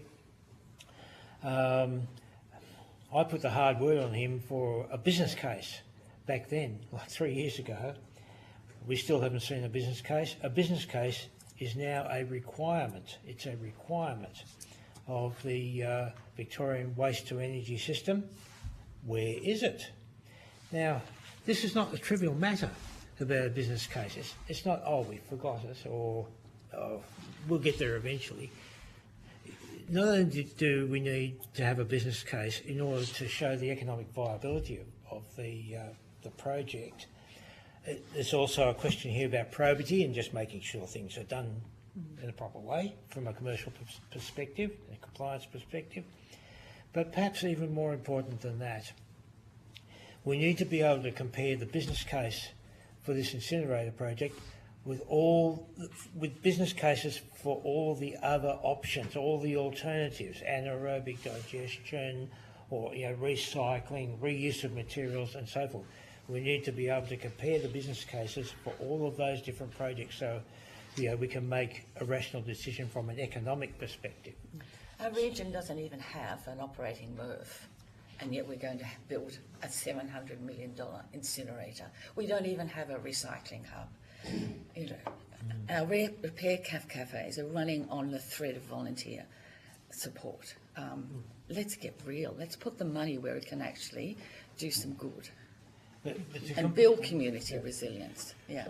Look, I've publicly expressed concern about incinerators or waste to energy based on the fact that they'll become a sink for more and more plastic consumption, and I think that makes sense to me, and it seems logical, but especially depending on how long their investment periods are for and return on capital and this kind of thing. But you mentioned something a bit early, Ms. Perrott, about links to the fossil fuel industry. Is there any evidence that there is links, like in terms of connections between any corporate connections or financing? I haven't researched through company records or any of that, or any of that sort of thing. Yeah. But we know that in Europe, the fossil fuel industry is building up capacity for more single-use plastics. Right. And we know that Viva uses its gas to create plastics and other chemicals. Okay. May I just add another point about your question about the community consultation and so forth? So the next time there was community consultation, the licence for this was granted on the 6th of December 23. A week later, on the 12th of December 23, the EPA called a public conference in the same venue in the Lara Golf Club, and people came to that, where we had two officials from the EPA Victoria. The guy who actually signed the licence, he fronted, and his name is Con Lollis, Lollis, and the EPA's chief scientist, Professor Mark Patrick Taylor, and those two gentlemen sort of went through the aspects of the approval. And we gave them a fairly hostile. Yes, he is. We gave them a hostile time, didn't we? Well, there are just so many holes in what they're suggesting, and so many serious industry concerns.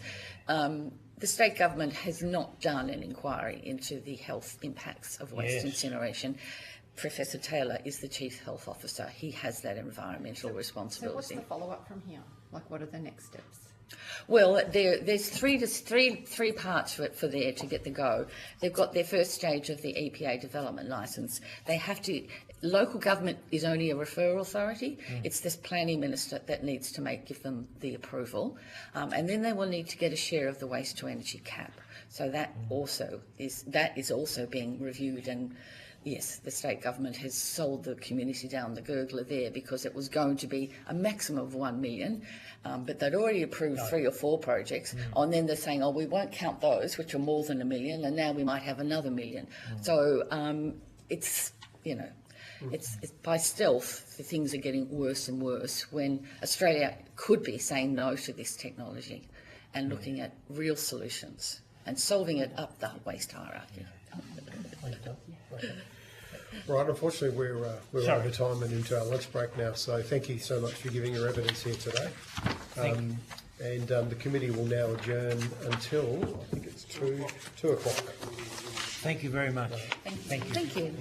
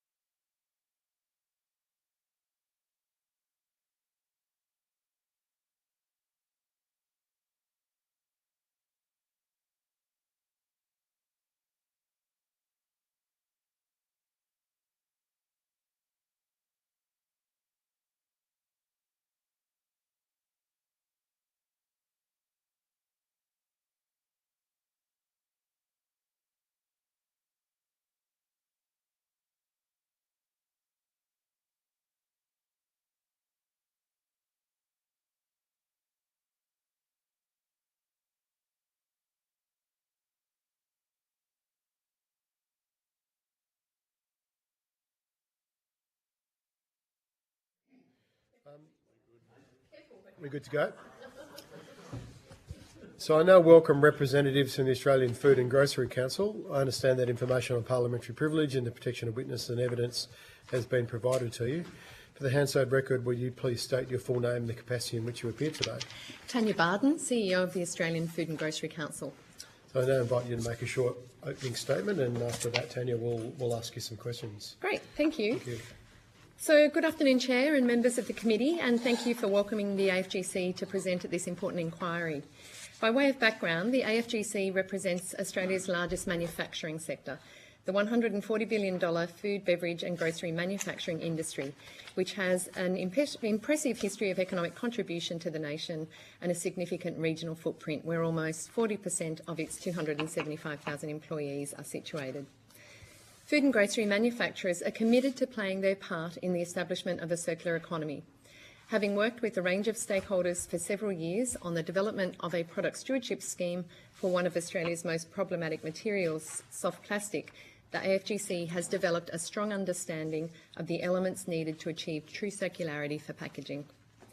The AFGC advocates for a whole-of-life cycle, whole-of-system and whole-of-nation approach, which incorporates mandated packaging design standards and recycled content targets that are based on life cycle assessments, taking into account product waste and quality considerations, as well as recyclate availability.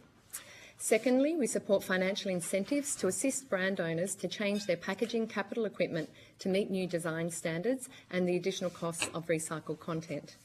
Thirdly, targeted product stewardship for hard-to-recycle materials. Fourthly, mandated standards and traceability systems through the waste and recycling sector to provide assurance regarding the quality and safety of recycled materials and to prevent greenwashing. Fifth, government investment to increase the pace, capacity and capability of domestic recycling infrastructure. And lastly, harmonised national recycling scheme for curbside collections, including soft plastic. All of these elements work in tandem, and it's not possible to have some elements without the others. It's both ineffective and poses consumer safety risks and increased wastage if packaging design standards and recycled content targets are placed on brand owners without imposing standards and traceability on the waste and recycling system. Similarly, to impose recycled content targets before a significant increase in recycling infrastructure will lead to a situation like the UK, where brand owners face penalties for non-compliance due to a lack of supply of recycled content. And to provide brand owners with no financial support for the significant packaging design changes, capital equipment changes and additional costs of procuring recycled content risks adding to the consumer inflation at a time when other costs of manufacturing and transporting food and groceries continue to rise. Lastly, I wish to briefly mention the work that AFGC has been doing to create a robust national product stewardship scheme for soft plastic. What many don't realise is that soft plastics are 40% of all plastic packaging and they have a lighter environmental footprint than other materials. However, at its peak, RedCycle was only collecting 4% of the material. The other 96% has been going into landfill. We have been working on an industry-funded end-to-end scheme to create new markets for soft plastics and to turn packaging back into food-grade quality packaging and other materials. This requires the scheme to be mandated to cover all users of soft plastic, harmonised curbside collection standards, traceability and government investment in new advanced recycling infrastructure. Thank you again for the opportunity to appear today. I welcome your questions and the opportunity to work with the committee and the government to understand the complexities of any policy mechanisms that impact our sector. Thank you, Tanya. I might kick off with the questions, but perhaps if I could just get you for background for those who may not be familiar with the Food and Grocery Council. Could you tell us a little bit more about your membership? Yeah, so our members range from small local brands like Beechworth Honey, Birrenberg Jam, Bundaberg Ginger Beer, or the Bees, through to mid-sized Australian companies like Bega, SPC, up to big multinational companies like Kellogg, Nestle, Mars, Unilever.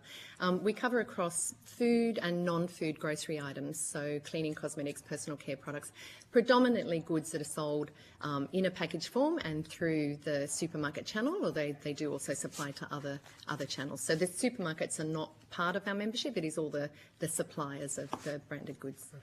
And in your submission you talk about a grocery manufacturing sector, and what is that? What does that entail? Yeah, so, taking some of Australia's wonderful produce and processing it into, milk, cheese, bread, all the kind of, packaged goods type items. It's the biggest manufacturing sector in the country. So a third of all manufacturing is in food and grocery. Yep. And it has a really important economic contribution, but also really important to the regions as well. So about 40% of the industry is based in rural and regional areas. Okay, and that would include packaging as part of that manufacturing process for foodstuffs? Yeah, so packaging companies, some of them are associate members. So we're established to work for the suppliers of the packaged goods, the branded food and grocery companies, but other companies that are service or input providers to the sector are sort of associate members, and some of those include some packaging companies. Okay. In relation to your, the collaboration, your efforts to solve the soft plastics dilemma that we have in the country, so why would an organisation like the Australian Food and Grocery Council be involved in looking at trials for waste collection through to recycling? Was this something that government kind of pushed you to do, or is this a voluntary? No, not at all. It was something we did start it under the previous government with some funding from the Product Stewardship Investment Fund, but we were really looking at where were the biggest problems that needed a solution. As I mentioned at the outset, soft plastic is a material that industry is increasingly using because it has a lower environmental footprint, but it didn't have an end-to-end solution. And with 96% of it going into landfill, we really wanted to be part of that solution. There's a need to really create a whole new manufacturing process, new technology needed to process that so that brands can also get to a point where they can meet their national packaging targets. So at the moment, you can't, because there isn't the ability to be able to process that material back into food grade quality in Australia, and globally there's very limited supply. Okay. A couple of specific questions around to make sure I got this right, the NPRS, the National Plastic Recycling Scheme. Yeah. So could you just give us a bit of background into how that came about?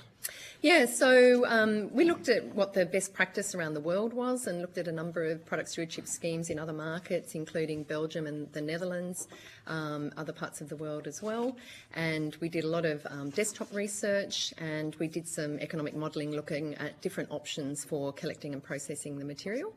Based on all of that, we then developed a scheme design, and that essentially is for brands to fund a scheme that allows for curbside collection of soft plastic where it's available, other collection methods such as return to store or depots where it's not available, and to be able to have the brand owners' fees vary according to whether or not the brands use recycled content and whether they comply with packaging design standards. That's incentivising them to drive change in their packaging.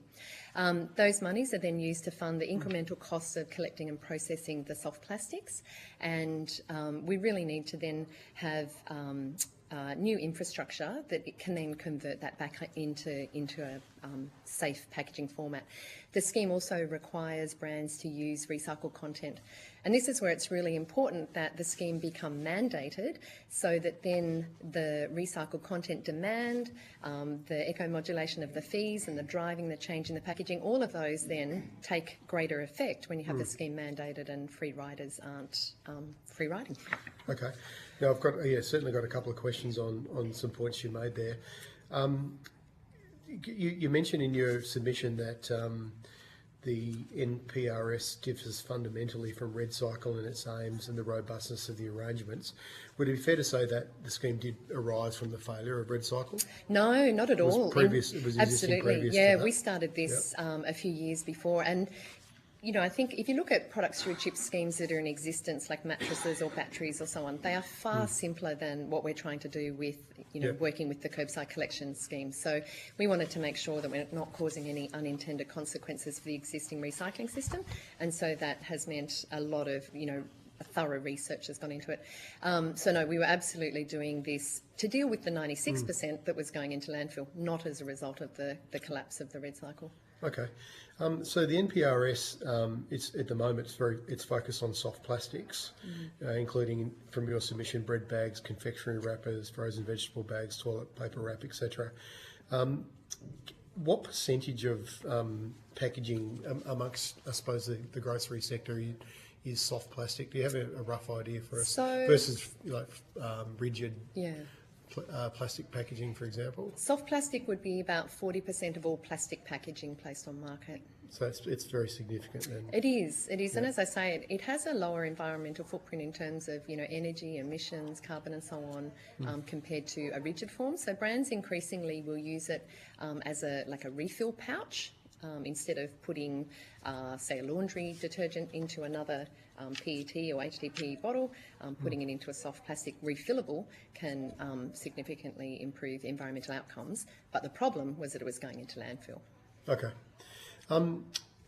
Is the scheme? I mean, obviously, you know, this product stewardship scheme that you've established, the NPRS, is probably the most advanced of its kind, and everyone's looking at it as a I suppose a potential role model for other schemes.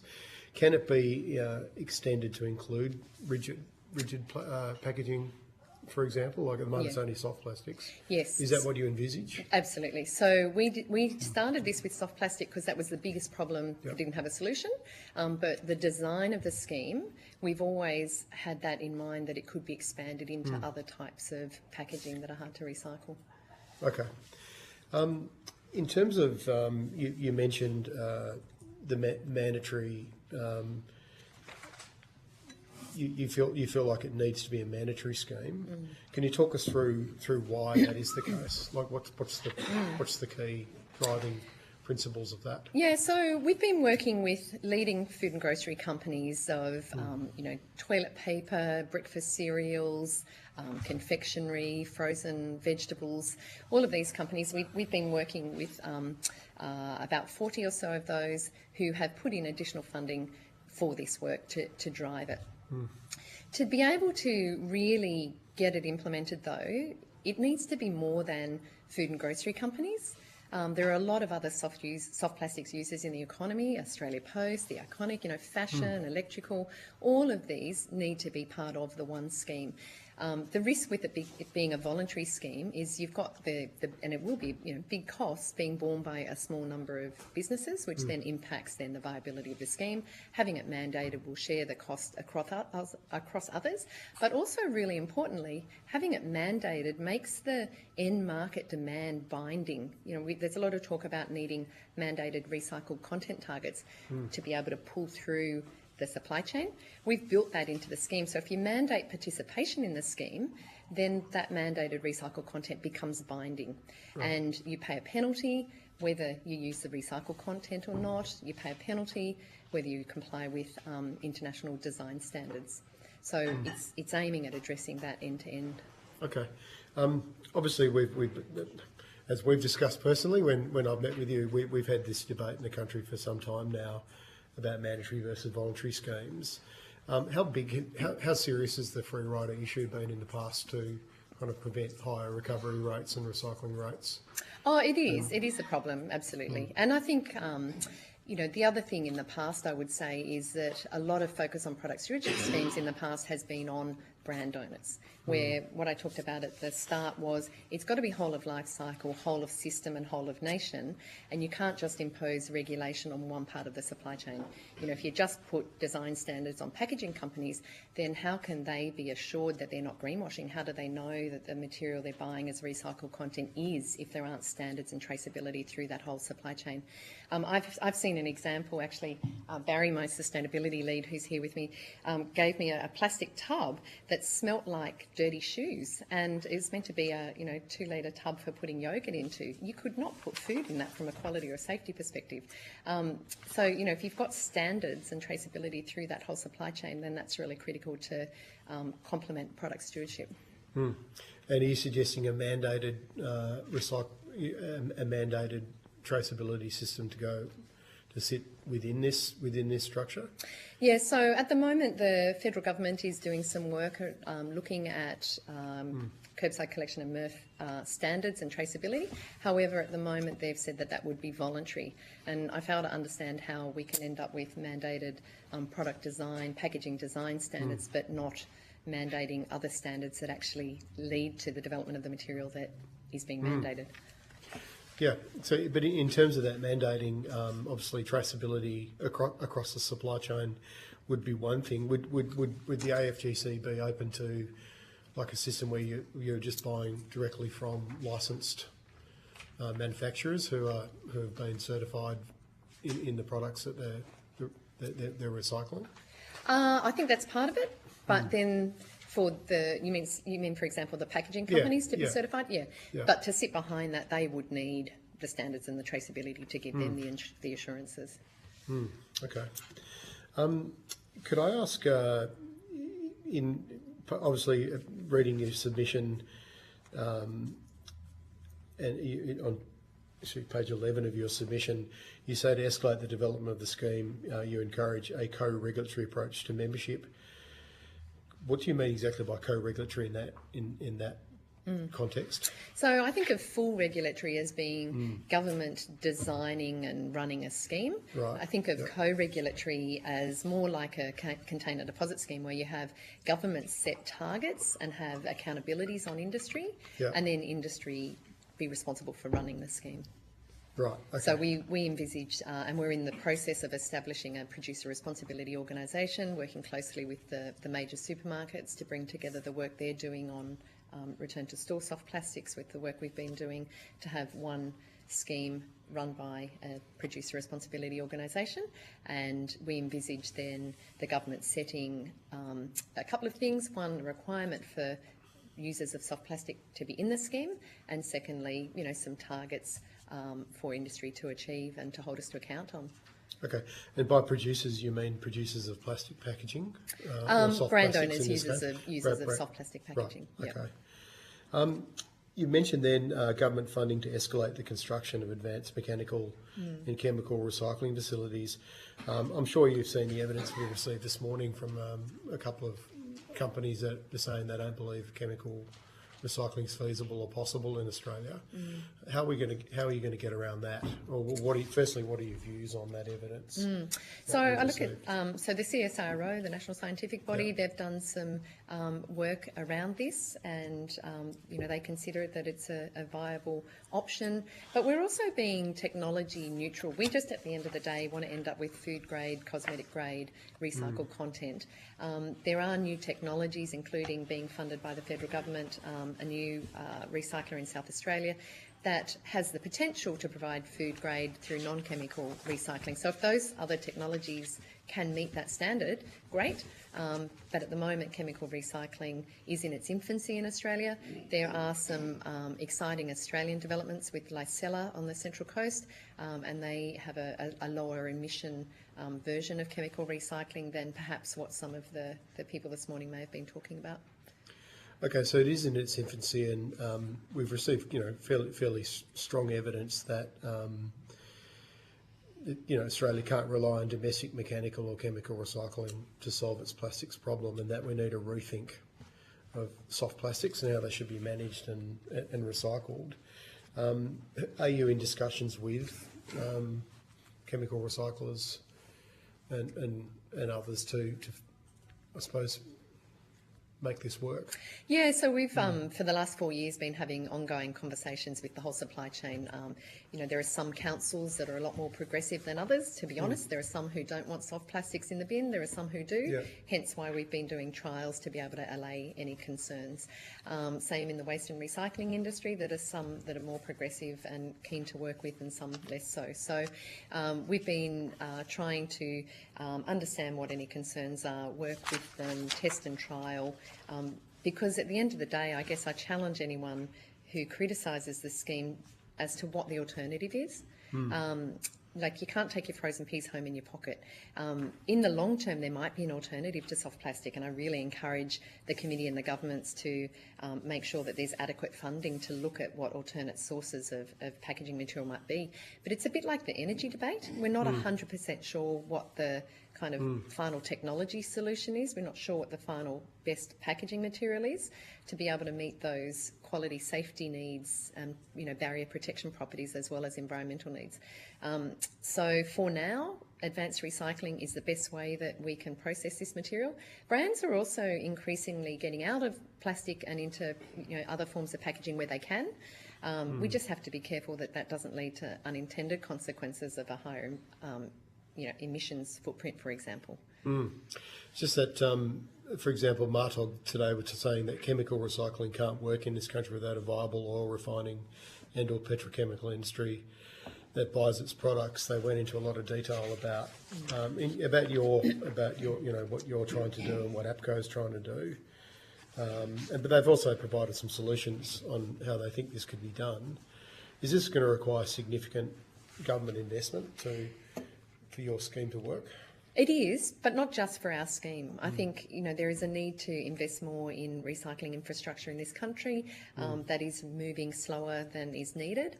And I know there's been a lot of debate that, if you've got mandated recycled content, that will, pull the investment through. It will, but we need it now. And so there's a role for... We needed it 10, 20 years ago. Yeah. So there's a role for both, for product stewardship and mandated recycled content and all of those elements and packaging design standards and so on.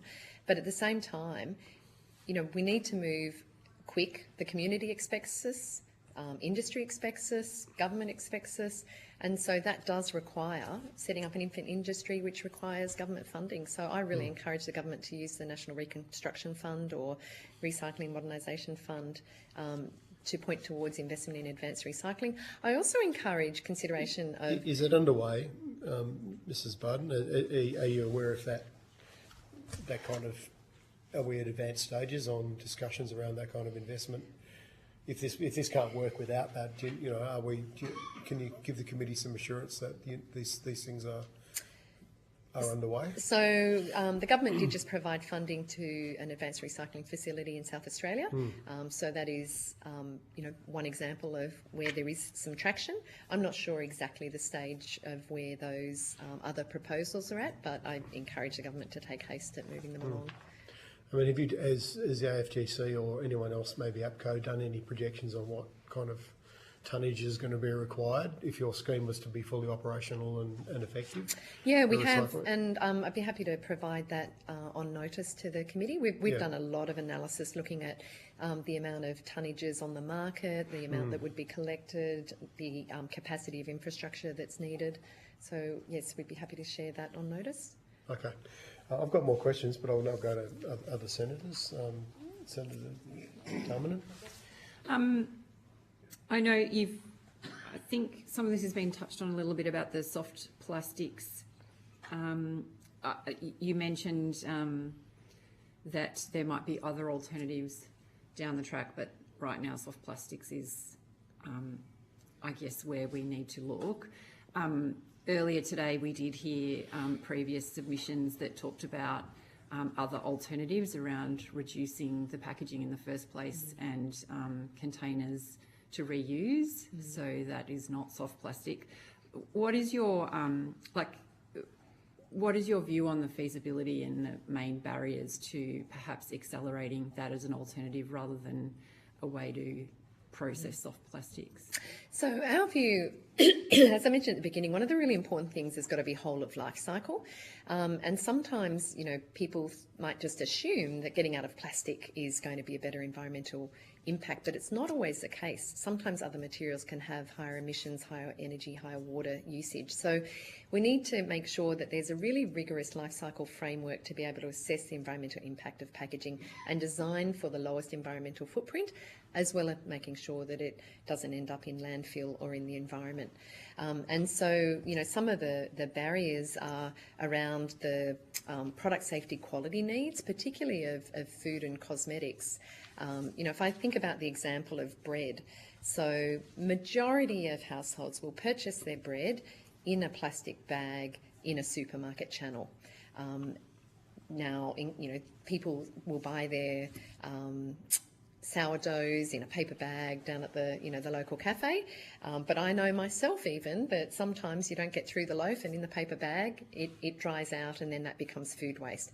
And you have a much bigger environmental impact from all the energy, water, agricultural chemicals, fertilisers that's gone into making that loaf of bread and putting that into landfill. So we do need to find technical solutions that are going to meet the food quality safety needs of the industry and make sure that we don't end up causing unintended consequences for increased wastage.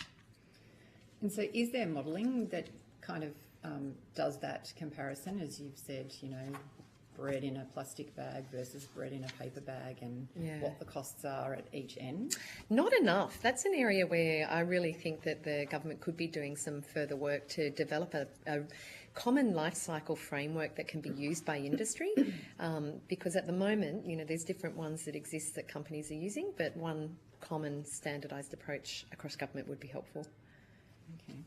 And in your submission, I think you talked about, you did talk about this in your opening statement as well, I think the harmonising between the different levels of government. Where do you see the major blockages around that kind of harmonisation work, particularly around the things that you talked about in terms of bans, design standards and traceability? Like where are the roadblocks that need to be addressed? So I use a couple of examples. One on single-use plastics, and initially, states were aligning around similar list of items to be banned, and then they sort of went competitive and sort of diverged a bit. That's very difficult if you're operating a national industry and selling products into a national market. The second example I'd use is around compostables, and we now have a situation where some states will accept compostable material in their organics bins and some states won't. And so if you're a brand and you're considering moving to compostable material, it's awfully confusing. So that has a very direct bearing. So we need to have standardisation of what can be collected in the curbside system across the country. Thank you. And maybe just one more, sorry, I should have asked this in sequence, back to plastic. We did hear this morning from someone else who talked about bioplastics as an alternative to the soft plastics and the improved ability to compost. That's how you say it, isn't it? Compost that product. Does your organisation have any views about bioplastics and their use and the... Yeah, it's a really complicated issue, bioplastics and degradables and compostables, and a bit like with the soft plastics issue, there isn't large-scale infrastructure to be able to collect and process that material, and I think it's still unclear around whether that material can meet the quality safety needs, in all cases for the industry. So I think this goes back to my point that we need to be working on what the problems are now and solving using the materials that we've got now, while also doing some further research for the longer term, because it may be that, in 5-10 years' time, we might be able to find solutions that are an alternate to petrochemical-based plastic that meet the needs of the industry. So we've got to be able to keep researching, moving towards that, but we can't avoid dealing with the reality of what we have now. We can't put our frozen peas in our pocket now. We do need to collect and process that material. Thank you. I'll leave it there. Yeah, thank you. Senator Sharma, do you want to go next? Yeah, thank you, Chair. Senator Cadell. Yeah. I was just interested in the trial results that you the trial that you conducted, and I think you put the results in your submission. So, if I can just understand how this scheme works, so you basically had a number of households. How many was it altogether that participated? Several thousand, right? I have to check. I think it was about 8,000. Yeah, about 8,000 households. We did it at the end of last year. Yeah. And so, we did that just in the lead up to Christmas and over the Christmas period, which, I would argue that then we would actually get higher participation rates outside of that period of time. And also, it was just done in half a dozen councils. So we're currently looking at, we've just recently launched with one of those councils, and we'll be doing the others to further test some, to get some more details around consumer participation particularly. Okay. But you had so I think it was 52% of households participated fortnightly, 70% expressed satisfaction. Most people preferred bag in a bin, so collecting soft plastics in a Yeah. bag and then putting it in their Yeah. regular recycling bin, right? Yep. So there's obviously like consumer, I guess, or household appetite to recycle soft plastics. So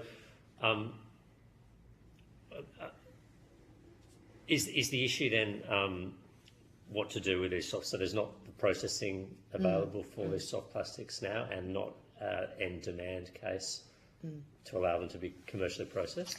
Yeah, that's right. I mean, soft plastics is a high volume, low value material, and so the economics hasn't worked to encourage the market to invest in infrastructure to process it. Yeah. And traditionally, and through the Red Cycle program, it was going into sort of, road base and benches Yeah. and bollards. So if we can lift it up that waste hierarchy into a higher value use by turning that packaging back into packaging and having brands fund where there's the economic gaps in that supply chain, then that will overcome the kind of economic problems of the past.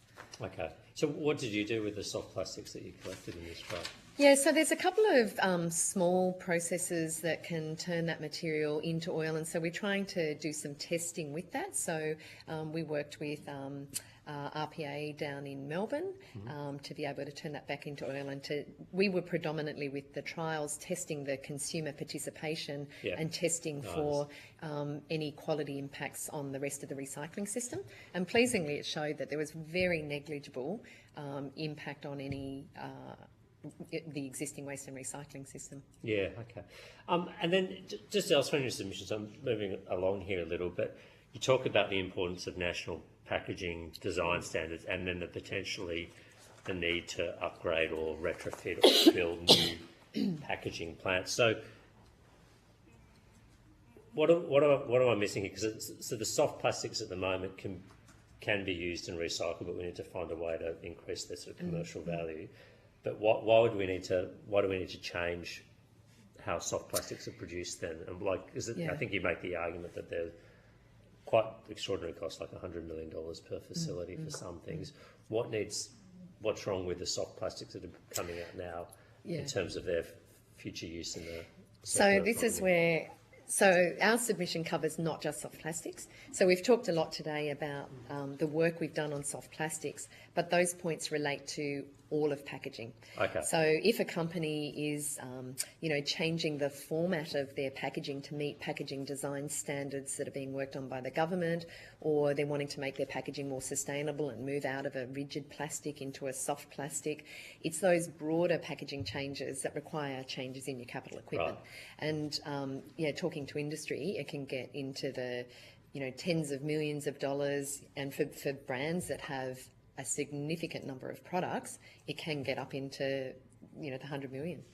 So what would better packaging design standards do? They reduce the amount of hard plastic that's going into packaging, or increase the use of soft plastic, or eliminate the use of plastic altogether?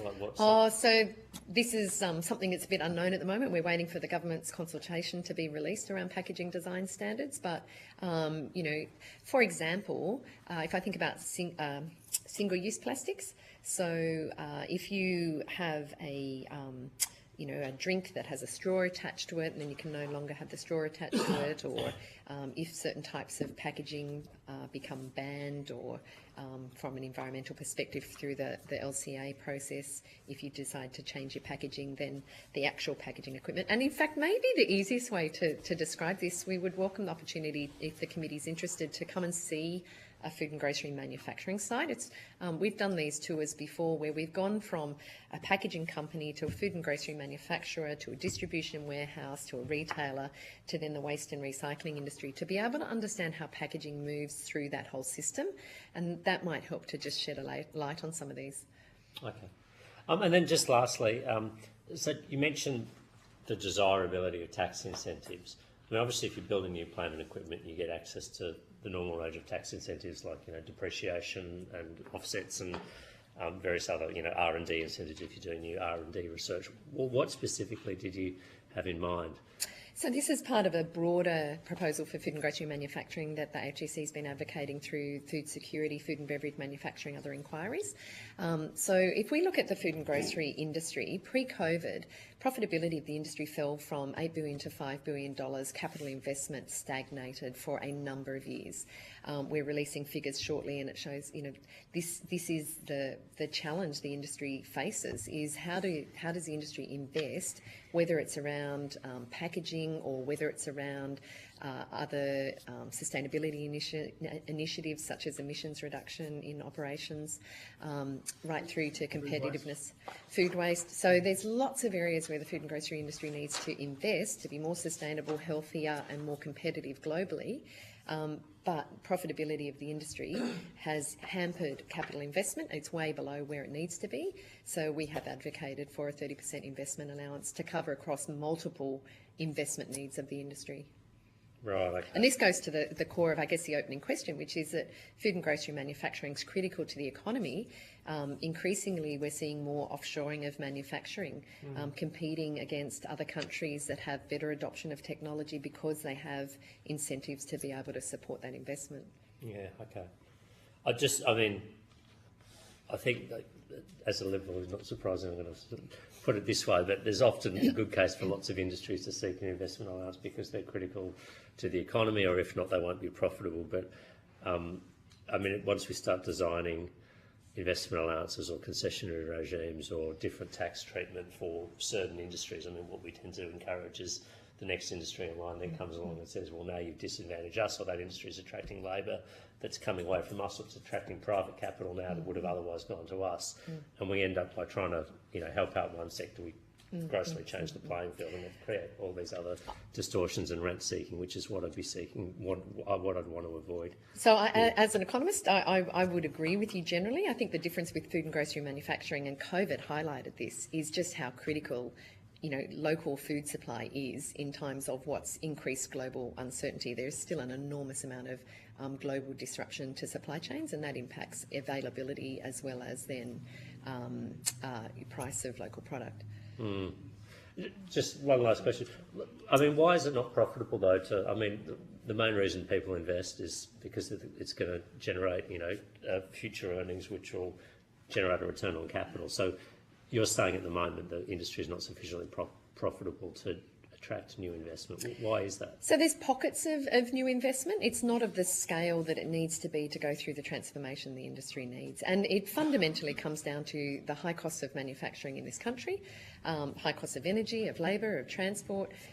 We've got global shipping rates that are still significantly higher than pre-COVID because of Red Sea and what's happening in all of that global disruption. So got a lot of cost pressure, and at the same time a very concentrated supermarket sector, which makes it very difficult to be able to pass costs through. And so traditionally industries had to absorb quite a lot of cost rises. I refer you to the other parliamentary inquiries earlier this year where we talked about supermarket pricing, food and beverage inquiries. Let's not mention that one. We've gone in. You're answering questions, so we don't need to threaten. We've gone into these in a lot more detail in other inquiries. Okay, thank you so much. Thanks, Chair, for your indulgence. My pleasure, Senator Sharma. As economists, I would also philosophically say we're also trying to deal with an externality here, which is plastic pollution. I do believe governments have a role to play. Yes, Senator Cadell. Yeah. There's going to be a lot of commentary more than questions. We've gone through the supermarket. You so kindly brought that up. But in all of this, we're just dealing with a lot of uncertainty as well. You use the maps in your submission, and we have different state regulations on products, and then we have different local government things, we have different federal things. It's hard to move with certainty in any one direction as long as there's not a cohesion. But as you're saying, internationally we have the same problems on packaging. When I'm talking to one of your members, they can say they can't put an empty tin of fruit on the shelf for what a competitor can put a fully finished package on the tin. So it's not just an Australian response. There has to be a standard that we set, that we put on all products that come to Australia, not just Australian-made products. Isn't that right? Oh, absolutely. And, we would support a even playing field. If we think about the way food is regulated, we set certain standards in Australia. We try to harmonise globally where possible, and we make sure that they apply to imported and domestically made product. And that's, I think, where we go down this field. I think it was one of your members again, was talking about meeting all the ethical standards in Australia on staffing and all these other things, meeting every criteria, meeting all of these stuff, when a foreign importer of a similar product can declare that they meet our criteria, that there's no, like, an Australian producer has to go be audited, they are inspected, they are all these standards. And we make sure, even on product, that if we put this 30% recycling or 50%, recycled product mix in, we've got to have the same standards where it's not just self-generating for our foreign competitors, don't we? We need it, and that would help balance that playing field and help balance the profitability of local manufacturers. Yeah, that's right. And, we would support any of the packaging design rules that come into effect. For example, they should apply to all businesses, whether you manufacture locally or not. We also need to make sure that we are building domestic capability and capacity to recycle, but that recognising we are part of a global economy. And so while we want to move as much as we can towards, local circularity, there will always be a need for a waste and recycling industry to be able to export some material. It just shouldn't be raw, unprocessed. It needs to go through a level of processing here first. So we'd support the export standards around that. Similarly, brands that use recycled content, they will want to try and procure from the local market where they can, but the supply is just not there, and they should not be prohibited from procuring on the global stage as well. And we need the domestic waste and recycling industry and packaging industry to be globally competitive too. I think the breakdown of different, specifically around plastics, while we're here, not just general recycling, we're hearing, a lot of the chemical recycling facilities we were talking earlier about, Qenos has disappeared, that's recently, these sorts of things. I think there's a real doubt about the long-term viability of those things without government subsidies. What would be the earliest steps you do for soft plastics without relying on a viable Australian thing? Yeah. I think you've got to do multiple things at once. Except I'm not putting frozen peas in my pocket and walking home to bed. So we do think that there needs to be an announcement around mandatory product stewardship, because that will help to give the private sector more confidence to invest in new recycling infrastructure. But the timing for which they do that is still going to be unacceptable, I think, to the community. And so we need governments to invest in it as well, to be able to... It's like an infant industry argument, if you're trying to create a new system, a new manufacturing process in Australia, there is a role for government to invest in that. Thank you. Well, maybe if I could finish with a few questions on that point. You've made it clear in your submission and today that you do support a mandatory product stewardship scheme in some shape or form. In 2023, environment ministers from all the states with the federal environment minister agreed to make industry responsible for the packaging they place on the market under a new regulatory scheme, introduce mandatory packaging design obligations based on international best practice, make the Australian government the regulator which will require packaging to comply with a national packaging design standard, require minimum amounts of recycled content in packaging, and prohibit harmful chemicals being used in packaging. Finalise design requirements for packaging in consultation with industry by the end of 2024. I understand public consultation on the proposed mandatory obligations are supposed to be underway. Can you confirm that is the case? My understanding is that the government has not yet released consultation documents for that work. Okay, but is there an expectation that they will in the coming months? We are waiting with bated breath. You're not the only one, by the way. And we stand ready to support that work and to provide input. Okay. So, obviously, as we've discussed before, Tanya, I've been pushing for mandatory schemes for some time. Would it be fair to characterise it, it's a race to get your scheme to be adopted as the model for the new scheme going forward, or is there still other proposals in the wings? Are you able to answer that? Like, do you think the government will adopt the NPRS as its model, or will it be something else? My concern is that there's focus going into designing the new legislative framework, whatever that's going to look like, because we haven't seen the consultation on it. We have a problem right now that we need to fix with soft plastics, and my concern is that this ends up being kind of caught up with then election cycles and who knows what. we can move towards mandating the soft plastic scheme under the existing recycling under the existing RAW Act. The Minister has the ability to regulate underneath that. So our suggestion would be to let's move with haste under that, and then at the same time as the new legislative regulatory framework is emerging, let's make sure that the two operate in tandem. And what, do you mind, I will ask you this, what feedback have you had from the Minister or the Department in relation to your scheme then? The NPRS. Yep, so they've been interested. We've been keeping them abreast of the trial results. Pleasingly, federal government has, with the states, agreed to put soft plastic curbside collection as part of the roadmap they're developing on national harmonisation of curbside standards. So that's a real positive. I think the missing piece is the mandating, and that's where the scheme is really at a critical... Mandating traceability or mandating... mandating participation in the scheme, participation, as well as mandating standards and traceability frameworks. Okay. My last question in relation to that mandating participation, and I'm not going to go into history here, but clearly, the AFGC in the past has been opposed to mandated schemes. What's changed at the AFGC for you to give this evidence today, and are you confident that you will get the buy-in from your members on this? Yeah, look, and it's a very valid question, and I think the way that we've approached it is mandated product stewardship in isolation isn't going to solve the problem, and that's where our resistance has come from. And it comes back to it's got to be whole of life cycle, whole of system, whole of nation approach in which mandated product stewardship plays a role. Where we've seen, bills in the past, they've only tackled that piece around the brand owner end of the system. It has to be coupled with these whole of system measures to be effective. Like curbside and a whole bunch of other stuff. Yeah, like the standards, the traceability that we've talked about, the government investment, all of these are part of a critical loop, and you can't pull one lever and expect to get the results. Okay. So if your members come on board with that, have you had consultation with the waste sector, from collection through to recycling? Are you confident you'll get? So we've had industries on board, because conversations. they've obviously been calling for regulation on the brand owners in the past, and trying to get certainty on meeting those targets. Yeah, for example.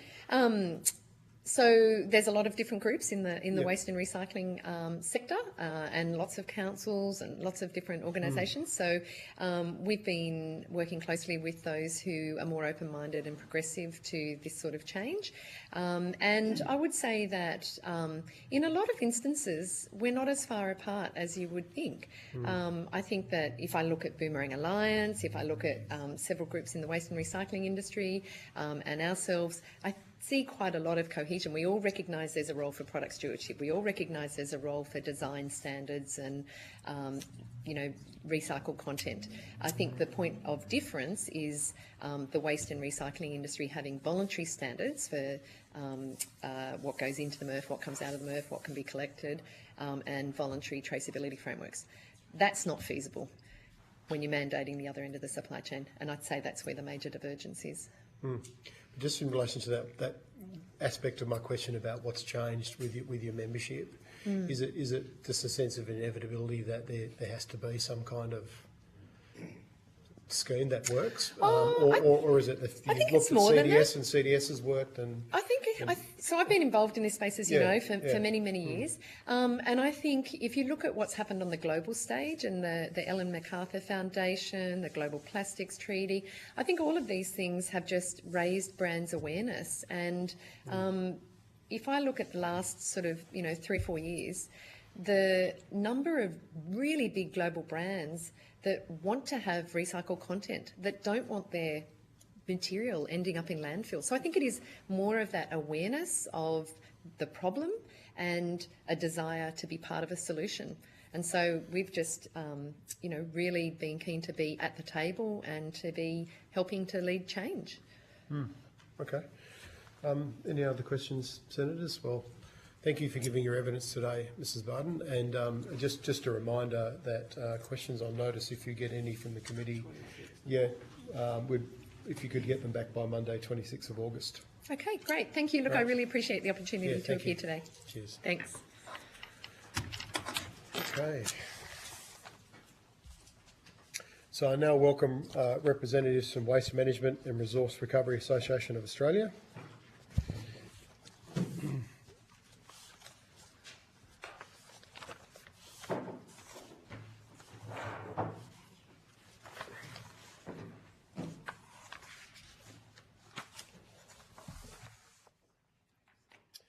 I understand that information on parliamentary privilege and the protection of witnesses and evidence has been provided to you. For the Hansard record, would you please state your full name and the capacity in which you appear today? Gail Sloan, CEO of the Waste Management and Resource Recovery Association of Australia. Thank you for appearing a second time, Ms. Sloan. Couldn't say no, Senator. Yes.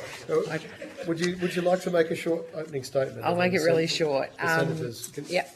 I'm here on behalf of the waste and resource recovery sector. We're the national peak body for that industry.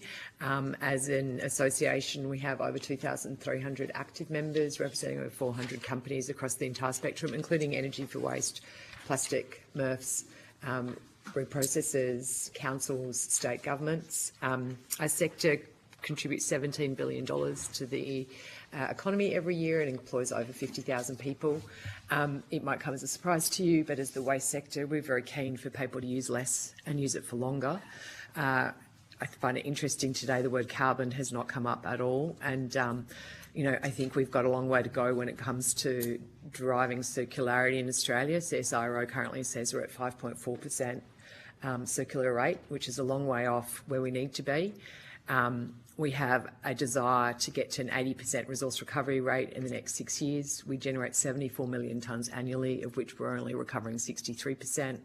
We have some significant goals to hit by 2030, including a 43% reduction in carbon against 2005, and we're a long way off. It'll come as no surprise to you as I see my sector as being having a very big part to play in addressing the biodiversity, the carbon and the material challenges of our planet that we heard earlier today. Might just stop there. Okay, thank you. I might just kick off with perhaps if I could, before I get on to talking about packaging and some other issues in the terms of reference, just go back to the last hearing when we're talking about the export of regulated waste and the regs. Could you give us an update from your members, whether there's been any kind of changes or ongoing discussions with the department? There have been ongoing discussions because we hit obviously July 1 and the paper regulations came in. They're relatively measured in the sense that there's no enforceable contamination level, but there still is an obligation to gain a licence to go offshore. We have found those licences are taking, again, an inordinate amount of time, and I would just like to say that if I was taking virgin material offshore, I don't need to get any licence whatsoever. We also now, as of 1 July, have a cost for any variation or exemption to our licence, which is $14,000 an application, which if you're taking a bale of recycled plastic off to try and convince a virgin producer to utilise recycled, is a phenomenal expense and means that you won't do it because it's $14,000 to get that on your licence. We are finding this intervention and questions take a very long time. I got an update this morning from someone on average timeframes for approvals for these, and they're anywhere between 12 and 20 weeks. Weeks.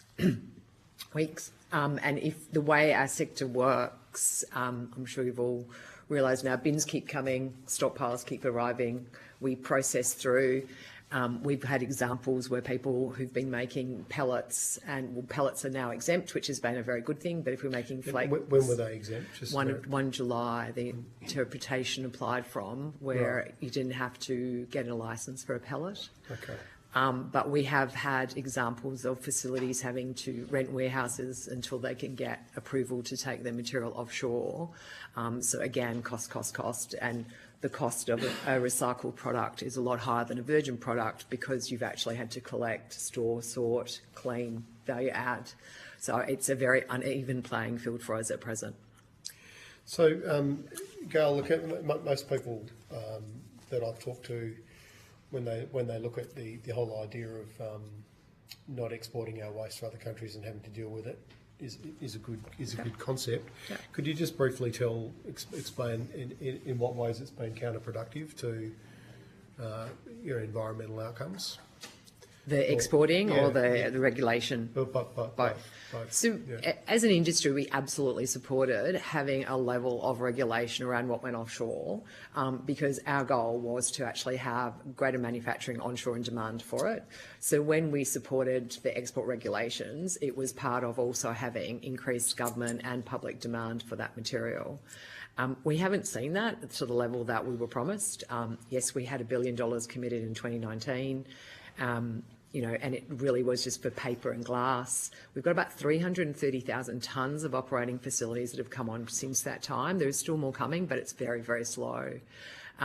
So the challenge is that now we've got a very interventionist, time-consuming process, and we have not had anywhere near the ongoing growth in onshore demand, like we heard from Martog this morning. We also haven't seen any restrictions on material coming in from overseas. So we heard before about traceability. There's no traceability on imported recyclate. There's no restrictions on virgin import or export. There's been no shift upwards in prioritising Australian recyclate. And all the other sort of levers that we talked about, like design standards and mandated content, have not arrived. So we've really put predominantly council contracts under a lot of pressure. If you think that the vast majority of packaging waste, which is what has been impacted by this export regs, the council contracts are the ones that are really looking for homes. And it's very hard to compete with, like, on the external market. You know, you hear very clearly that facilities overseas can do it around about a quarter to half of the cost that we do different labour rules, different property rules and different energy prices. So it's quite an unfair market for us to be in, but we're trying and we're continuing to try. And how are you going with the department with expressing these concerns? Obviously you do represent tens of thousands of workers and a significant, as you mentioned earlier, significant chunk of the economy. Do they get it? Are they starting to get it now? Well, just call me Chinese water torture. I'll just keep going.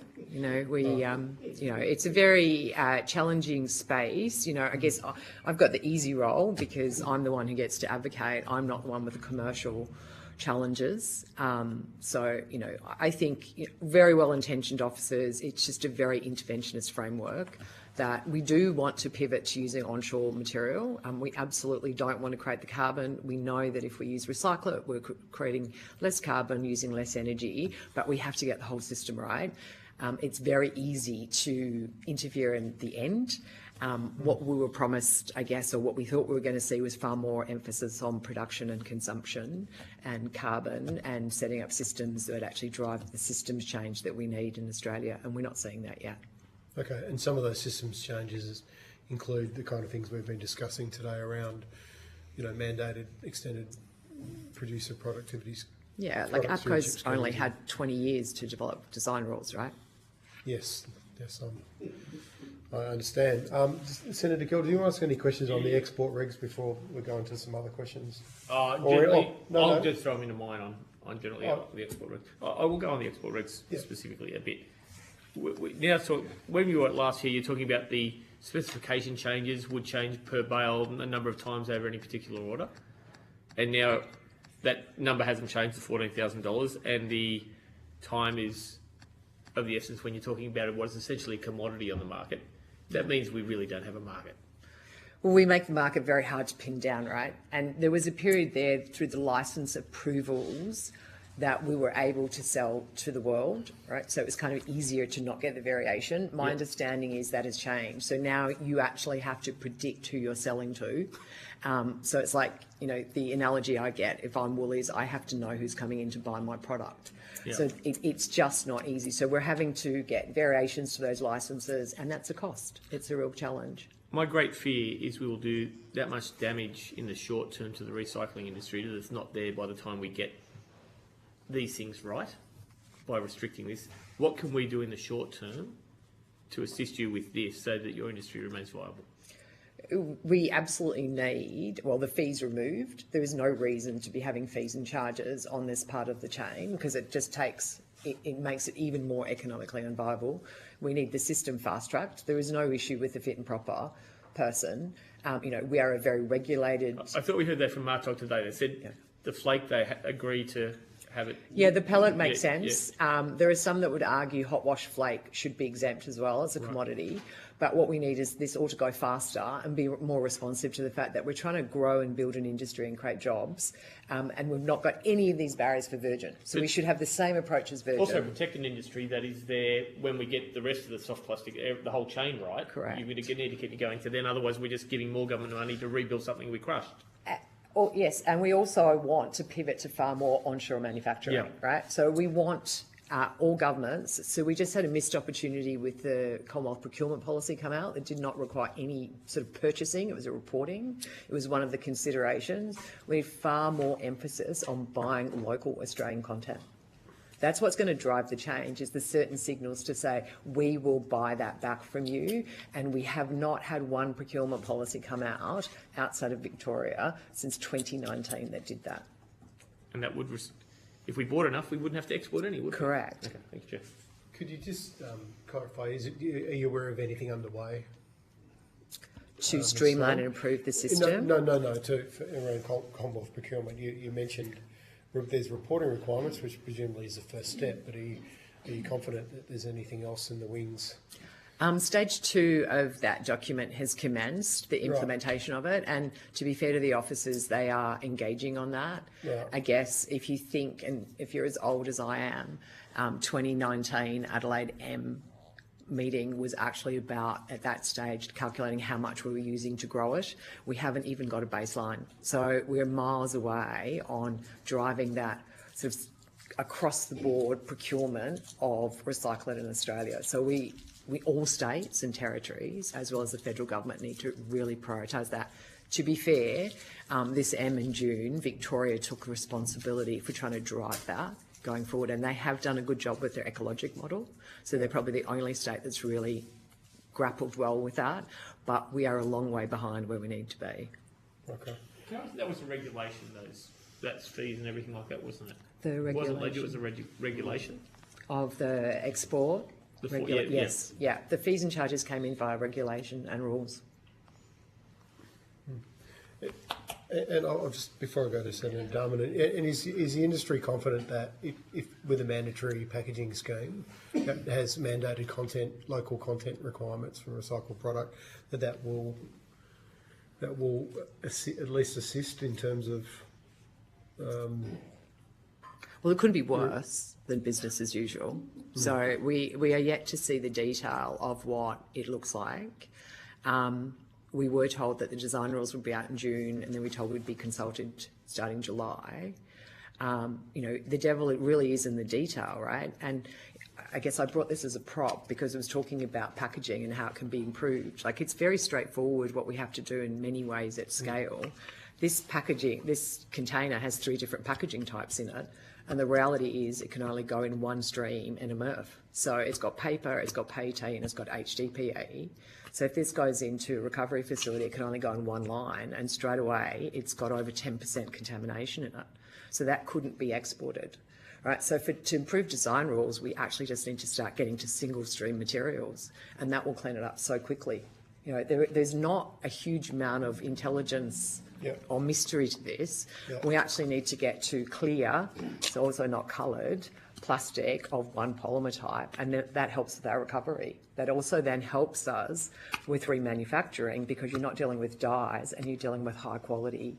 All this work has been done since about 2015 in Europe. Like, we kind of are at a loss to understand why we're not just picking up what most of these countries are already doing. Well, can you explain why we're not, Mrs. Sloan? Come on, I know that's a big question.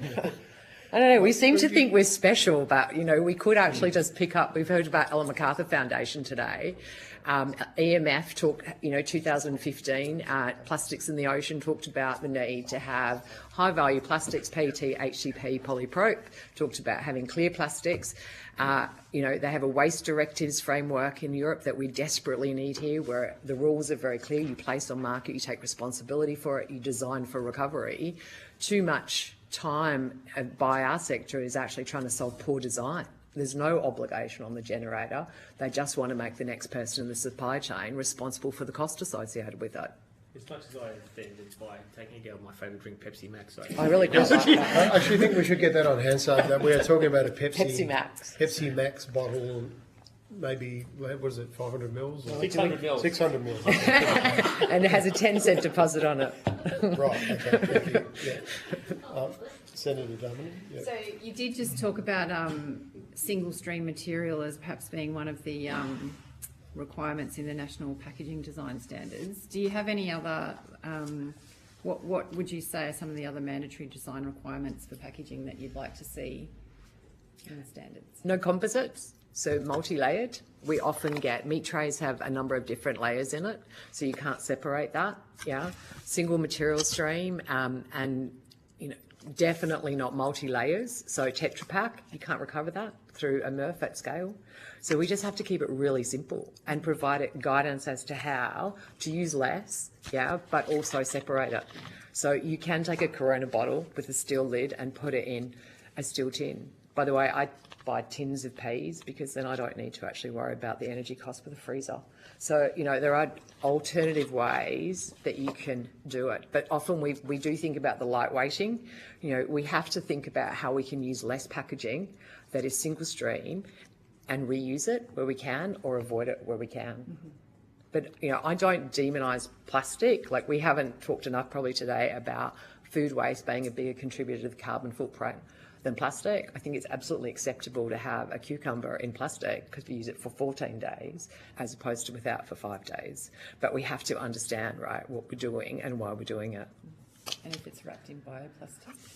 Sorry. I have a real challenge. So I think bioplastic, the challenge is you're growing food for packaging, not food for food, right? And I did check, and my understanding is even if it's certified compostable, you can't actually guarantee that it doesn't have PFAS in it because they don't test for PFAS. So, this is bioplastic? Mm-hmm. Right. So there is no guarantee that you can't. The certification process actually is testing for fluorine proxy numbers, and they have, New South Wales EPA has been doing checks recently and have found PFAS in it. So the point is to avoid packaging, avoid and use as minimum as possible. You know, what's wrong with a reused caddy on your kitchen bench? You don't need to have a plastic bag, which gets confusing between is it certifiable or not. We have to actually empower the community to buy less, keep money in their pocket. We waste 1 in 6 grocery bags a week. That's a lot of saving for a household. Yeah. Just going back to procurement, can you talk a bit more about you mentioned Victoria had a good model in terms of sustainable procurement. I understood that the government launched an environmentally sustainable procurement policy that would be phased in the next 2 years starting in construction. So are you saying that work hasn't started yet? I'm saying that it was implemented just before Anzac Day and it doesn't have a mandatory requirement to utilise recycled. So it's a reporting. Right, okay. So you report, and it's one of the things you can report on. But unlike the Victorian ecologic model, which drives the uptake of recyclate, it doesn't have levers like that. So what would your suggestions be to improve, particularly if we're starting in construction and then hopefully moving beyond that? And are there other examples that you could point to? Yeah. Look at? See, construction is actually probably our largest material stream, and because it's dry aggregates, we actually do tend to use quite a bit of it and recycle it. So, you know, we use subterranean soil back into subterranean soil. But what Victoria has done really well is they've specified recycled levels in their specifications that they've required of government, so it starts to really pull it through consistently through all their projects. Engineers were very against this for quite a while, like until we sort of proved that it worked, and they've actually moved, as I understand it, from not just roads and parks, but actually starting to look at buildings. And I think it's been a terrific model because government led it with engineers, not just our sector, saying you should use it. And they've really grown, like they're up to millions of tonnes, and they keep it very visible around what they're doing. So they're uptaking specifications, they're helping with testing, they're trialling and making sure it works, and they're requiring it in all the government projects. You know, nobody else is requiring it to that level to be used. And then you could go further. If you look at the public procurement website in Europe, they talk about everything from catering, packaging with recycled content. They actually have already pre-approved contracts that already have recycled in it. So we can actually start making it more of the normal. Because the big thing that I think often gets lost is something like 80% of emissions come from extraction of virgin material. But what we actually have got to do is keep this circulating and set up systems and models to keep it circulating, and who better than government to show how to do it. Thank you. Senator Kell, you had some more questions? Yep. On your products with the product mix, we're talking about layered meat trays, showed that thing. If I go to cans, if I'm not having 600 mils of Pepsi, I'm having 375 or 440 in the big can. They have plastic linings themselves. Can that all be recycled? Or I don't think soft drink cans do. I think that you'll find some Tetra Pak and others might have within it, but straight aluminium cans. I thought they had a very fine lining of... I think they're all right. Yeah, they can go through the smelter. They don't have different types of aluminium between the top and the... No, they can all be smelted. Okay. Okay, so that's... I've got an echo. Yeah. Always loving it. So... the main perpetrators are where we just see multi-dip, like when we had the water boxes in the last LGTE hearing. And so liquid paper board, very challenging, because my understanding is they used to be cardboard and wax that was easily separated. Yep. Increasingly now mill operators have told me that they can often be shavings of plastic, fibre and aluminium, like quite small, that are coated, so not easily recovered. So not designed for recovery, no obligation to design them for recovery, no stewardship scheme in place. It was promoted, those packages, very environmentally friendly because it was cardboard-based or paper-based, wasn't it? Those things, yeah. Possibly, but they probably haven't been through the ARL or similar. And I guess that's the challenge, right? We don't have standard design requirements, sustainable design requirements in Australia for anything, actually. Okay. I'm walking into something I don't necessarily know here, but everything. Talk about in future ledge or current ledge civil penalties, even criminal penalties on some of the not going ahead. Is that overcooked at the moment? Should we be looking at more compliance and forced compliance rather than talking about asbestos? Yeah. Oh no, not asbestos, other stuff, but not having stewardship of properly mixing things, doing it wrong. PFAS? Yeah, but it might be PFAS related. Yeah. I think we have to set up a framework that everyone finds it business as usual and able to be complied with. Because I think generally people want to do the right things. They just want to know the rules of engagement, right? And so I think it's not necessarily about, we're not necessarily talking dumping of hazardous material. But all regular waste, yeah. Yeah. Well, what we want, there's a real challenge at the moment. We heard a lot about PFAS this morning, and it was sounded as if our sector was making it. We're receiving it. At the moment, you can lawfully place PFAS on supermarket shelves without any problem in Australia. There is no restriction for it. I can put it in my mouth, in dental floss, at 15 parts per billion. Yeah, I can't apply it to land at Queensland for if it's any more than 3 parts per billion. So we have a skewed system that doesn't necessarily make it safe for the consumer, but we are very hard on my sector. So what we need to do is make it safe through the whole supply chain and place the obligations on those who design it to design it well and safely so consumers can use it, and that we can make a product that they can safely take back. That's not hard, right? Yeah. But we all have to have responsibilities in the supply chain. On the traceability comments today, I would put to you there's no more regulated a sector than ours. You could buy from a lawfully regulated and licensed site in Australia, right? Because at the moment there's no traceability in what's coming in, or that it's even from a licensed facility. We can actually, our sector can account very clearly for all it does because we're heavily licensed and regulated. You can put PFAS on the supermarket shelf without any difficulty in Australia. Awesome. Good. And not to do necessarily with this, we were talking about the number of dump loads and losses in the industry last time from battery. Yeah. Fires. Is that, now that they're double secret illegal single-use vapes, is that lowering at all in the... No, because they're still placed on market and they still have nowhere to go. And again, that's a classic example, be it the vape legislation, the sunshot solar panels. We're seeing a lot more conversations around how things are placed on market, but there is not the consideration for circularity in relation to how do we take them back at end of life? How do we extend them? We've had the right of repair submissions sitting for a long time. You know, we actually need to be able to keep materials circulating and products circulating for longer and set up those systems in place, right? Putting vapes, restricting them on the market, but having nowhere to take them off the market does not solve our battery challenge. 100%. Thank you very much. Could you give us an update on batteries?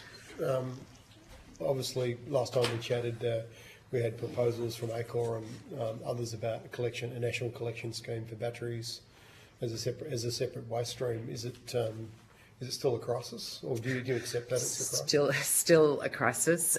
You know, we have nowhere to safely take products that have embedded batteries in them. We have B-Cycle with 6,000 spots, but they only can take source-separated batteries. So we have this plethora of products on the market that are powered by batteries, toothbrushes, toys, etc., that have no home. Last Environment Ministers' meeting, New South Wales and Victoria took the responsibility to develop a scheme and to report back with a regulatory impact statement in November for consideration for a national scheme. November this year? November this year. At its Senate estimates, I think the department said Queensland was going to take responsibility. So Queensland had the overarching from November last year to look at it, and they are continuing with the broader project. But as I understand the M resolution, New South Wales and Victoria are developing the RIS in relation to a national regulated scheme, whilst Queensland look at the rest. Sorry to pull you up, because otherwise I'll lose. Why would a state be developing a national scheme? Isn't that the role of the Commonwealth? So I think that the approach being taken, and this was discussed at estimates, was given the resource requirements, there's been different states taking the lead to then report back. Right. The goal being ideally that it would be adopted nationally and we wouldn't have another CDS. However, New South Wales has made it clear that if the national government doesn't want to go ahead, that they will, the Minister has said that she will be putting legislation to state parliament in New South Wales next year for it, because we can't wait for the cadence of elections getting in the way from national action. Like this one is a really challenging issue for us. So it's a really challenging issue, and it's a critical issue for the viability of the recycling industry, given the dangers that it presents. And the states recognise that. Why isn't the Commonwealth acting quicker on this? I mean, given its urgency. And it has been urgent for many years, but... Well, the Commonwealth has prioritised the circular economy framework, packaging regulation and PV. So they've taken those, and WA has tyres, New South Wales, Queensland has batteries, so it's an allocation of resources we're being advised. So hopefully we end up with national schemes, because we don't want to go back to cross-border considerations like we had in CDS. However, we do need to move a lot faster than we do. Okay. So I do remember from the previous inquiry that the battery brands, there were some non-compliant brands, or free riders, whatever you want to call it. That's not part of the problem. That is part of the challenge. So at the moment, it's not a mandatory scheme. So even the B-Cycle in existence doesn't have full coverage, and they're only at a 12% recovery rate. So it remains to be seen whether the state's scheme covers everything or just covers what's left between B-Cycle. B-Cycle is currently doing its ACCC review on its current scheme. So, we have B-Cycle here, we have this gap, we have NTCRS, mobile muster, and the question is, does it all come under one banner? And that's part of the work that needs to be driven.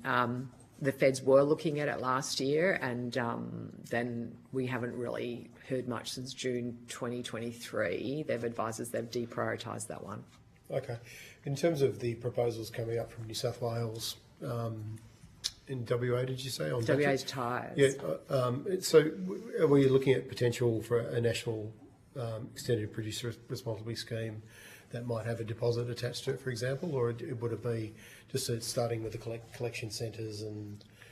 I'd really love to think that if we're doing product stewardship, we're doing correctly, all the way from design and what's placed on market, and not just simply a collection scheme. Yeah. I guess that just remains to be seen, how that does. Having some sort of eco-modulated fees For those that have products that are recoverable and pay less, makes great sense. I don't think every scheme can have a deposit on it. I think we could take the opportunity to build off the deposit schemes and potentially co-locate other return source separated products, because, you know, that's just, I guess, in some ways that could be inflationary. Okay. You mentioned the Commonwealth has taken responsibility for packaging, so I've just got some questions to ask you on that before we finish up. Firstly, this committee did receive a submission from APCO, which is public. Kind of the way I read it was they're going through more internal processes, including eco-modulation, which you mentioned earlier. But they would fall. They said they would fall in line with any kind of national legislation around a mandated product stewardship scheme. Could you update the committee on where you think we're at with that scheme? You did mention it a little bit earlier in terms of consultation, but. So we were consulted in 2023 when Accenture were on board looking at the product scheme with the department. We have not really had much this year. I guess we're a little confused as to what's happening with APCO going forward. The 2021 review pointed that it was not necessarily effective, and the minister's announcement in 2023 said it would be a new regulated scheme. That's right. The co-reg approach, I think APCO has said itself, doesn't work. Having a independent oversight as opposed to packages looking after packages, you know, I think deserves a real option moving forward, and looking at how we can regulate properly with the entire supply chain, arguably at the table, or strong independent governance at the table. So, you know, I don't think we should be doing a soft plastic scheme separate to the broader scheme. We've got great models now coming out with Europe and passing the PPWR legislation that sits next to the deposit return legislation in Europe. So that drives improved design, and one of the reasons that the soft plastics is so problematic is we've got, I think, all different polymers, as many as 7 polymers within the soft plastics, so they all act differently, and so you can't put it all into chemical. You can only put the polyethylene into it. So unless we you know, mandate and restrict the types of polymers placed on market, which even New Zealand has done, we're making it really, really hard for ourselves. Okay, so I'll ask you this question on the soft plastics in a second. So could I ask, are you confident that we are going to see legislation under the RAW Act or something around a mandated scheme for packaging before the next election, which has to be at the latest 2025? Is that you're right? Oh, I'd love that. Am I You'd confident? love that, but are you confident you're going to see it? No, I'm not confident. Right. So, well, it's August, isn't it? And we've got, it's supposed to have been consulted on and back to MEM in November. I would love to be confident. Okay. History is not on my side at this stage. Righto. With the soft plastic scheme, the MPRS that we received evidence on from the Food and Grocery Council, what's your industry's input been into that so far? So a vast number of those who operate MRFs views have not been heeded. We're deeply concerned, and we think the emphasis to date and approach of just convenience of collection is the easy bit. We have a big challenge with putting it into curbside after we spent 20 years educating people to not put soft plastics in and not bag recyclables because the way the MRFs work is that nearly 3 million tonnes of that material is paper and cardboard, and the soft plastics will contaminate that because it acts the same way in the MRF. So our largest income stream in yellow bins is paper and cardboard. The schemes that are currently taking soft plastics at curb do not have paper and cardboard in it to the same extent. So we think that, and we know that separation at source is where you get the highest and best value. The way to drive this scheme forward is not by continuing to just try and put everything in the yellow bin, but is to build some facilities and enter into long-term contracts to buy the material back. And then we will build and sort out a system, because collection is the easy bit. You weren't persuaded by the trials the data that's been provided around the success of the trials? The trials of 8,000 homes of our 21 million proved that people love convenience. We know they love convenience. That's a given. What we don't know is who's going to buy the material back and at what price. So we have around about 30,000 tonnes of capacity coming on market at present to process it, between the APR and Central Coast and now Stephen in South Australia, but he's a couple of years away. We have over 500,000 tonnes, according to the most recent article I saw, placed on market. That leaves us 470,000 tonnes short, which we cannot stockpile soft plastics. But going back to curbside collection, do you see it as a curbside, a separate kind of waste stream collection process as being viable at all?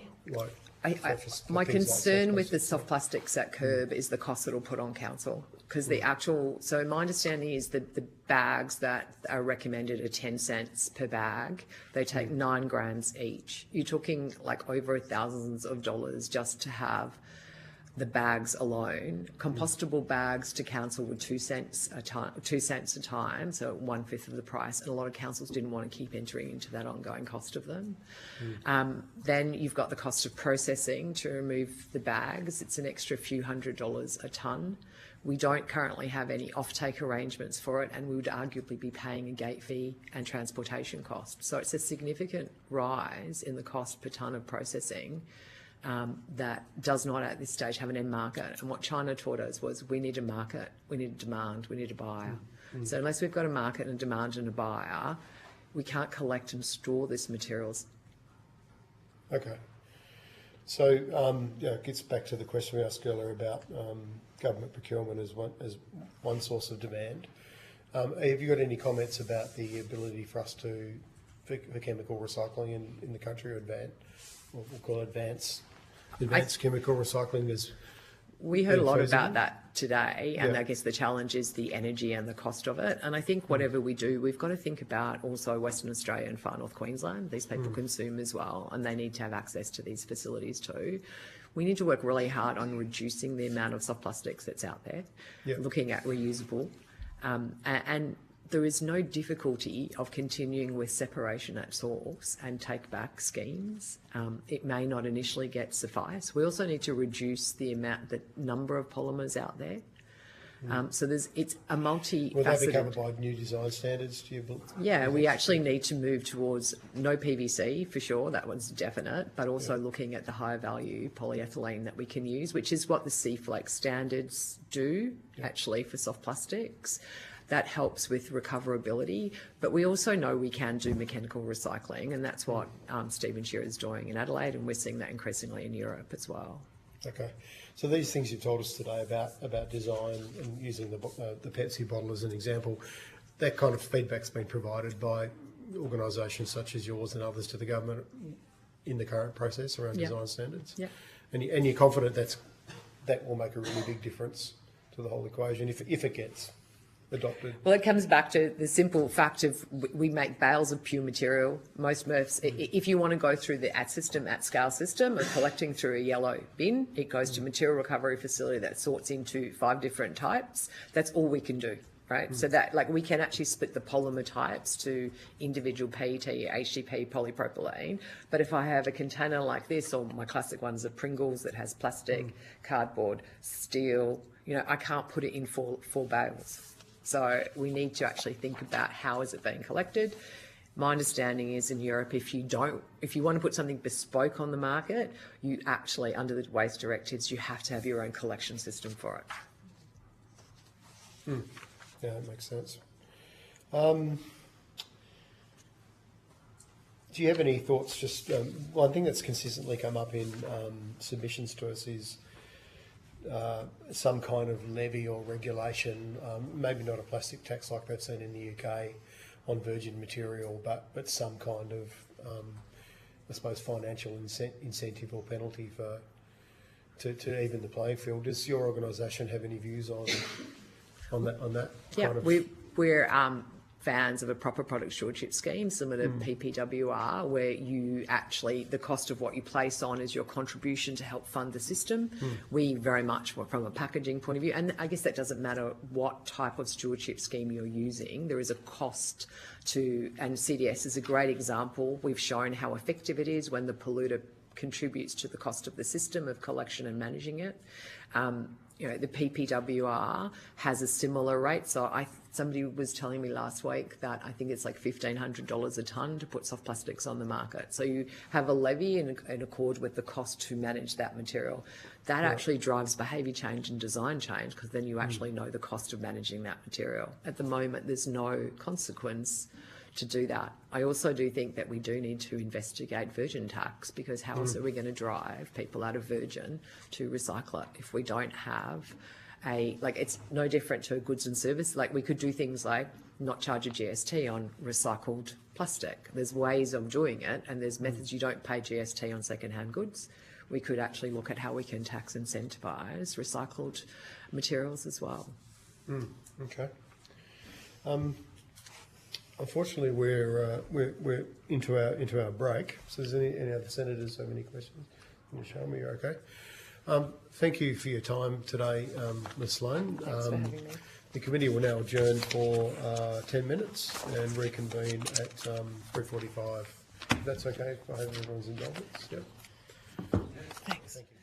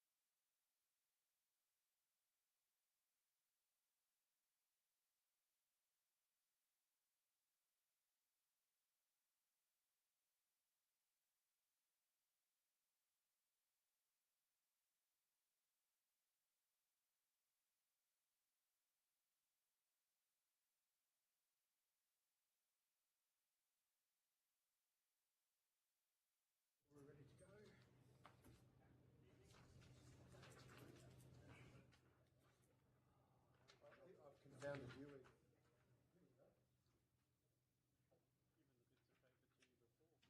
I now welcome representatives from the Australian Industry Group. I understand that information on parliamentary privilege and the protection of witnesses and evidence has been provided to you. For the Hansard record, would you each please state your full names and the capacities in which you appear today? I am Tennant Reid, Director of Climate Change and Energy for the Australian Industry Group. Thank you. I am Molly Knox, Advisor for Industry Policy with the Australian Industry Group. Fantastic. I now invite you to make an opening statement, and then senators will ask some questions. Thank you, Chair.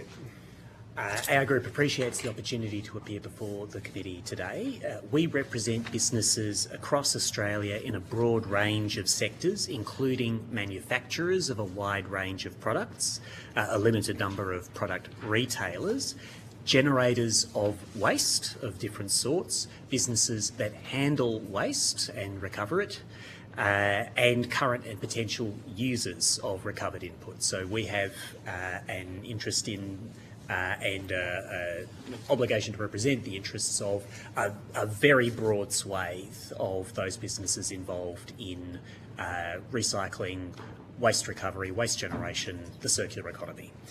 Our group and our members are broadly aligned with the direction of the current and the former governments around encouraging the development of a circular economy. There are several challenges that need to be navigated in bringing that about. Recovering some materials is more reliably cost competitive than use of virgin materials, but for other materials, and plastic has been one of the most troublesome, the economics are more challenging, and active policy support will be needed to ensure recovery and to close loops. Some materials are going to be dogged by contamination issues that will limit the potential for circularity. Businesses need a supportive and cohesive policy environment to develop circular economy industries and propel the transition. As a small market internationally, current consumption patterns will not enable all of the materials recovered onshore in Australia to be manufactured into new value-added goods here. Therefore, the federal government should acknowledge virgin equivalent secondary materials as genuine tradable commodities and not treat them as waste products when exported or imported. We've seen positive progress towards a circular economy in Australia within businesses and across the nation. The recently developed Sustainable Procurement Guide to drive federal agency purchasing decisions is a positive step towards acknowledging the environmental and economic benefits a circular economy can deliver. The government is prioritising, among other things, the development of a product stewardship scheme for solar panels. This is an important future end-of-life product stream to be prepared to deal with. However, we note our disappointment by the change in prioritisation of stewardship for small electrical and electronic equipment. The broader e-waste scheme that was being considered and developed to subsume the National Television and Computer Recycling Scheme. And we're worried that momentum will be lost to deal with an existing large and problematic material stream that includes products with inherent safety risks and already significant volumes reaching end of life. We're happy to answer the committee's questions and go where you wish. Great, thank you. On that last point with the e-waste, the problematic, were you talking about specifically batteries there? Is that what you're... So there certainly are problems with batteries, and our members have echoed some of what I think you've heard today about challenges in the recycling facilities that are caused by improperly disposed of batteries. We're certainly going to see a lot more batteries of different sorts in use across the economy. I think sometimes the perspective of waste handling businesses on this, you might wonder why people would use batteries at all. The cost reductions and performance increases that we're seeing with a range of battery chemistries are going to ensure that there are batteries embedded in an ever-expanding range of products in our economy. There are lots of benefits from that, but there are certainly problems to address in how they are handled at end of life. But in a broader range of electronic products, there can be both highly valuable materials, but also materials that are toxic or a contaminant in other processes. There's been moves by multiple states to ban the landfilling of e-waste, but those bans do not of themselves create a sustainable industry around the recovery of the full range of components and materials in those products. Okay. So just a question about Australian Industry Group. So you say in your submission you represent the interests of more than 60,000 businesses employing over 1 million staff. Just as a matter of interest, is it, I don't know if you formally tried to look at the intersection between your organisation and some of the other organisations that have given evidence, such as the Food and Grocery Council or APCO. Is there much crossover in terms of your memberships? There will be. Yeah. We certainly have a large cohort of food manufacturers, for instance, Yep. who are obliged to be part of APCO because a great number of them package their food. But there will be other different sectors that we Yep. represent that also either have packaging or have some other intersection with circular economy. Okay. Yeah, I didn't realise till today just how big the food manufacturing sector was. I didn't realise it was a third of the country's manufacturing sector, if I heard that right. So in your submission, you mentioned on the first page that current efforts to develop mandatory product stewardship schemes are progressing well. Now, you mentioned there, Mr. Reid, the photovoltaic or solar panels. Have you got any thoughts on and how the packaging scheme is progressing? You said some are progressing well, but do you have any views on any other specific waste streams, or Ms. Knox? So at the time that was written, Yeah. we were expecting the somewhat delayed RIS for mid this year. It is now late mid this year, Yeah. and we have not yet seen anything. So there is some delay there that was not factored in when that particular statement was written. But provided that they are working on it deeply and they're actually considering the whole impact of the life, not just as packaging, but also where the emissions come in, how we ecologically create the value in that and have it circulating as much as possible while dealing with contaminants or legacy chemicals that are no longer allowed in, but we do have some... Like PFAS, for example? Yeah, so we're phasing things out, but there is a historical amount in the current recycler. We do need to be aware of that and deal with that appropriately. And as long as that is actually addressed, then the scheme may just need some minor tweaks, but the devil's in the detail, as the previous speaker said, and we've yet to see the detail. Okay. How useful has the Circular Economy Ministerial Advisory Group been, in AI Group's opinion?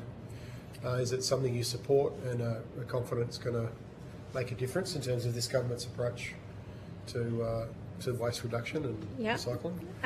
So we're supportive that they've brought a cohort together to actually understand the impacts across different portfolios. It's something Are you that guys represented in that, by the way? Or in that, No, we aren't you're not? directly. Okay. So we've been very clear that this is a cross-portfolio issue. It affects a lot of different areas of government, but also the environment, the economy, and various stakeholders. And while we're pleased to see that, there was less industry involvement than we would have preferred. Okay. And we have had members questioning that as an issue, that there weren't more industry stakeholders on board and that it was other sectors that were primarily in the room. Okay. Have you provided that feedback to the government? Indirectly. Indirectly. Okay. Have you got any thoughts about how the Australian government could strengthen their procurement practices to reduce waste and provide certainty for your members to get access to locally manufactured recyclate? So the procurement guidelines that have been developed are an advance on what was there before. The power of public procurement really depends on the particular product market and material market that it is trying to influence. In some spaces, the Commonwealth is a very important, and state governments, collectively governments are very important consumers of goods and services. In others, they don't actually have sufficient weight in the market. The other variable is what is the minimum viable size of a facility that can do either cleaner production or fully clean production of a virgin material, or can recycle. So to draw an analogy with the spaces of construction materials, the minimum viable size for a cement plant is, while substantial, considerably smaller than the minimum viable size for a steel facility or an aluminium smelter. So it's really a horses for courses situation for how much procurement can help. But in principle, it's a very useful tool. And again, the guidelines are an advance beyond where we have been in the national use of that previously. On page 4 of your submission, you mentioned some of your members have struggled to access suitable recycled materials for inclusion in their products, and you give an example. One member secured supply of recycled polymer from international markets because of this. We did hear today from our first witness that they struggled to sell their recycled product here in Australia as well. So I just thought that was an interesting juxtaposition of two different kind of pieces of evidence. Are you able to give us some more specifics about? So that particular business is using that packaging material for chemicals. Right. So they have to meet specific technical considerations, Yep. and the recyclate that they looked at sourcing here was not appropriate for the specific use that they were going to be doing. Okay. We talk about recyclate very generally, but there can be very technical issues that are a barrier to higher uptake, or in some cases recycled content here, because there are specific technical issues that require a certain level of purity. Yeah. Performance and your cost is a big. Sorry, you go, Mr. Reid. Thank you, Senator. Performance requirements in general for the applications for, particularly when we're talking about packaging, the performance requirements are quite important to our members who make relevant products. So in the food processing space, those businesses are always quick to note that while, of course, with more forethought and design attention, improvements can be found, they are after performance from the different kinds of plastic and other packaging material they use for good reason, to ensure that their products are fit for end use, that they are have a strong shelf life, that they're able to be transported safely and efficiently. And so there's a lot to balance when trying to ensure that we're doing packaging well. And ease of recycling is very important. It's not the only value at stake, though. And is cost a big driver? Yes. Cost for virgin versus local recyclate? Yes. Cost relativities are an important factor for all of the material markets, and there's been a repeated reminder from all of our members who are involved in this space that if there isn't either a market that will of itself pay for the costs of recovering material, or a policy, an effective policy thumb on the scales somewhere in the market, then it doesn't matter if there are investments in recycling capacity, they won't be able to be sustained if they can't make their money back in the marketplace. Fair enough. I might go to other senators now. Senator Donnelly. So just to follow on the question around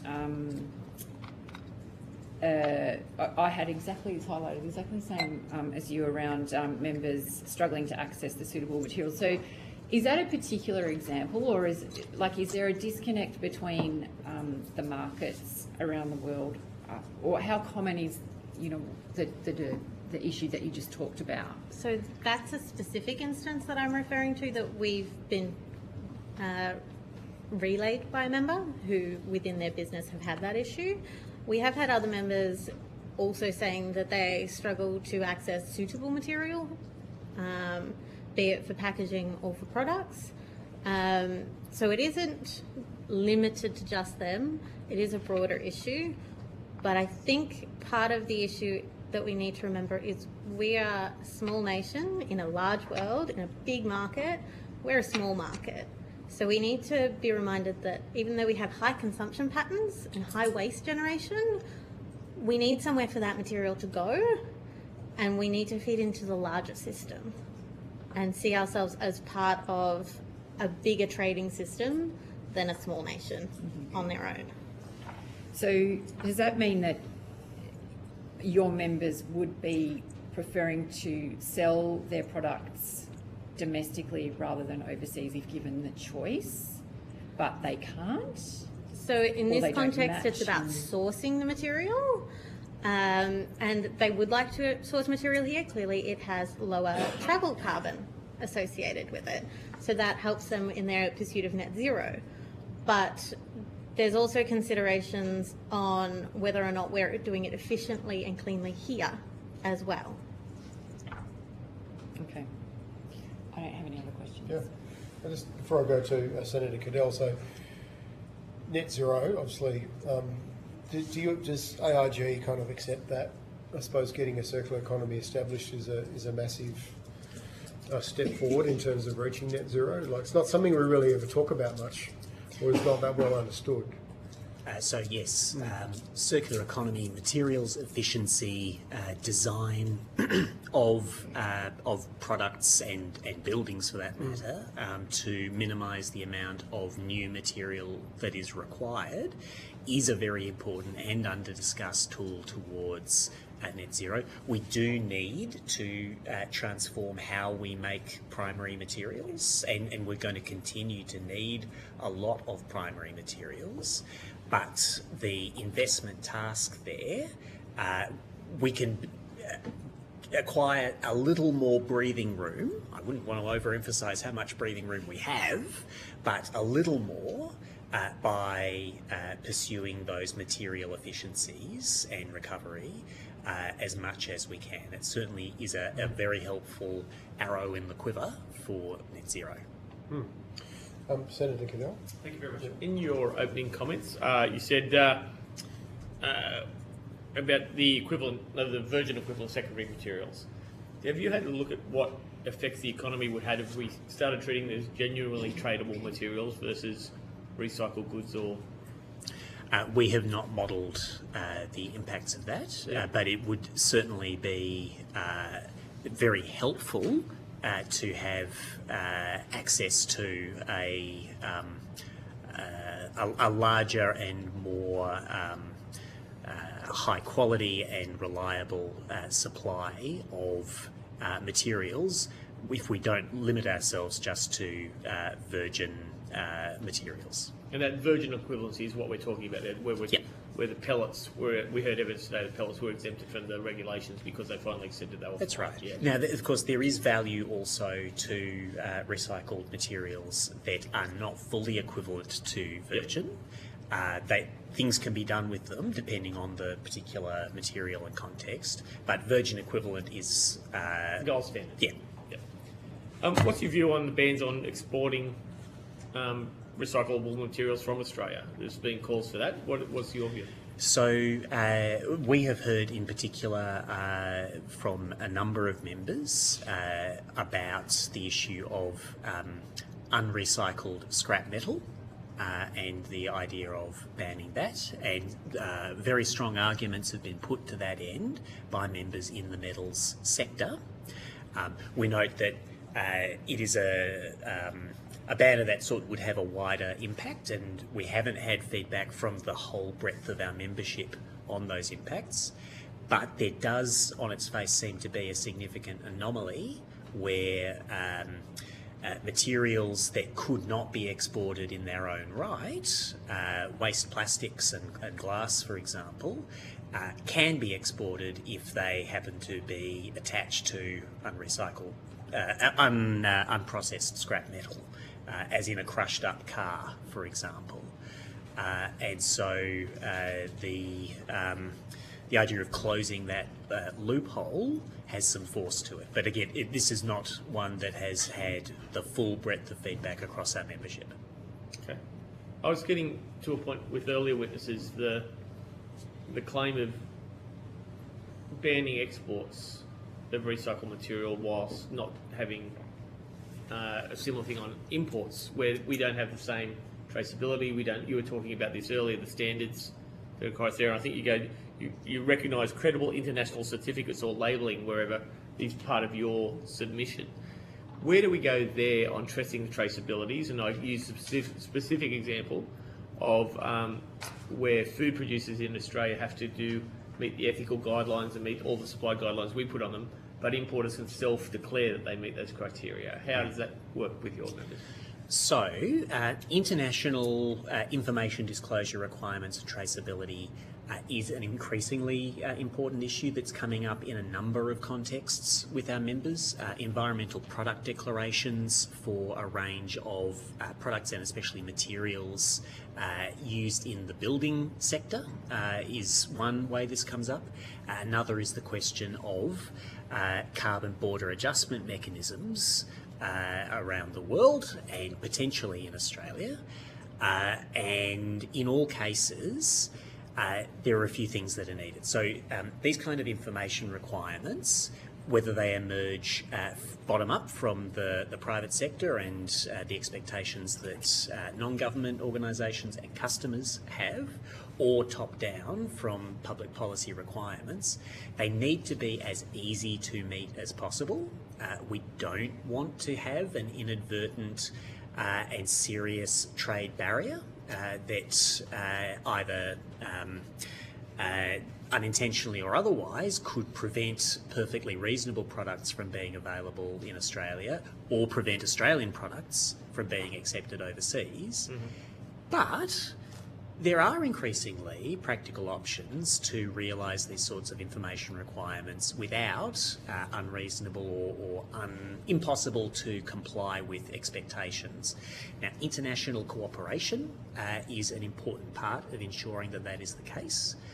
Developing shared methodologies, agreed standards, common databases, the ability to recognise each other's regulatory systems or recognise auditors accredited in one country as providing valid information in another. That kind of collaboration between nations and industries would be very helpful in making any of these impositions of requirements much more possible to achieve while maintaining the benefits of international trade, which are substantial. Maintaining standards, opening it up, keeping it the same. Yeah. My concern is mixing another inquiry I was meant to be at, but chose yours over this on the Ukraine inquiry. An interesting one we heard on the Ukraine inquiry. Even though best intentions, laminated veneer lintels are a wooden thing that go into building properties, and with the Russian import bans or restrictions, what they've noticed is Chinese LVLs now include 25% Russian wood. They're not on the inside, they're in the interior laminates of that. So keeping that standard, where countries that don't sign up to your network or sign up to these international stuff can be included in products of other countries. That's my real concern. Yeah, so you need a degree of confidence in the information that is being reported, and you also need a consequence or at least a default approach if the information is not being reported or it's not trustworthy.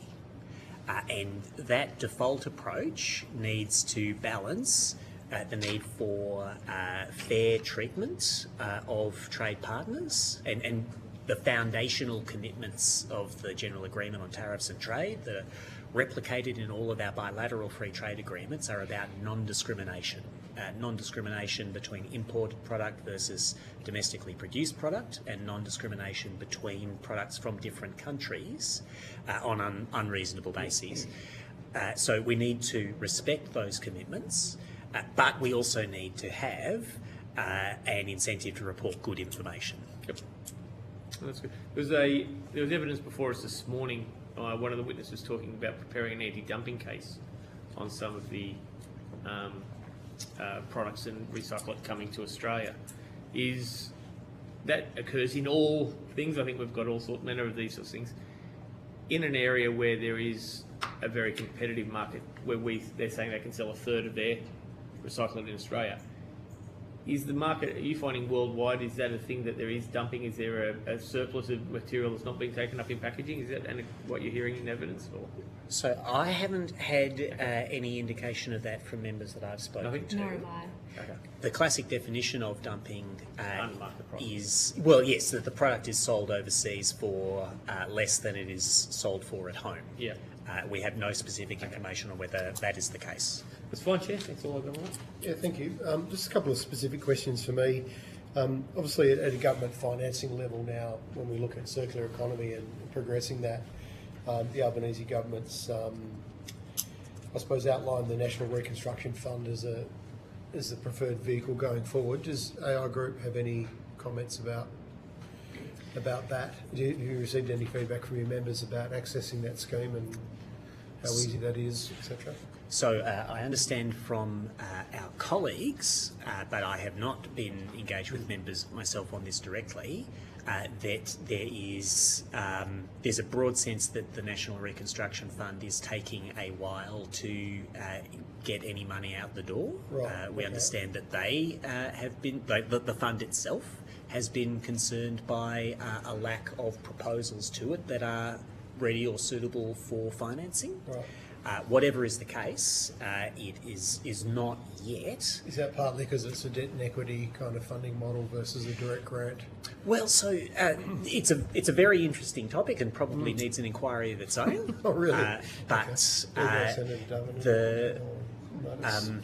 the Clean Energy Finance Corporation has a long and largely very positive record, despite having a structure that requires it to offer really only slightly below commercial terms finance and a fairly conservative overall investment directive from government. It has made a real difference over the years to the deployment of renewable energy in Australia. And the NRF has broadly, as we see it, a similar model. That model is not suitable for solving every problem, but it should be able to make a positive difference. But it's early days and it's been taking a while to find its feet. Okay. We'll watch that one with interest. The UK put a tax on virgin plastics, so that by default there would be an adoption of recycled content, recyclate in local content, so to try and level the playing fields in terms of cost. Does AI Group have a view on whether it's a tax or a levy or any kind of financial? It actually genuinely has been a consistent proposition in many of the submissions across interesting industries that we've received. So, does your group have a view on that? So on the specific method of a tax on virgin plastics, we do not have a position at this time. Okay. But we certainly recognise that if the policy thumb is not on the scales somewhere, whether it is lowering the cost to an intermediate user or an end user of a recycled or recovered product, or raising the cost of a virgin product, if that difference is not made somewhere, then we will not see the levels of circularity that we're all after. Now, what should the design be? What should the rate be? Another inquiry, perhaps? Well, they would certainly need Probably need a one. lot of investigating. Yeah. And again, the right settings are probably going to be different in different contexts. So for food packaging and products, probably different answers to highly specialised products of the chemicals variety my colleague was referring to. But we would be cautious about making bold declarations of what's the right level and way to change the incentive structure. But the incentive structure does need to be changed because there is not a sustainable business model today in recovering most plastics. On page 3 of your submission, you say it's important to acknowledge the role that voluntary product stewardship and state-based mandatory product stewardship schemes such as CDS have played in shaping the circular economy landscape to date. You've said while some voluntary stewardship organisations have struggled through this challenge like free riding, others have been successful. Can you give us some examples of product stewardship, the voluntary scheme you think has been successful? I think Mobile Muster has been largely successful. They have brand recognition, they have volumes, and they have all the telcos on board. So they've actually drawn in a lot of the stakeholders really well and are doing a decent job. Clearly, we would like an SEEE scheme, which would potentially subsume them in the end, but they are doing a good job for the many years that they have been in operation. Okay. But AR Group acknowledges that CDS schemes have been pretty successful or very successful. Yeah, look, if we talk about what New South Wales has done through their, I think it's Return and Earn, they've been very successful over the last few years that they've been in operation. They are driving real numbers, and while 2 out of 3 streams, I believe, are exported, they are actually doing very well for collections and also with the community engagement. Yeah. Okay. I'm very pleased to hear that. As someone who's campaigned for nearly 20 years to get them around the country, I'm very glad to hear that. It was certainly a long saga. Oh, sure was. And a complicated one, emerging at different times from different jurisdictions. And I think in retrospect, most participants in that whole saga would rather have a single national. That was going to be scheme. my next question. I mean, I didn't get a chance to ask the last witness this, but it does seem like now. Do you have a view on whether we should have a national scheme? But, I mean, I know it's going to. I can't see how it's going to be at all possible in the next 50 years. But harmonisation is hard work. Yeah, at base, we always advocate for harmonisation of any system that there is multiple of in Australia. Having 7 systems isn't ideal, no. But where we can get harmonisation, it's very similar to the arguments around waste collection and harmonisation of curbside. We really need harmonisation to simplify the system, particularly when we talk about the CDS for reporting requirements. Because at the moment, beverage businesses report to every single jurisdiction that they're selling in. There is some deliciousness to that irony that they have to do all that now, because after all the years they tried to disrupt and stop these schemes from happening. Well, we had a bill for a national scheme in 2012 that they strongly opposed. So sorry, I'm speaking my mind now. I'm not being a good chair. Could I ask, just with your membership though? I mean, across the 60,000 or so businesses that you represent, how many of them would be like in the waste industry, recycling, manufacturing, and brands? Do you have a representation across all those sectors, or is it more specific? We do have members in recycling. We have members in waste handling and management. The vast bulk of our members are not waste handlers. They are businesses in manufacturing or construction or logistics or defence, a whole range of sectors. The services. Services sector. and so it's broadly our perspective is that of industry as a whole, but we welcome the perspective from our waste industry members. Okay. Can you elaborate on the elements of your submission that speak to domestic recognition of international certificates and labelling provisions related to material origin, recoverability and recovered content? So there are third-party certifiers for recycled content. They do traceability. You do have to opt into them. Yep. But once you're in that system, clearly it delineates who you buy from because you need that traceability to continue. So these systems are out there. They are moving across borders, but there's somewhat of a lack of recognition that they exist, and we seem to think in Australia, not just in this area where we've created a voluntary traceability framework, but across large swathes of government, that we need unique traceability every single time we have a new traceability challenge. Right. We do traceability in other sectors very well. So we need to apply learnings where we can to minimise the complications of designing a new framework every time we want to do new traceability. Okay, so they would help waste reduction efforts and increase recycling rates if we...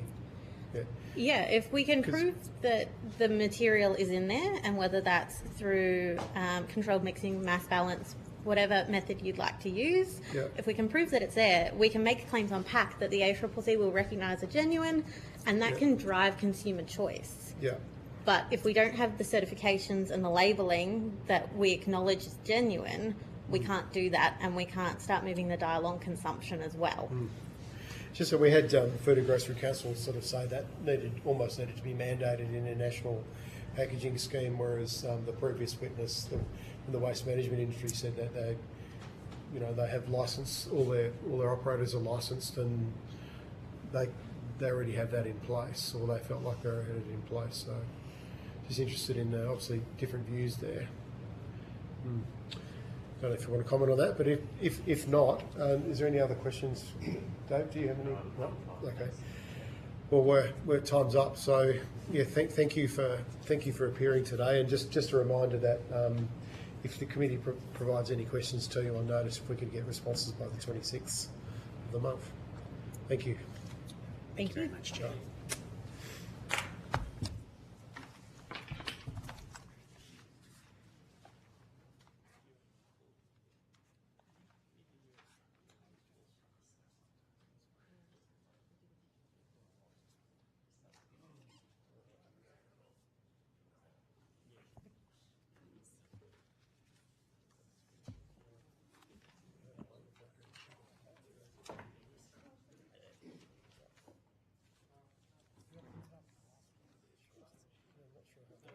Sorry, no,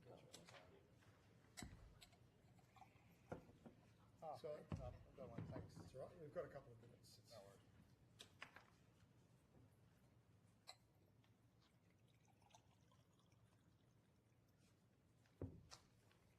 So I now welcome representatives from PACT Group.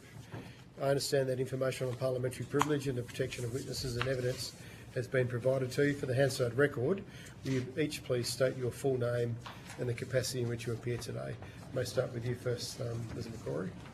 Yes, so my name is Siobhan McCrory, and I'm here as the Executive General Manager for Sales Marketing Innovation for PACT Group. Thank you. Andrew Smith, Executive Advisor, Circular Economy. Fantastic. And would one of you like to make an opening statement, and then we'll ask you some questions? Yeah. 4 minutes, okay? Yeah, 4 minutes is good. We can go to 5 if we have to. Right. Then I've got a buzzer. Okay. So thanks for the opportunity. Thanks for the opportunity. I've been in this industry 30 odd years, recycling, packaging, waste, sustainability. So really welcome the opportunity. And similarly with Siobhan, 15 years with PACT and a long career in FMCG retail before that. So yeah, thank you for the opportunity. So PACT is a leading integrated plastics packaging, reuse and recycling company. So we play a critical role in the plastic circular economy in Australia. We hope to share some insights today that can help inform policy and to ensure we build a strong circular economy. Particularly, it's a really important issue, particularly when you think 1.3 million tonnes of plastic packaging is placed on market each year. So it's really important to get this right, just for the community, for society, for all of us. I'd like to just quickly touch on 4 key areas required for a successful circular economy. And if you don't get these 4 right, you will fail. And we've seen that happen. We've seen market failure. So there's 4 key, you can break it down to 4 key areas. You must have security over raw material supply. You must have access and availability and security over raw material. If you haven't got the raw material, you're not in business. Okay, so when we think of, when you put in your bin at home, you probably think of it as waste, or you go to the container deposit. For us, that's a resource. If we haven't got that resource, we're not in business. And government policy has partially addressed this issue by supporting curbside systems, container deposit, but also with the waste export ban. So the material will stay on shore, but we still need a hell of a lot more. The second element is then, once you've collected the material, you've got to have recycling infrastructure to convert that into high-value, high-quality materials, replacing virgin materials in the supply chain, and you need to do that at scale. Again, with the help of some government grants, Recycling Modernisation Fund and other grants, we've been able to put on 75,000 tonnes of capacity in the last 2 years for post-consumer plastics, with investments of $150 million with ourselves and partners, and about 10% of that from the Recycling Modernisation Fund. But again, if you look at the plastics that are recovered, less than 200,000 tonnes a year, 1.3 placed on market, we're not touching the sides there. So there's a hell of a lot of additional capacity required.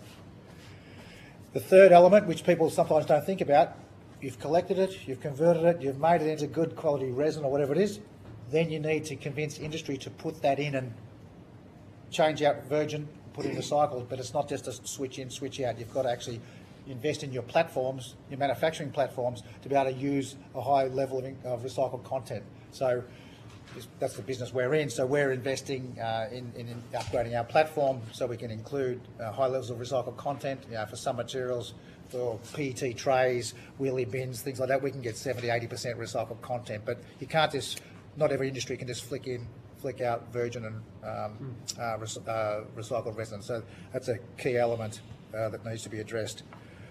And again, government has given some funding around modern MMI funding. We're actually lucky enough to get a little bit of that to help some of our platform upgrade in dairy and thermoforming and other segments. So government has helped 3 areas, 3 of the critical areas partially in some shape or form. But the 4th one, which is the big one, right? And then the key element of the jigsaw is demand creation. Okay, if you haven't got you've heard all this probably all day, but if you haven't got the demand, if the brand owners, the retailers and the consumers aren't playing their part by demanding it and pulling it through, it's just a nice to have. It's not a must have. And then you're just relying on the goodwill of industry and others to drive it. And we've seen that hasn't happened. If you look at that 1.3 million tonnes placed on market, less than 5% is recycled content. 95% is virgin. Less than 5 is recycled content. And we've got, but pleasingly, the government's going to bring in national packaging laws to set prescriptive standards around design, circularity, recoverable, reusable, recycled content. But that's the critical pace for us. Mandated minimum recycled content. If you need regulation to drive that demand, and without those domestic recycled material, the recycling system cannot work. Stating the obvious. So eco-modulation, we were lucky enough to be in Europe and happy to share some insights if we've got questions later. We were in Europe back in May and saw lots of different systems, eco-modulation systems throughout the EU. So we've got some insight into how that may play out in Australia. We do need eco-modulation that will advantage the domestic market. The government's put money into the recycling systems, the infrastructure, the platforms. Now we need the demand to sustain that. So I think that's probably enough, Siobhan, unless I've touched on anything. I think my time is up. So thank you for that. But He's got his hand on the buzzer. Yeah. So thanks for the opportunity. Yeah, great. Happy to take questions. Yeah, thank you. I might just kick off, if that's okay, with the committee. Actually, do you want to just explain, just briefly, what, for anyone listening, what eco-modulation means in the context of... Okay. So you're a packaging manufacturer or a brand owner. You want to use 100% virgin resin, non-recyclable material, multi-layer, and it's really tough to deal with. You'll get a higher fee. Whereas Siobhan, a very sustainable design, she's got recycled content, local recycled content, single layer, very recyclable and curbside, there's infrastructure, she will pay a lower fee. And so eco-modulation will... Fee to who? Fee. Brand owners will pay a fee, or everyone who places under eco-modulation in Europe or around the world, brand owners pay a fee to place the packaging on market. To broadly cover the cost of dealing with it, either through landfill, it depends on the country. So in the UK it goes to government through HMRC. In various countries in Europe it will go to different bodies to put in the infrastructure, pay for the collection, pay for education, pay for technical bodies to help in design and education, and then pay the waste recyclers, remanufacturers to get it back through. So it's a variable levy of sorts. Yes. It can be, yes. It can be, okay, or fee. Oh, right. Because one question I had was, well, I might as well ask it now. I mean, that would include the UK, the tax on virgin plastics then? Yes. That's what, 15%? No, so they've linked it with inflation. So it started off as a £200 a tonne tax. Right, okay. If you didn't get 30% recycled content in your pack. Right. So correct. Per widget. So, and what I would say as a frequent returner to the UK, and as Andrew said, we were there in April, is that the conversion of market at mass since they put that tax in on product on shelf for use of recycled content has been phenomenal. Really? So the industry has turned very, very fast. So it has addressed the concept of demand. The question then is, they're collecting it through corporate tax into HMRC, which actually means the governance over data and it actually being administered in a tight way is good. The question then is making sure that the fees that are collected go back to fund the infrastructure that's needed. There's still a lot of recycling done outside of country. There's nothing really supporting domestic generation of the waste. It's still being exported. So there's gaps to close in the system, but there's a lot about it that works. And it's quite a blunt instrument, but one other downside is it creates a ceiling at 30%. People aren't going to... You're not going to go to 50% recycled. If they don't have to, whereas they get to the 30 and don't pay the tax. And so there's pros and cons. Blunt and effective, but there's some other unintended consequences. Okay. And just how's the industry responded over there? Like how's the recycling industry or the manufacturing industry responded to tax? Were they unhappy when it was brought in, or did they kind of accept? It was, so my understanding when Michael Gove put it in from conception to being implemented was 6 months. So it was one of the fastest pieces of legislation. So industry didn't really have a chance to debate. It was done very fast, yes, and without consultation. But they've actually solved a lot technically. Right. So I think what you see is pace. Yeah. And I think you actually see a lot of brand owners who've actually solved a lot of the issues because they've had to. It's not perfect, but it's gained ground. Okay. In your submission on the first page, you mentioned we have a vision to lead the circular economy and have set a target of eliminating all non-recyclable packaging that we produce and offer an average of 30% recycled content across our plastic packaging portfolio by 2025. Obviously, APCO's target, I think, was 50%, but that was across all all packaging. substrates, yes. Correct, was across all substrates. You mentioned that there's less than 5% recycled content in packaging.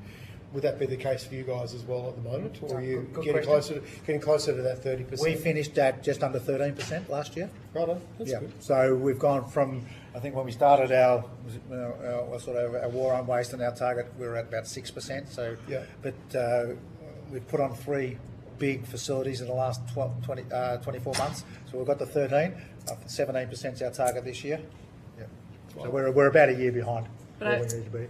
I would also say, in addition to getting access to the recyclate, the ability to include it back in packaging at scale is phenomenal. So we would make most of the dairy and milk bottles in the country to actually work with brand owners to be able to food grade with a food grade recycle plant and have all of your moulding machines capable of handling the material nationally. That's 7 sites just in dairy that need upgrading for those machines. That's plastic bottles you're talking about there? That's a good example for folks who may not know that. In the UK, they have the similar type of milk bottle, HDPE natural milk bottle. 2 litres, 1 litre feels like a different material. Sometimes it's PET. Sometimes there's a clear one. It looks quite nice on the shelf, but predominantly it's HDPE. Yeah. In the UK, for about 14 years, they've been getting up to 35% recycled content back into that bottle. Nationally. Nationally. Yeah. And in Australia, we have Zero. basically zero. So that's a 60,000 tonne market.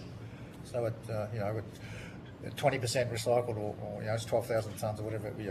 So that's a huge opportunity. Yeah. Well, so what follows on from my next question, we heard from a witness earlier this morning that they said that they had a big surplus of recyclate that they couldn't sell because of that lack of demand. Do you have a similar problem? If you're up at 13% now, I'll start and then So it depends. Plastics ain't plastics. So if in PET, with our joint ventures, we're quite fortunate that we've got partners for offtake. So we've got for the Albury plant, where predominantly we've got a good offtake partner with Asahi, taking probably 70% of the material, 75% of the material. And in the Altona plant, for PET, we've got Coke, CCEP, Euro Pacific Partners as an offtake partner. So for PET, our offtake is quite solid. And we've got Pack Group also taking PET to make thermoform packaging, trays, meat trays and protein, bakery, that sort of stuff.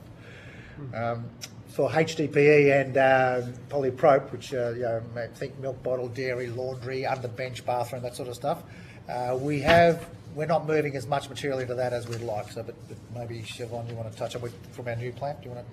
Yeah, I think demand comes when the regs set in. So at the moment, there's no requirement. And, the elephant in the room is there is a price difference between recycled content and virgin.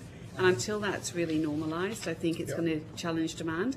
I think as well, for some product applications, we've only just recently been able to get recycled content into dangerous goods, and the regs did change around that. So, as Andrew said before, it's not switch in, switch out. For food safety, for dangerous goods, for some end applications, the testing is quite onerous. So you do have to make sure that you absolutely have got full traceability. You know where that material's come from. If it's food grade, you actually need to know the source and to be able to qualify under your FDA approval. So it's I would say recycling is a very broad term, and it really does depend on your end application. Okay. I do have lots of other questions, but I may go to other senators now. Senator Darmanin. In your submission, you made some comments about Future Made in Australia, and just some, there's, you've suggested that that we can use that to turbocharge the economy. Can you talk a little bit more about that, and what are your ideas there in a bit more detail than what's in your submission? Yeah. I'll open the batting, and then Siobhan can come in first drop. So we were quite successful, not huge grants, but we were quite successful getting grant support from federal government and state government for some big projects for the RMF, Recycling Modernisation Fund, and the MMI. Now that funding seems to have disappeared or shrunk, and it's also some big licks of it have gone into different segments, and so I'm not sure whether there's going to be much there. So I suppose we believe that the future, the Made in Australia, those funds may be accessible for some of the platform upgrades. We spoke about the 3 elements. We still need to spend a lot of money upgrading our platforms, as do others. But Siobhan, you're probably closer to the funding. Yeah, I think when we think about the circular economy, I mean, the stats have been shared many times. It's really a 3-to-1 ratio for jobs that would, 10,000 tonnes going to landfill versus circular economy. I think as well, there aren't many scalable manufacturing roles left in Australia. And one thing that we have found is certainly with waste and waste recovery, recycling and packaging manufacture is very, very defensive. So even with COVID, it was an essential service. It's growing, and I think it's an area we do see as future generation opportunities that will always be needed onshore. And it's an amazing opportunity, I think, for jobs of the future. So as we kind of think through funding sources, I think the cost of conversion for the whole industry is enormous. We're actually going from what I would call waste converters to resin manufacturers, and the technical skills needed to do that. To what, sorry? Resin converters. So these are very. You need material scientists. You're in the food manufacturing supply chain, so it's not just industrial plastics going back into a wheelie bin, which is very forgiving, and you're putting it back into food packaging that we all have here. So it's highly technical. Lots of green collar jobs. We're the country. We're a net importer of plastic packaging. Okay, but now we've got policy to keep it onshore, so we have to deal with it here. We have to have the sustainable platforms here. We're getting waste from all over the world coming here. We need to deal with it, and we need the local market to sustain it. And just another question about the national packaging laws. I think in your submission again, you talk about being engaged in consultation. Is that right? Or how? So we've heard some varying reports about the consultation around this reform. What would you like to see coming out of that consultation, and how has that been going from your perspective? Do you mean in terms of outcomes? Yes. I think the way we've been heavily involved in the consultation, so I think we found that extremely positive. I think our expectation is that we would land on some minimum levels of inclusion of recycled content that can ratchet up as the industry gets ready. I think we do need some mechanisms to bridge the parity between virgin and recycled content. I think we also need an ability to ensure, to be really honest, disaster for us is a market failure where you potentially are bringing in something for food grade that hasn't got its traceability right, and we have a major scare. That is absolutely an unrecoverable situation for brand owners and confidence in the industry. So I think whatever we do with traceability, whatever we do with ensuring that domestic investments are protected. We are talking hundreds of millions of dollars of investment, which, as one business, we've already made. But that's a good. This is probably useful for you to think about the scale and what's required. The ballpark number is $2 million investment for 1,000 tonnes of recycling. Okay, so if you just quickly do the math, 1.3 placed on market, we're trying to get to 70%. So let's say 800,000 tonnes we have to collect and process. 800,000. At the moment, we're doing 200,000. So we've got 600,000 tonnes not being collected, but we need to build capacity for and collect. 600,000 times 2, it's 1.2 billion. So the scale, the challenge is enormous. Yeah. So then to do that and sustain it, as Siobhan said, we need, and I mentioned earlier, we need some sort of eco-modulation to help bridge the gap between virgin, in our case resin, and recycled resin, which is it's typically 10 to 15%. It's not huge, but that's where the eco-modulation could really drive and sustain the local industry. So can I just clarify that figure then? So the 600,000 tonnes, is that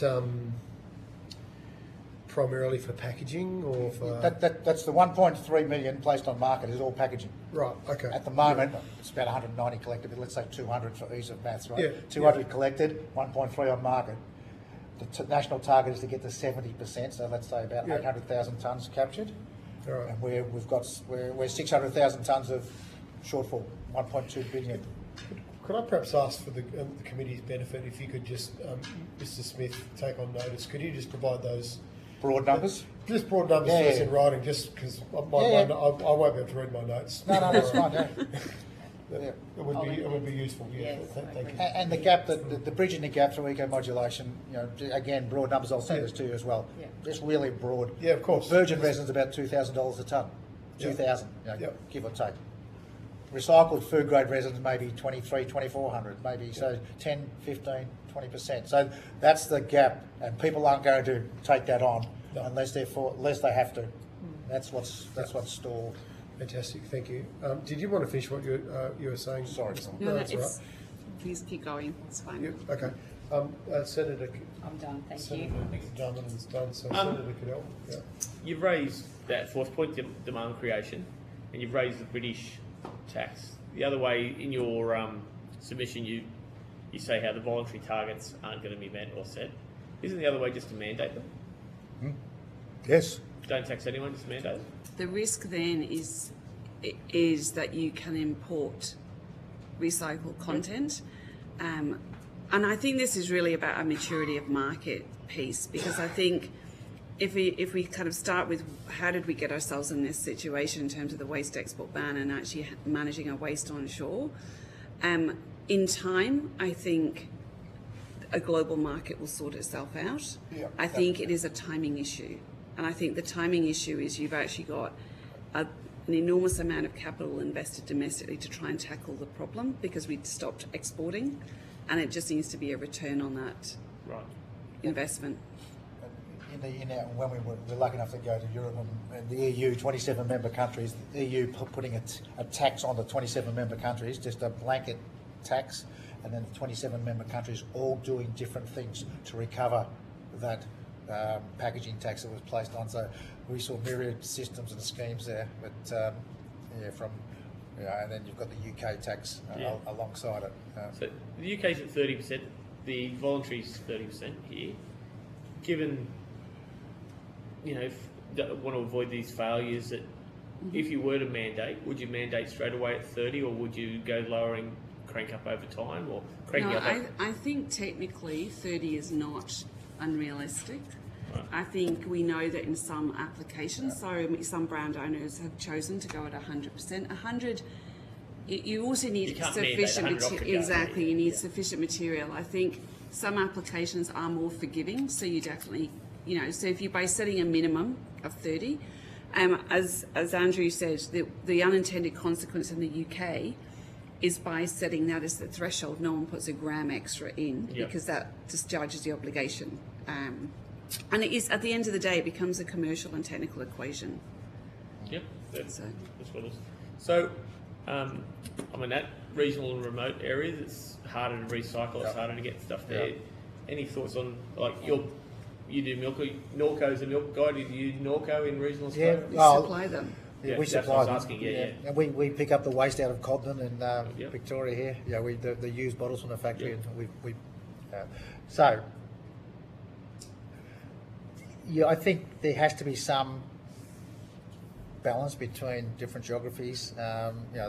If a material, again, try to make this real for you. We love real. We love plastic milk bottles squashed in a bale, 500, size of this desk, squashed in a bale, right?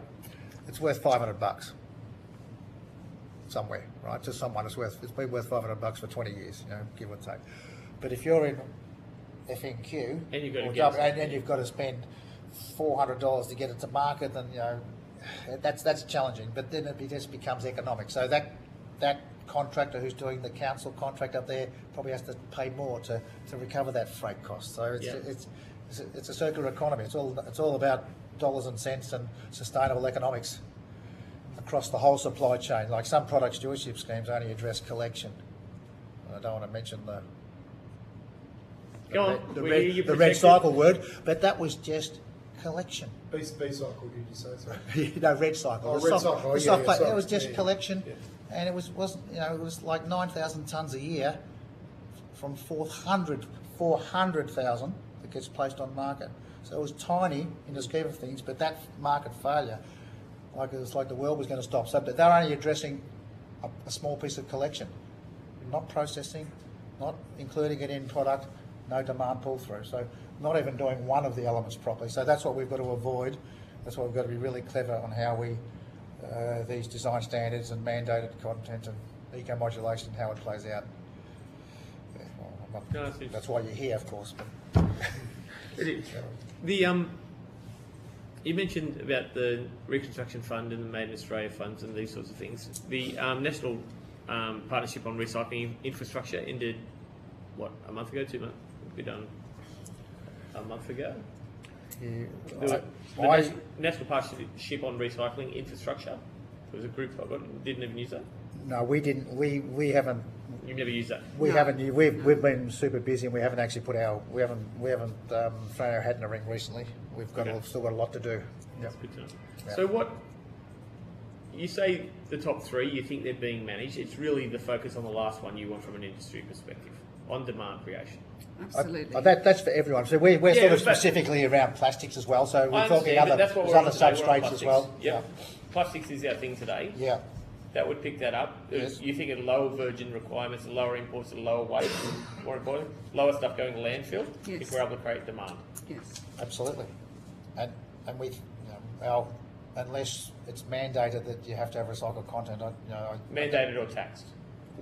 Yeah, either Well, or. both. You probably need to do both, because if it's you need to do both. Why? Well, if you're going to bridge, so if you so what's the penalty of not? So We can't sell it. Yes, but then if you look at, you could just pay the fee. So if you say you're doing one or the other, so in the UK, what happened? Some companies decided just to pay the tax, but actually didn't solve anything. So you probably need to do both. But if we're about reducing overall, we don't want them just to pay the fee. We want them to have to. That's what I'm saying. So But if we remove the option, they can't do it. True.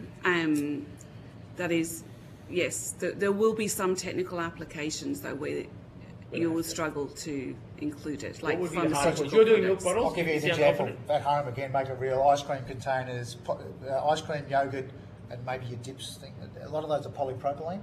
There's no food grade recycled polypropylene at scale globally. There's none. There's none of it. So could you use something else? Could you use? You could move to other substrates. Right. But because polyprop is an excellent material, so sometimes you don't want those unintended consequences. That industry probably requires time.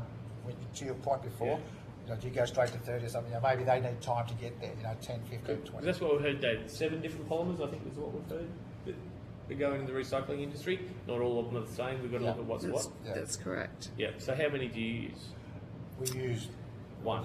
Predominantly three. PET is number one. Yep. The recycling code for high density polyethylene is number 2. Yep. The recycling code for polypropylene is number 5. So we use, again, broad numbers, we use about 200,000 tonnes across our network. We consume 200,000 tonnes of those 3 polymers across our manufacturing network. Predominantly HDPE, polypropylene, PET. Okay. One of the things we heard today was about the mix of materials making it hard.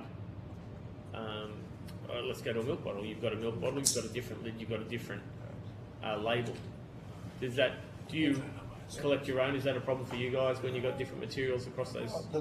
In that example, the lid is typically the same material, but it's a different colour. So sometimes that blue, when you go blue lid, yellow lid, red, different brands. Some light skim, full cream. Part of the industry is moving to a natural coloured cap to help that. It's the same polymer, but you don't really want those colours in the thing. The label is an issue. You want labels that can come off easily without the glue going into the water. So there's issues around labelling that industry needs to resolve to make it easier for recyclers. Yep, but you do both. So you do some of the recycling yourself as well as. Oh yeah. This is an interesting mix because we haven't had that before. We've had recyclers, we've had producers. Yeah, we're probably maybe a third of the dairy market in Australia. Yeah. And New Zealand. We're, But across Australia and New Zealand. even you find problems with contamination because of your labels and stuff like that. You've got to handle it a different way. Yeah, And but the we colours. don't do the label. The brand owner or the filler typically does the label. Yeah, okay. So we supply the bottle, and then they fill and label and out. Yeah. And then we get it back through curbside. You get them back with label or without label? With label. So you've got to get them off. Yeah, we've got to get it off. We've got. If you want to come and see our facilities, we've got. Where are you? Laverton, Altona, and Albury. If they're the big three that we've got. Yeah. Okay. Thank you, Chair. Thank you, Senator Cadolso. Just on that point about you get your milk bottles back through curbside, Mr. Smith. So in your submission, you mentioned you'd like milk bottles included in CDS. So they're not collected in any state. Plastic milk bottles, No. like under CDS. Oh, they've been in curbside for 15 years now. I think. Yeah, I'm just wondering why they weren't included in CDS.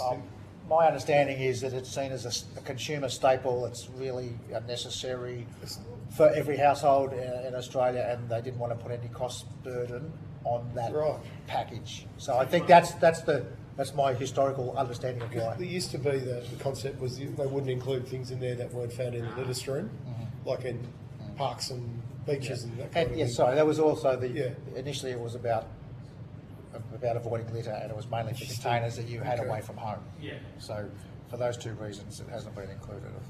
Righto, okay. Just there's one last question for me.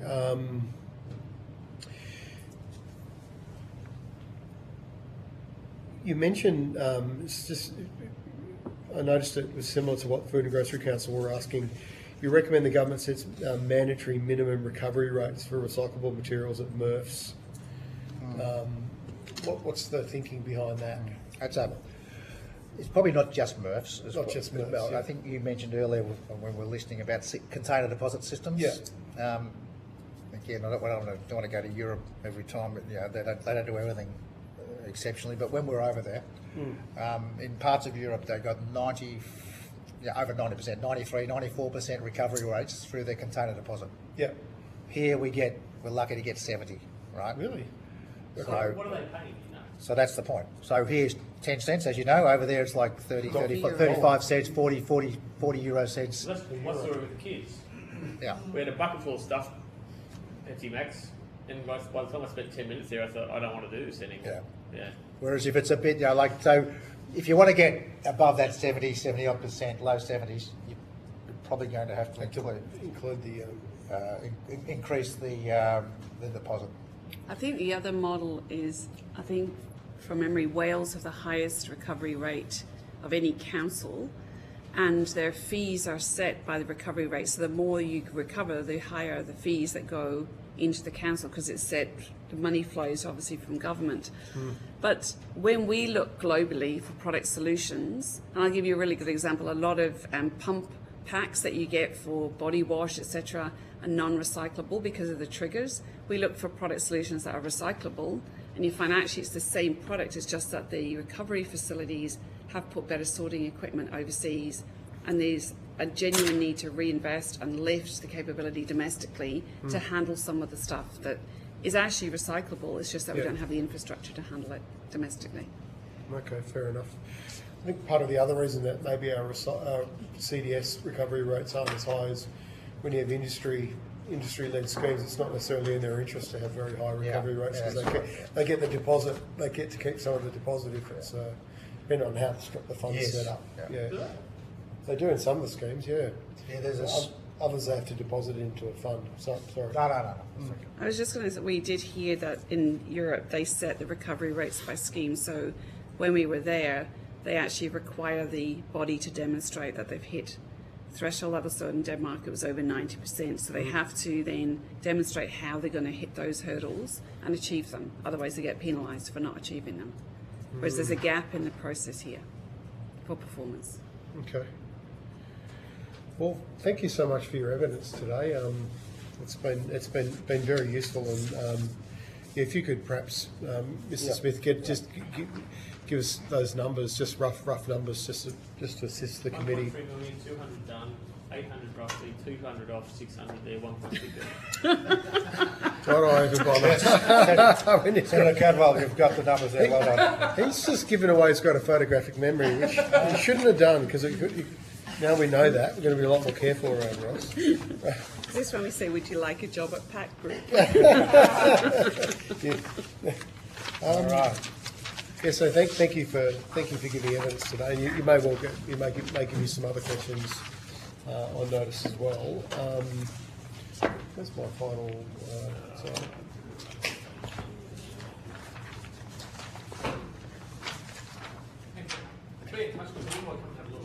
Yeah, where are you based? Okay. And when next time in Melbourne, just contact me and I'll meet you out there.